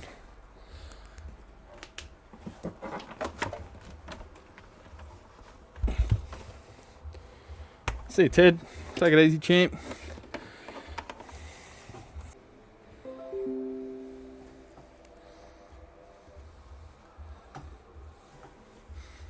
OBS cut out there again for a sec. Time for refills. What beer do you drink? What beer do I drink? Usually an IPA or a pale or a wheat beer. It's got to be a really good lager for me to drink lager. Where are you, Alan? Alan Farmer. You must be on a farm. Don't you blow up those Katies on me. They're getting hard to find. Especially Svetties. Mm. Thanks to Putin, the fucking cockhead. Never trust a man with an overbite. Joking, joking.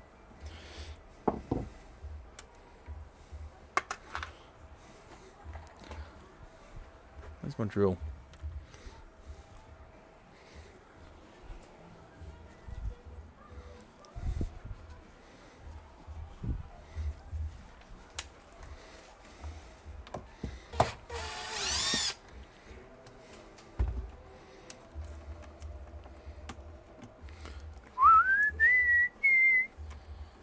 This one's been taken care of. Still a bit dusty and stuff inside, but that's always the case.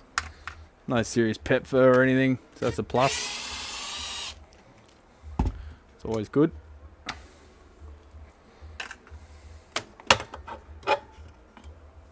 Sticking to the magnet. Shell is going to fucking lose her shit when I tell her that you got recorded taking a piss today.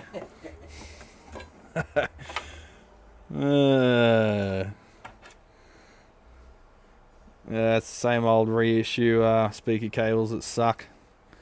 That one's really folded over. Actually, I'll check that for continuity because that's worse than the average. It's probably been sandwiched between it at some point. Got continuity there. Oh, hang on. We're always going to have continuity through the speaker even if it does cut out, aren't we? It's alright.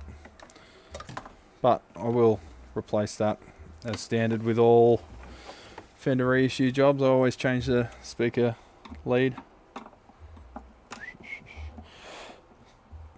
Paeroa, New Zealand, 1.5 hours south of Auckland. That's why I have no repairs of my own. So, no repairs because it's far away. True wing CE tubes haven't been manufactured for years. Yeah, well that's what they are. The boxes look old, but the valves look new. The getters look perfect. All high-level politicians seem to forget where they came from. Yeah, where'd that come from? Did I say something about politicians? What a time to start listening. Oh, looks like Mum's already across the the urination stream. You're in trouble. Oh, well, what do you do, eh? You get that on the big jobs. You give me a shit job, I do work. That's why I'm giving you the Ampeg. What? Won't happen today. What time is it? It's 11. Fucking hell, it's almost lunchtime. The days are just going like so quick. I'm getting nothing done. Oh, that screw was half out. Someone's had a look at this before. Used to have 2 valve techs in Auckland. Oh, Putin. Yeah, I was talking about Putin. Yeah, so you said all high-level politicians seem to forget where they came from. I think Putin doesn't forget where he came from because he came from the KGB. He's acting exactly as he always used to.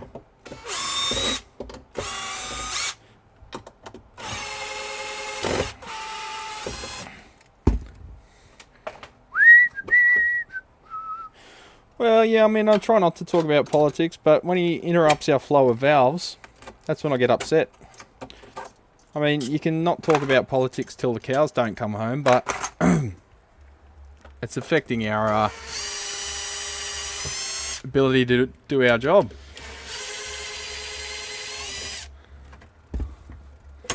So you can't sort of just stay silent on it because it's the elephant in the room, eh? But yeah, he's a cockhead. Always was a cockhead. Always will be a cockhead.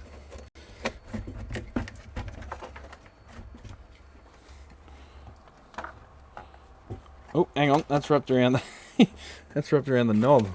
I'm taking the marketing material with me.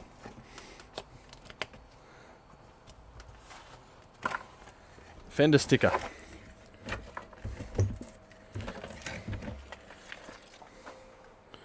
Alright, put that down on the last square centimetre of bench space.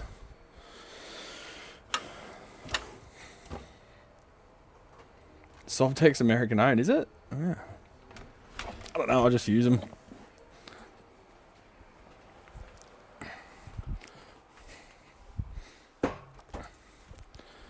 I need a shelving rack like Lyle has for all the chassis that I've taken out.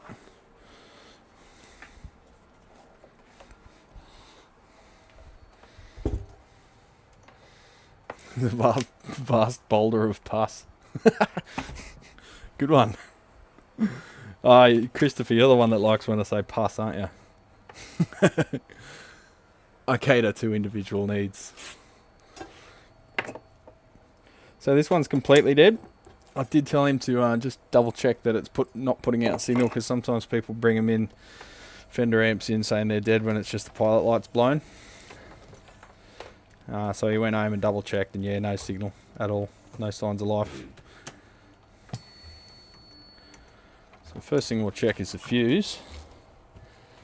There's nothing wrong with being infantile, Christopher, it's how you stay young.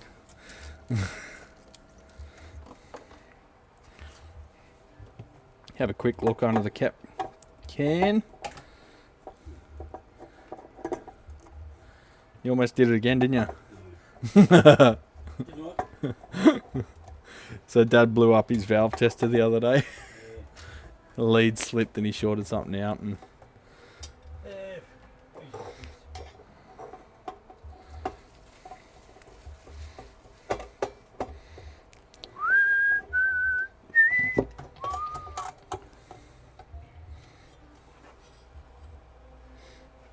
no leakage yet, but she's fucking new as. So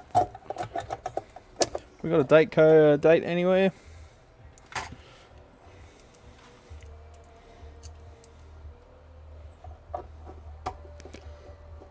Brad's Guitar Garage has another Monty Python, and now for something completely different reference there. During the meanwhilest.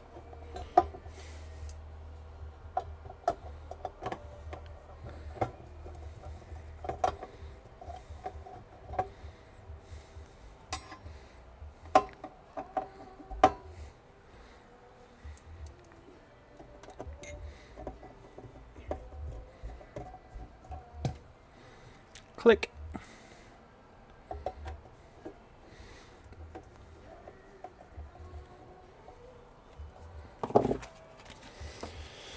Okay, let's flip her over and have a look.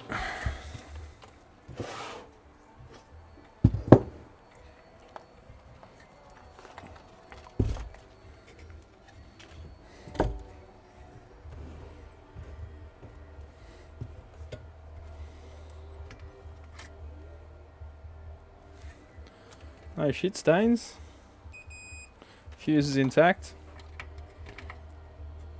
Heater fuse is open. Wait. Oh, hang on. It's going through the transformer. So yeah, a common problem on these is the heater fuse gets overloaded and it's open circuit. So that's why there was no signs of life, because even the pilot light is powered via that fuse. There's some evidence of overheating on the fuse contact, so I'm just going to bypass that fuse. No other fender had it, and it can't handle the current or the inrush current. So I think that's the only likely problem with this one, champions. That contact for the fuse is really dull and dark and grey. So it's had a not great connection. See that one? The one on the left's kind of shiny, and the one on the right's kind of blue and gross. So that would have probably been almost glowing red to get like that. And that's because that one's had a high resistance. So it's probably generated enough heat to make the fuse fail by itself. And you can see under there the solder connections are a bit darkened. It looks a bit shit on my screen though. Let's fire up the... Problem is the camera LCD looks fantastic, and then when I look on the screen it's a lot darker, but you can see there the discoloration around here, so it's probably half melted its solder connections too. So really you can just undo these leads and go straight to the first valve if you want, or you can just bypass that fuse on the PCB with a bit of bus wire. You can just literally cut the ends off the quick connects and run them over to this valve, and everything go from there. That'd sort it. It's probably the easiest way to do it actually. We might just do that. There's nothing else on the board connected to that. The only thing on the board is that fuse, so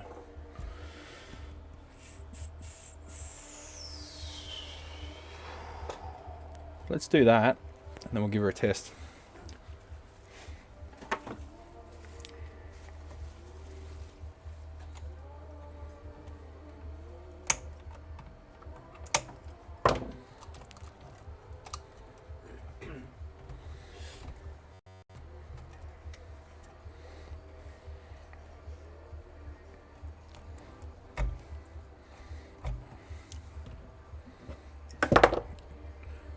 drop my pliers like a professional.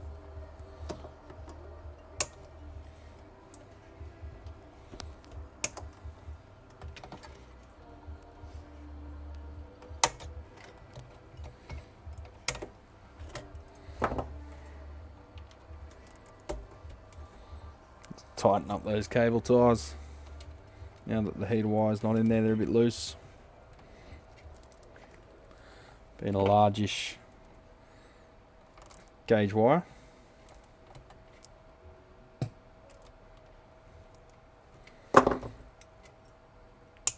I'll give this customer the option of a recap and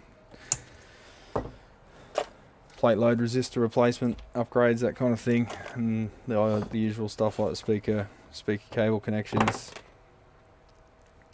Let's just do a proof of concept first. So I'll just temporarily solder to those leads just to make sure there's nothing else wrong, because remember at the moment we're just doing quoting.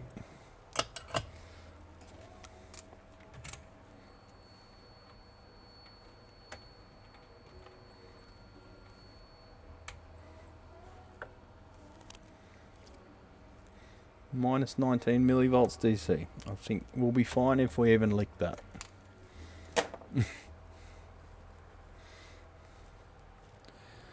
Saving money on nylon tyres. Yeah, well, yeah, it looks stock that way, doesn't it? Because mine are black. You know what they say about that. Have I ever set pedal boards up for anyone? I have, but generally charging my hourly rate, most pedal guys will balk at that, because I think doing pedal boards is a business suited to someone that's got less overheads, because people don't expect to pay $1,000 to do a pedal board. That's, well, not 1,000, but you know, like, people don't want to pay like $500 to do a pedal board, do they? Because to do all the wiring and all the custom length cable connects and that, it's probably like 4 or 5 hours in your average reasonably complex pedal board. And why would you get someone else to do it unless it was reasonably complex? I need 4 new valves for an odd amp. It takes EL34's plenty to go on JJ's, but after this combo, any better options? Yeah, just go with the either the PS Vane EL34Ls, I think they are, or or the TAD. What are they called? I forget all the suffixes and shit. EL34-STR. I've had good luck with the Electro Harmonix ones too, but there's obviously sanctions and stuff there now, so they're no good to us.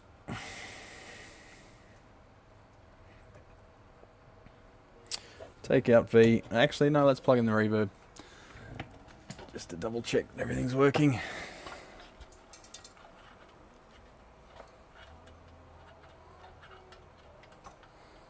Been working on building my own pedal board and it's taken me months. Yeah, see, it's time consuming, eh? That's the problem.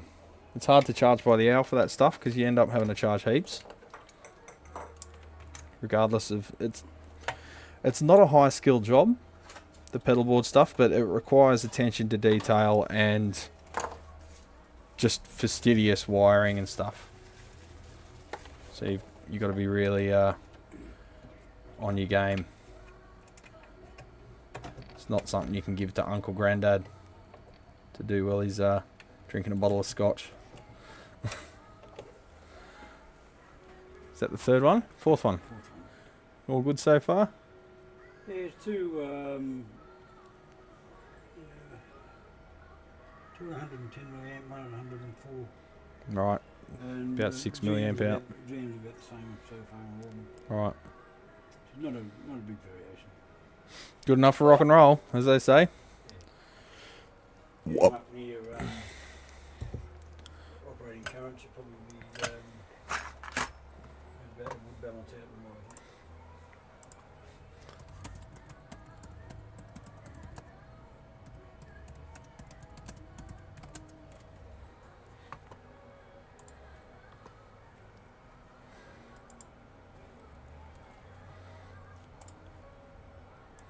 Albert, stand by. Here's the other ones I was talking about. There's the link. Check them out. That's CE distribution. I forget the retail outlet name, but if you don't have a business, you got to go through their retail side and pay the full bill.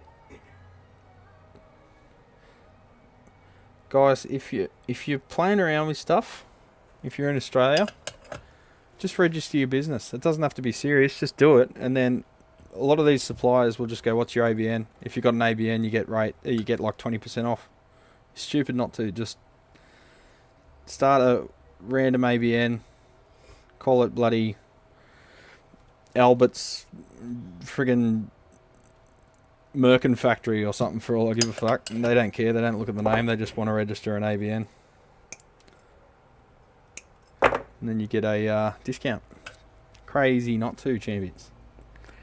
Let the dickhead plebs in your locality get crippled by buying valves expensively on YouTube like that dickhead this morning.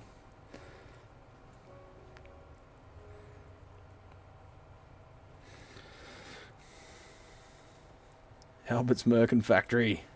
There you go. Evatco will give you a discount if you sign up with a trade account. I think they want some evidence that you're a ongoing business, however, which is fair enough. A lot of the bigger companies just tick in a box and they're happy. Alright, let's fire this bad boy up and have a listen. Have a test. I'm gonna rip.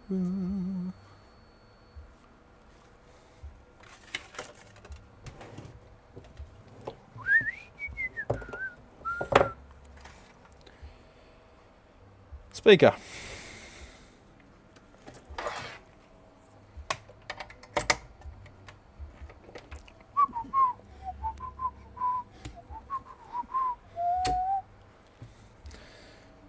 Inside a flower. Closest supplier to NZ. Oh yeah, I don't know who's in NZ. You don't have to pay tax, bugger that. Are you just working on your own stuff there, Dave? Because if you're only working on your old stuff, yeah, you got to pay tax, but when the discount's 30% and the tax is 10%, I think you'll be fine. Alex, how you going, big fella? You missed some awesome rants, and you also missed Dad taking a piss. Dad forgot to turn the mic off when he went for a piss, didn't he? Just like in Naked Gun.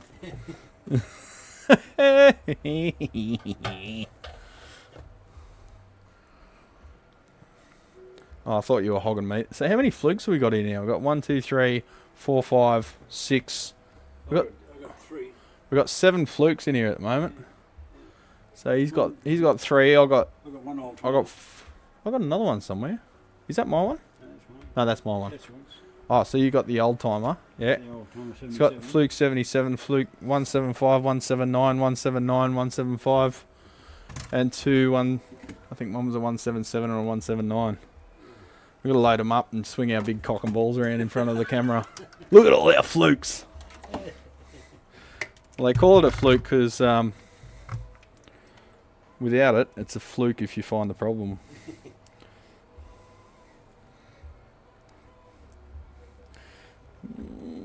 Need something to link onto. I need to clear one of those eyelets so I can put a lead on it.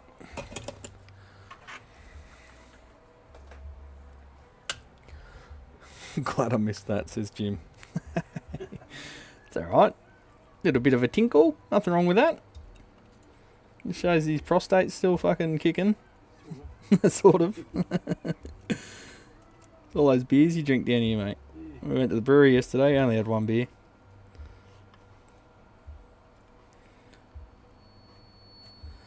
We only had 1 beer, but we left with 8. Wait, it's Alex's birthday.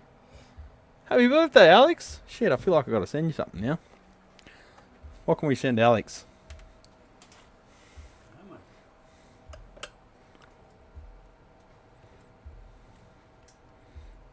A portable breathalyzer for next time I come to Melbourne and drink with him.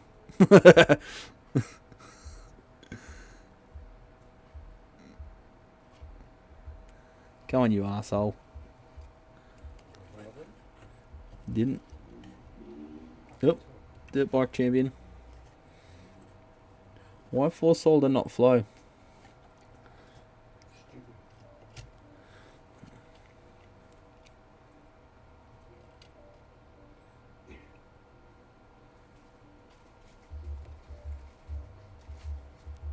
close enough so you can call them a match set. I'll just be hanging on to them. It's tempting to use them in my own 50 watt amps, just as like the most fucking bullshit heavy duty valve known to man in my heads. There you go, Dave. It'll save 20%, mate. In the US, the online auction sales sites have to report if you sell over 600 worth. Might as well get a business license anyway. Really? Small musical instrument, biz, guitar setups, audio engineering. But why aren't you paying tax then, Dave? You should be paying tax, bro. You can't just say, oh, I do not have to pay tax. You've got to fucking pay tax if you're earning an income above a certain bracket, bro. It's how it works. That can actually be super frustrating for me because I'm competing with guys that don't pay tax.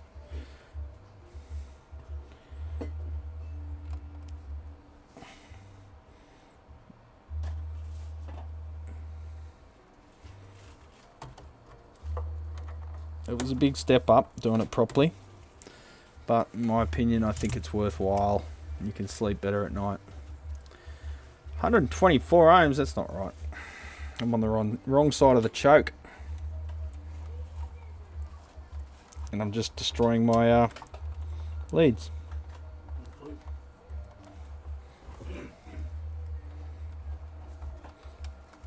Ah, you fuckhead.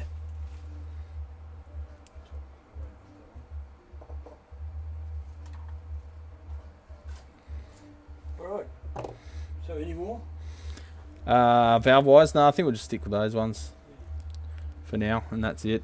And let it cool down. It's more like it.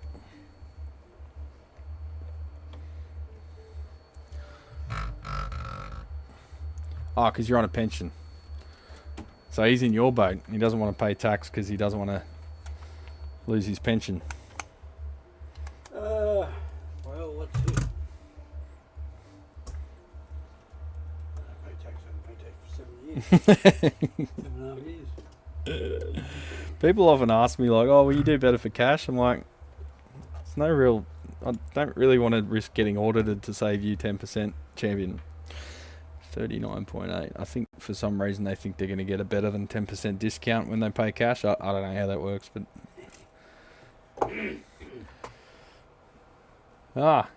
Alex will be up my way next way around.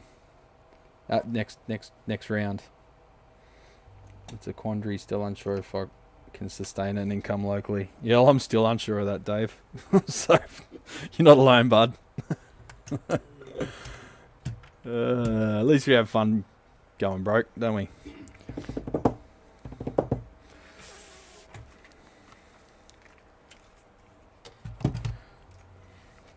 Today is just evaporating, eh? It's fucked. Why can't time just stand still? If I could turn back time, I wouldn't take a mess of boogie.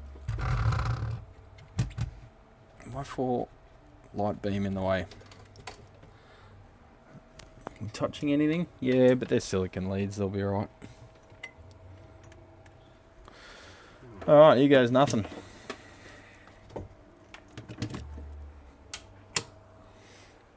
$123 watts, 86 watts, 68 watts. We've got the pilot light, obviously.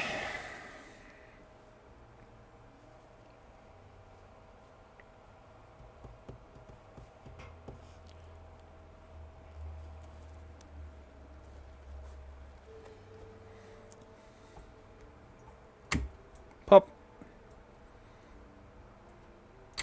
Okay, that's not right.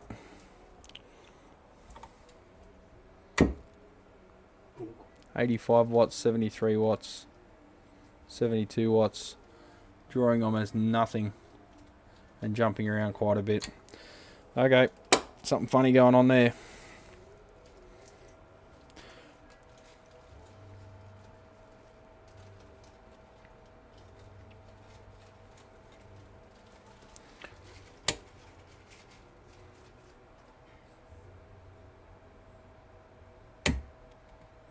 Or 50 volts, 0.2. Let me just probe that for a second, just check out the screen. Could have had a shorted something to heater previously. Generally that fuse blows just because it's overheated, but 450 on the supply, 450 on the screens, 450 actual plate to ground, 451, 451. Are we just biased really cold? What's on the grids? Minus 60? Yeah. That's cold as hell. So it's probably like that from factory though.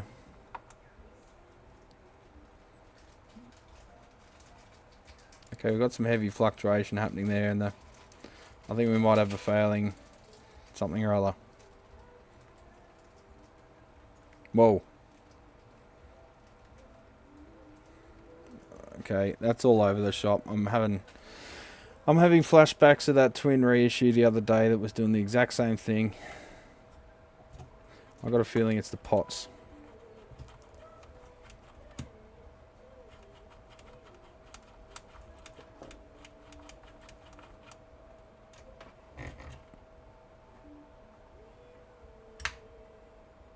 That is all over the shop.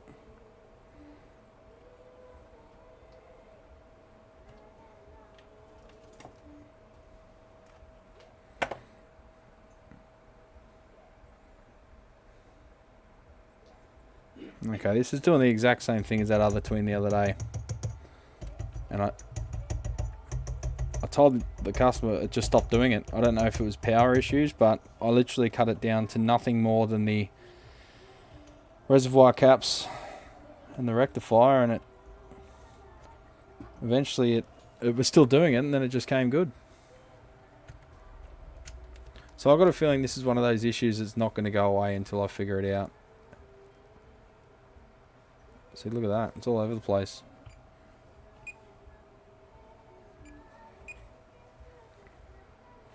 So I'm measuring the AC. The AC on the output transformer drop. So it's settled down for a sec, but if we watch the DC fluctuating, it's going from 2.2 down to 0.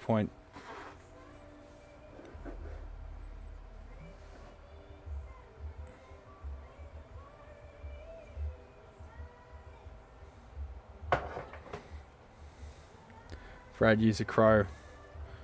Yeah, I will.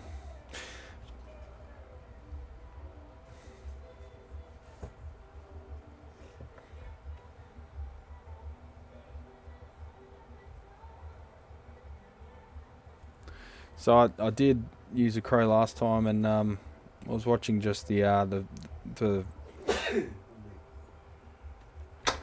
B plus fluctuating heaps with nothing seemingly causing it. And same thing's happening here. So first thing we looked at was all the grounds, and they were all solid. But then I bet we plug into this and it sounds normal.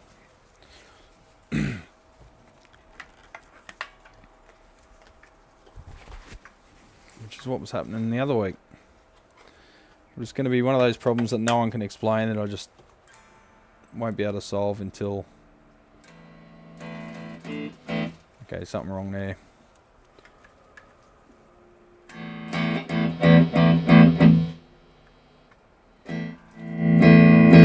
That might just be the taper of the pot. Just have a listen, hang on.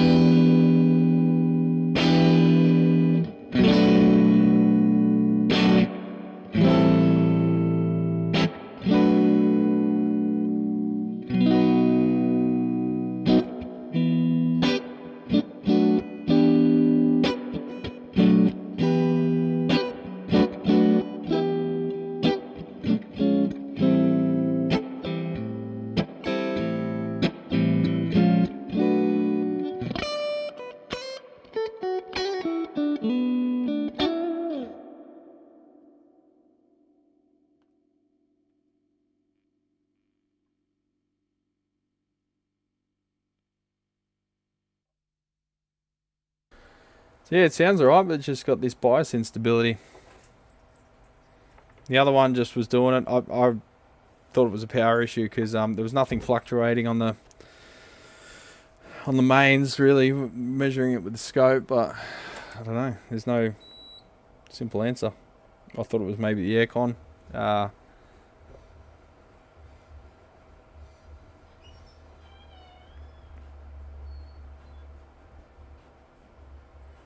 It's all over the shop.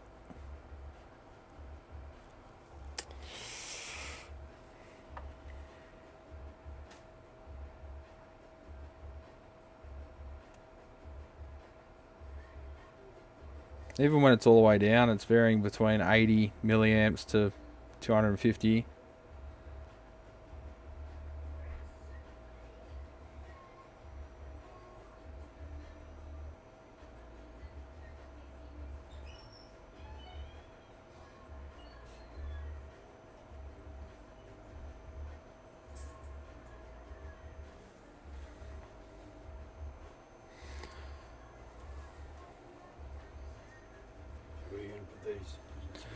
Yeah, just pop them on the mat over there.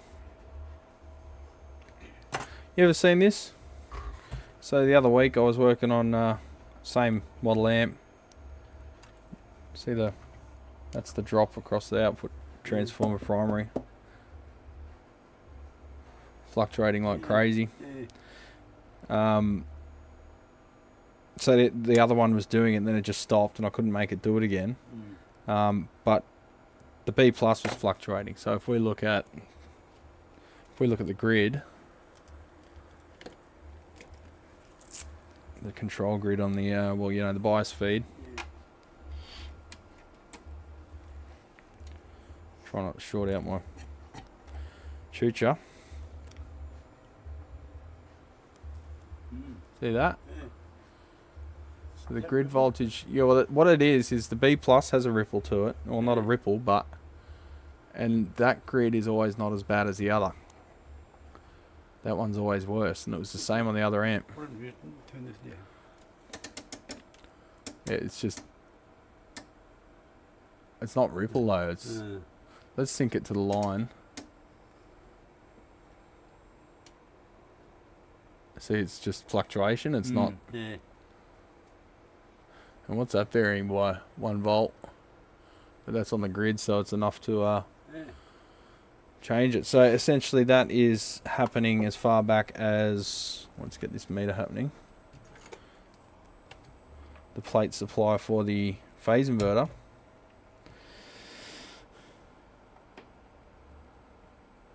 The DC is relatively constant on that one, but that one varies. So that DC varying is low enough of a frequency of, high enough of a frequency to make it through the coupling caps to the output stage. So it's always the 100k resistor, and it's always that valve. Now it's not oscillation. See, it's varying just fast enough that the fluctuations are making it through the coupling caps.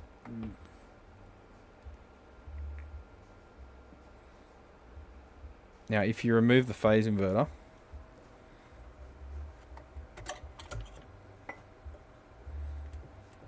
pop,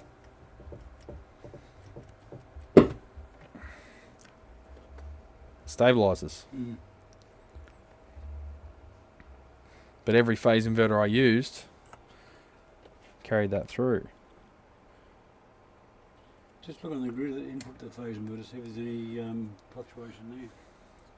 See that? That's the supply voltage. When you set it to AC, the ripple's changing heaps. So I took everything out of circuit, even the choke. The only thing in circuit was the rectifiers and the reservoir cap, and it was still doing it. I replaced the diodes because they put the 1N4006 in there instead of 4007. I replaced the ceramic snubber caps with good V-shays. That didn't fix it. Literally nothing changed it. It's like it's a transformer. So if we go on the B plus here, careful. Yeah, I'll go post choke. That's the ripple. It's varying by what, 100 milliamp? Millivolt. Millivolt. Sorry, it seems to be pulsing. at like 2 hertz, and then sometimes it goes through the roof. If we set the range to say a volt, 0.9, 0.5.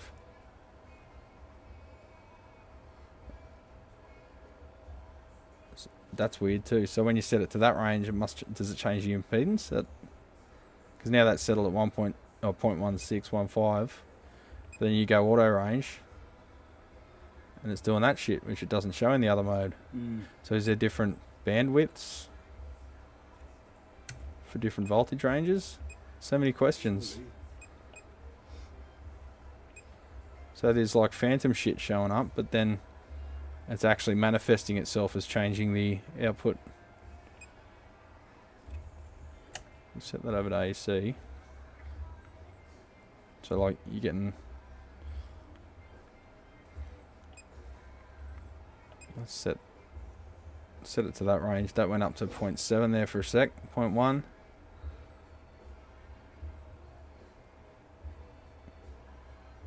Generally, I'd expect to see about 200 to 400 millivolts of ripple after the choke.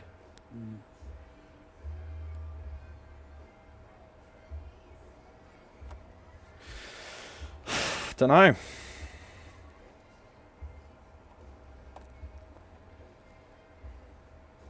That's the B plus.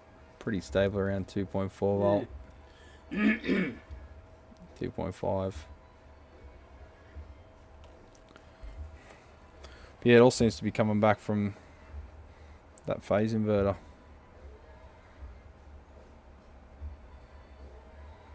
I mean, this could be a similar symptom, but completely different well,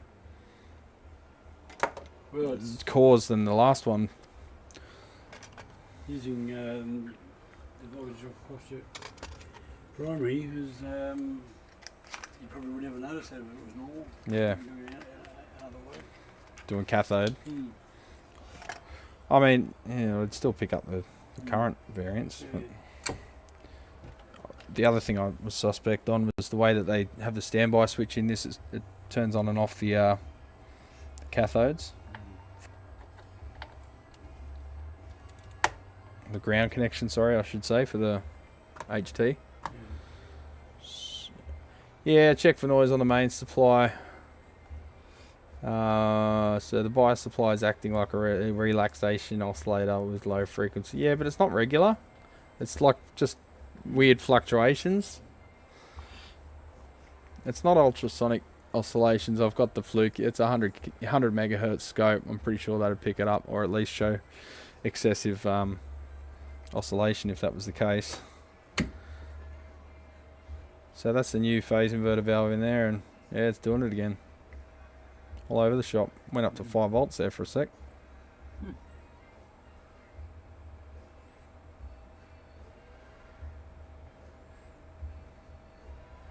And then the other amp just stopped doing it. I couldn't make it do it again. Just randomly stopped. And I chopstick everything, went over every fucking solder connection, checked the board, both boards flipped up, inspected.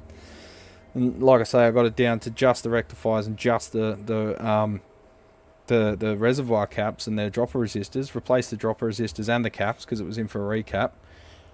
And nothing changed it. There's no noise. There's no other signs of problems other than literally making the bias unmeasurable. As soon as I pop that phase inverter out, it doesn't completely go away, but it gets better. Pretty good, really. And that's because now the HT, well, if anything, it should still be making it through, but I guess, I don't know. With the added load, I don't know. I've got no idea. There's every little theory I could sort of cook up, I instantly came up with a way to refute it, so.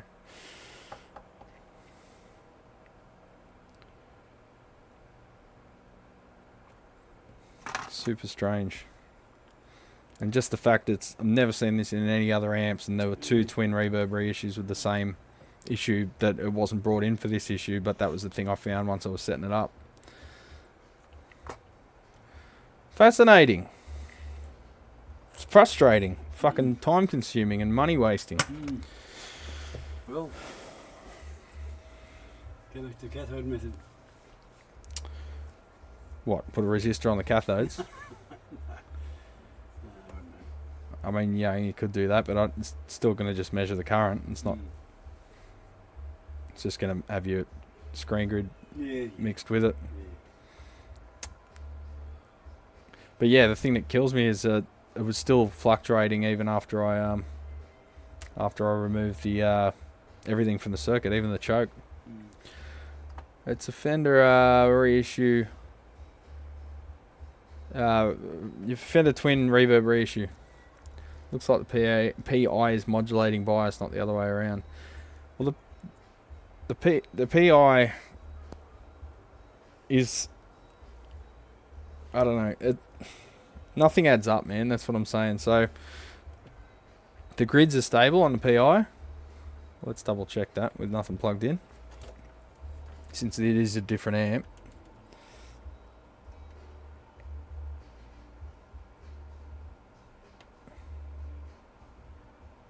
So that's the inverting input. AC. Yeah. That's the non-inverting input. And that's got 155 millivolts on the grid, which doesn't seem right. Is that coming back from the negative feedback?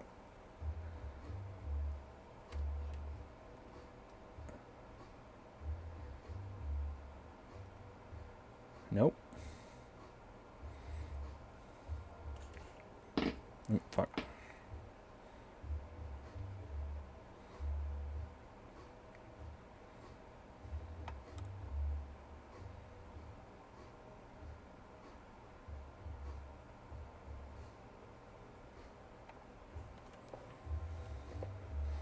I'm going to put the valve back in wherever it is. No.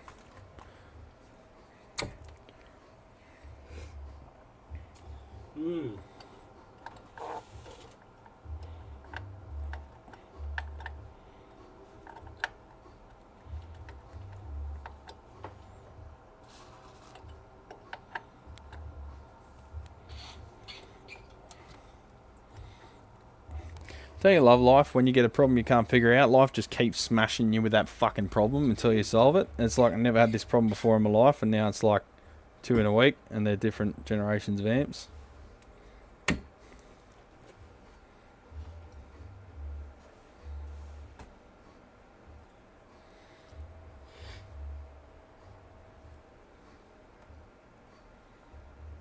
What happens if you short the input to the phase inverter?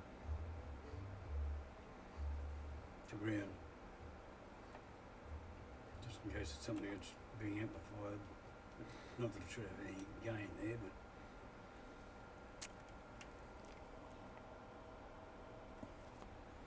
but... Oh, you fucker. Gets me every time. 0.4, 0.3. And now the the non-inverting one. Well, you can't short the other one. 0.5.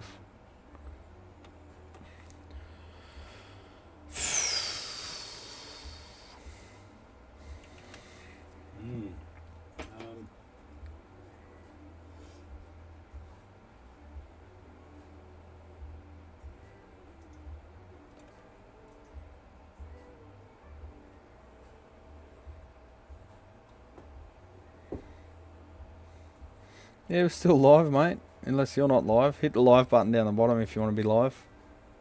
Although, if you're not live, you won't hear this until you are live, so I may as well just not speak.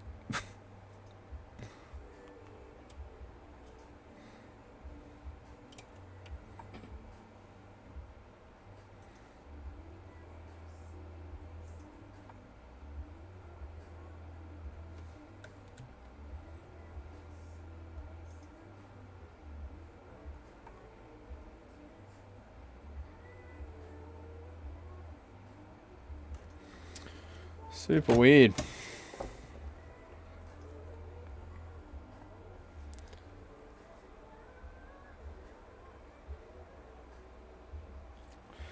It looks similar to the stuff you get when you've got a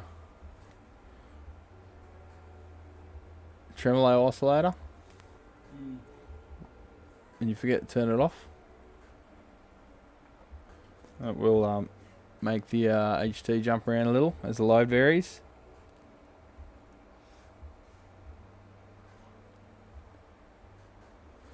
So no, anyway, I'm going to go get something to eat, scratch my head about it for a bit and come back and throw it at a wall.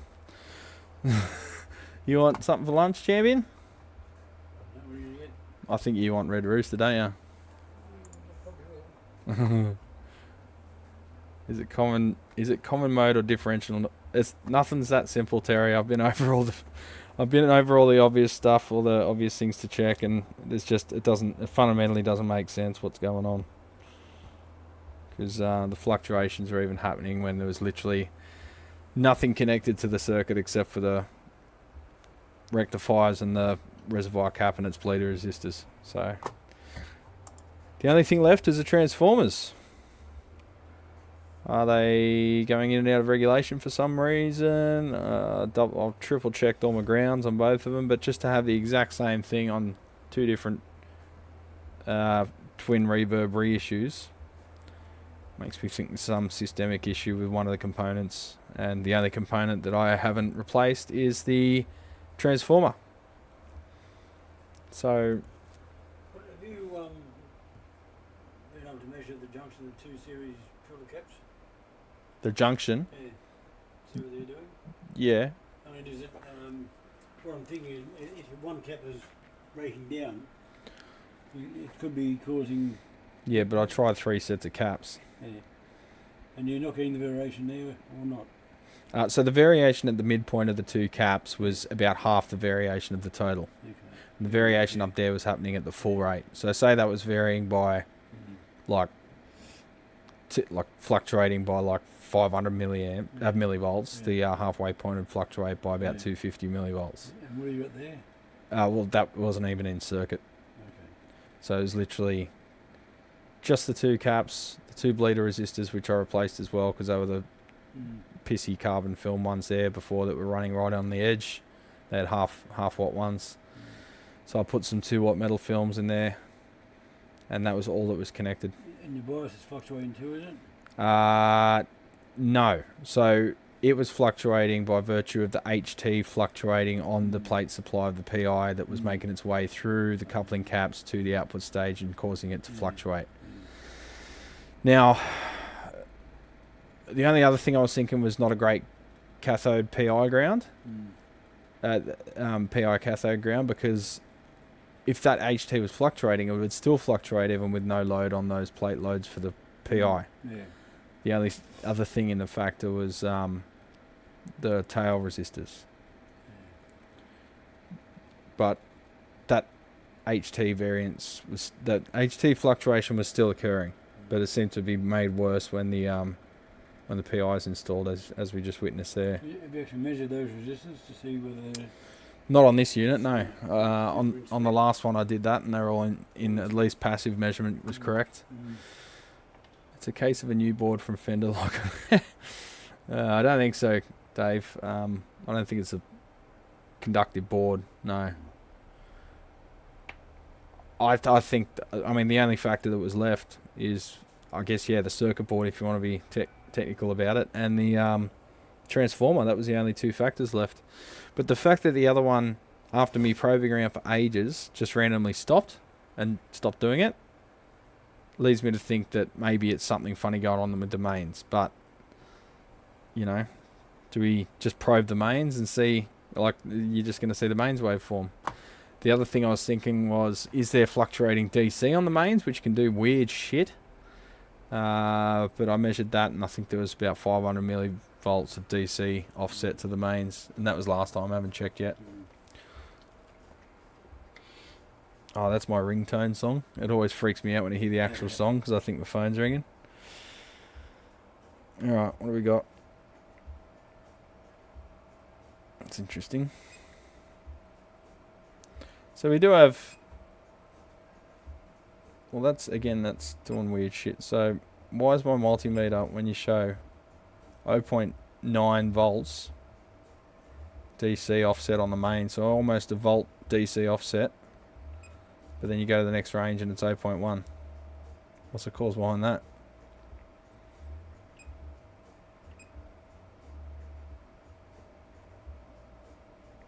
That range is showing 1.6. Just wondering whether there is something in the area that's causing the most.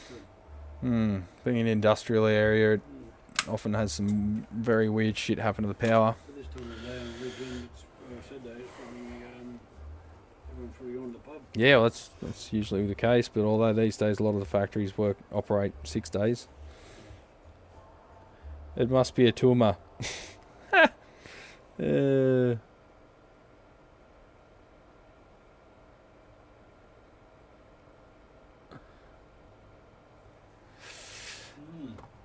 Don't know, maybe we just clip leads and another output transformer. It's just the thing though, like, how do you... It's not the output transformer, for starters, because, like I say, the mains was fluctuating like crazy when there was nothing but the power transformer and the rectifier and the reservoir caps in circuit. Not even the choke was in circuit. It was still fluctuating by about 2 volts. So yeah, don't know. It's got to be something either in the power or the transformer. It's just a weird thing that I have seen before, but it's never been this extreme. I've always been able to get a pretty good... well, that was interesting. I heard a noise in the mains that I often hear from whatever, and it fluctuated when that noise occurred, but it could have just been a coincidence too.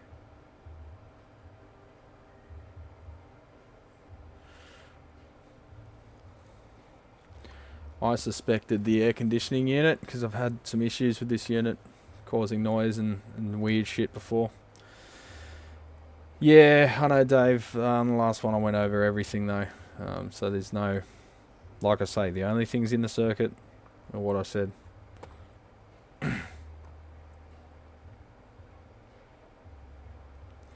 Scope the plates. I'd have to get my 101 probe out for that, but it's, again, I'll say it the 5th time, maybe the 6th time. It was fluctuating when there was nothing attached to the circuit except the rectifiers and the filter capacitors of the first filter stage, not even the choke.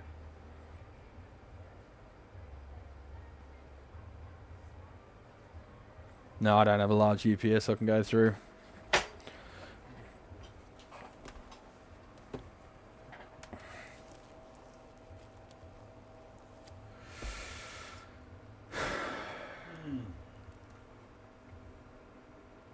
Don't know. At a bit of a junction where I either push on with this or go eat lunch. So I think I'm going to go eat lunch and figure it out when I get back. So I might leave it here, champs. I'll leave this one on the bench and have another look at it when I come back from lunch. And if I can't find anything, don't know. Got nowhere else to go. I've asked my colleagues and no one responded, or no one's witnessed it. Lou, I'll say it for the 6th time, 7th time, nothing to do with the tubes, mate. It's fluctuating with nothing except the power supply pre-choke. And it was doing the exact same thing on another example of this amp last week.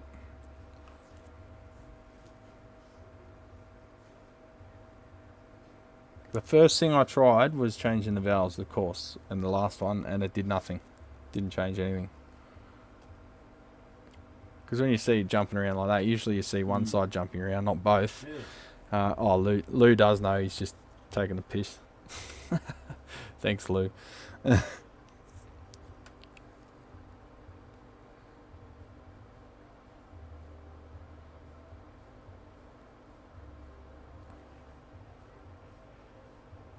Hear that noise?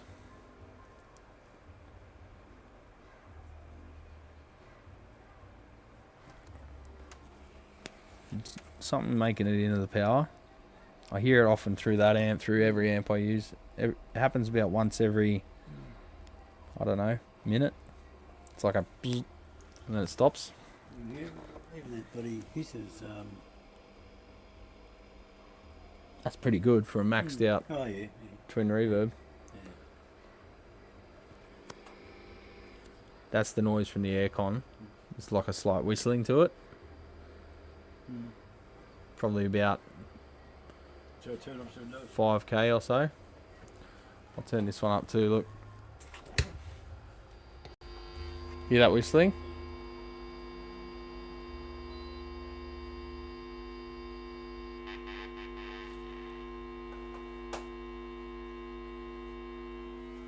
Did that turn off then? How come the vent didn't close? Oh, the vent's still closing. Yeah, so that stopped the whistling.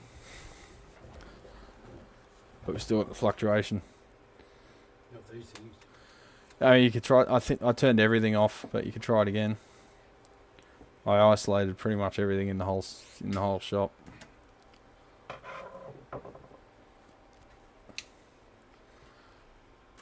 These things aren't great either, but it ain't that.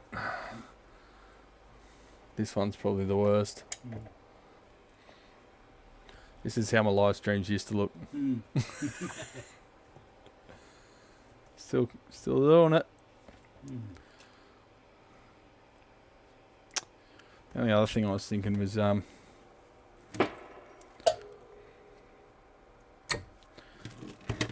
power monitor, but it doesn't do it with any other amp, does it?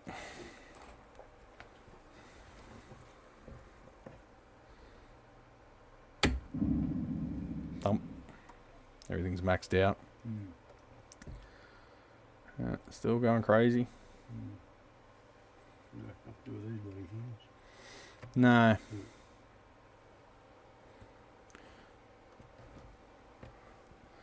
But yeah, like I say, it was a. If we look at the ripple now, well, the fluctuation on the grid, still doing it.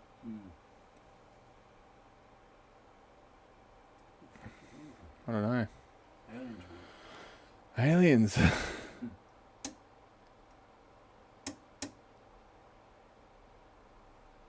Oh, yeah. See that? Yeah. Big pulse. That's got to be coming from the bloody mains. Let's look at the bias supply further upstream. Yeah. Straight out of the train.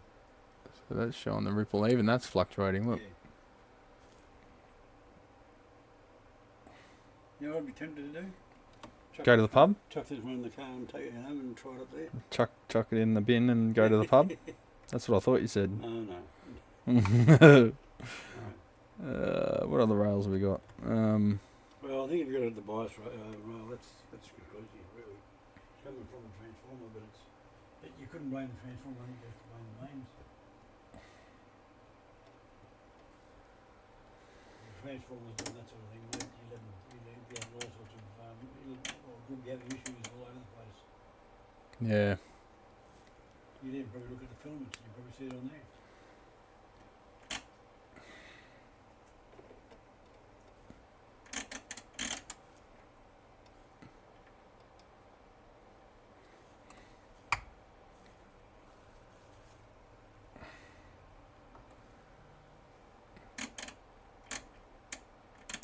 What's going on?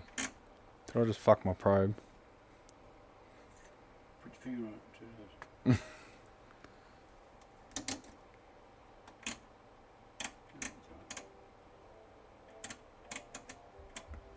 Yeah, it went away for a sec though. Oh, there's nothing like not being able to trust your test gear too, eh?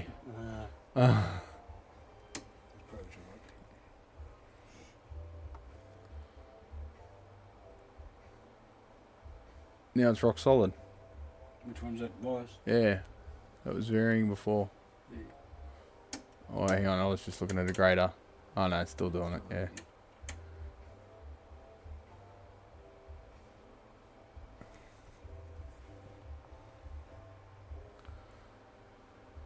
Who's that? Does look pretty cool. That's on the bias feed.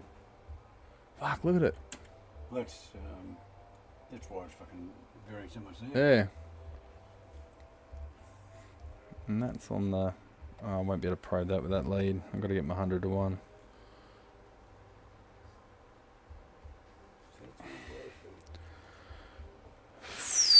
Yeah, it's a scope up there, Jim. That's what we're looking at. We're not just looking to the heavens and asking for a solution from God. That was the last time he's helped anyone. Oh, since I know all that shit's not doing it, I'll turn the lights back on, eh? Yeah. Well, See you, Alex. Happy birthday, mate. Didn't realise it was your birthday.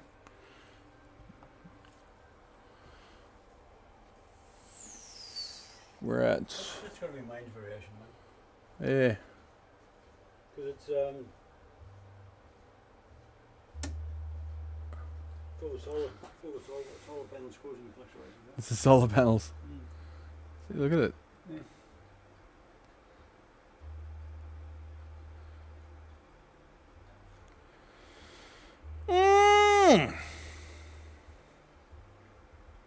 That can't be being generated in the air.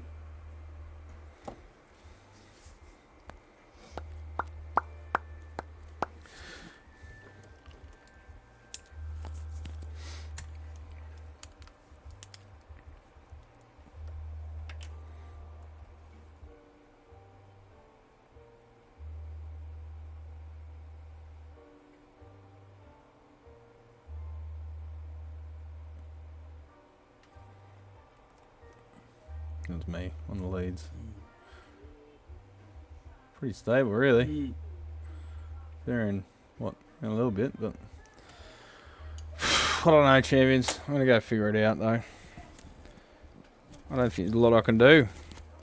How do you convince someone that you got to replace a power transformer? I don't think it's even that, but even if it was, how do you convince someone on a perfectly functioning amp? As I said, mate, put it in the car, take it home, try it on the... Take it home, try it at home. Yay! Another job to do at home. Oh, 5 minutes. Can I go home yet? It's 12:30. Still got to be here for another hour and a half despite no customers. I'll get into the JC120. Alright, I'm going to piss off, legends. Take it squeezy. I doubt I'll have another live stream until next Saturday. I doubt I'll have any videos till next Saturday. So, rock on, take it squeezy. And if I find out what this is, I'll put up a post. Until then, see you later.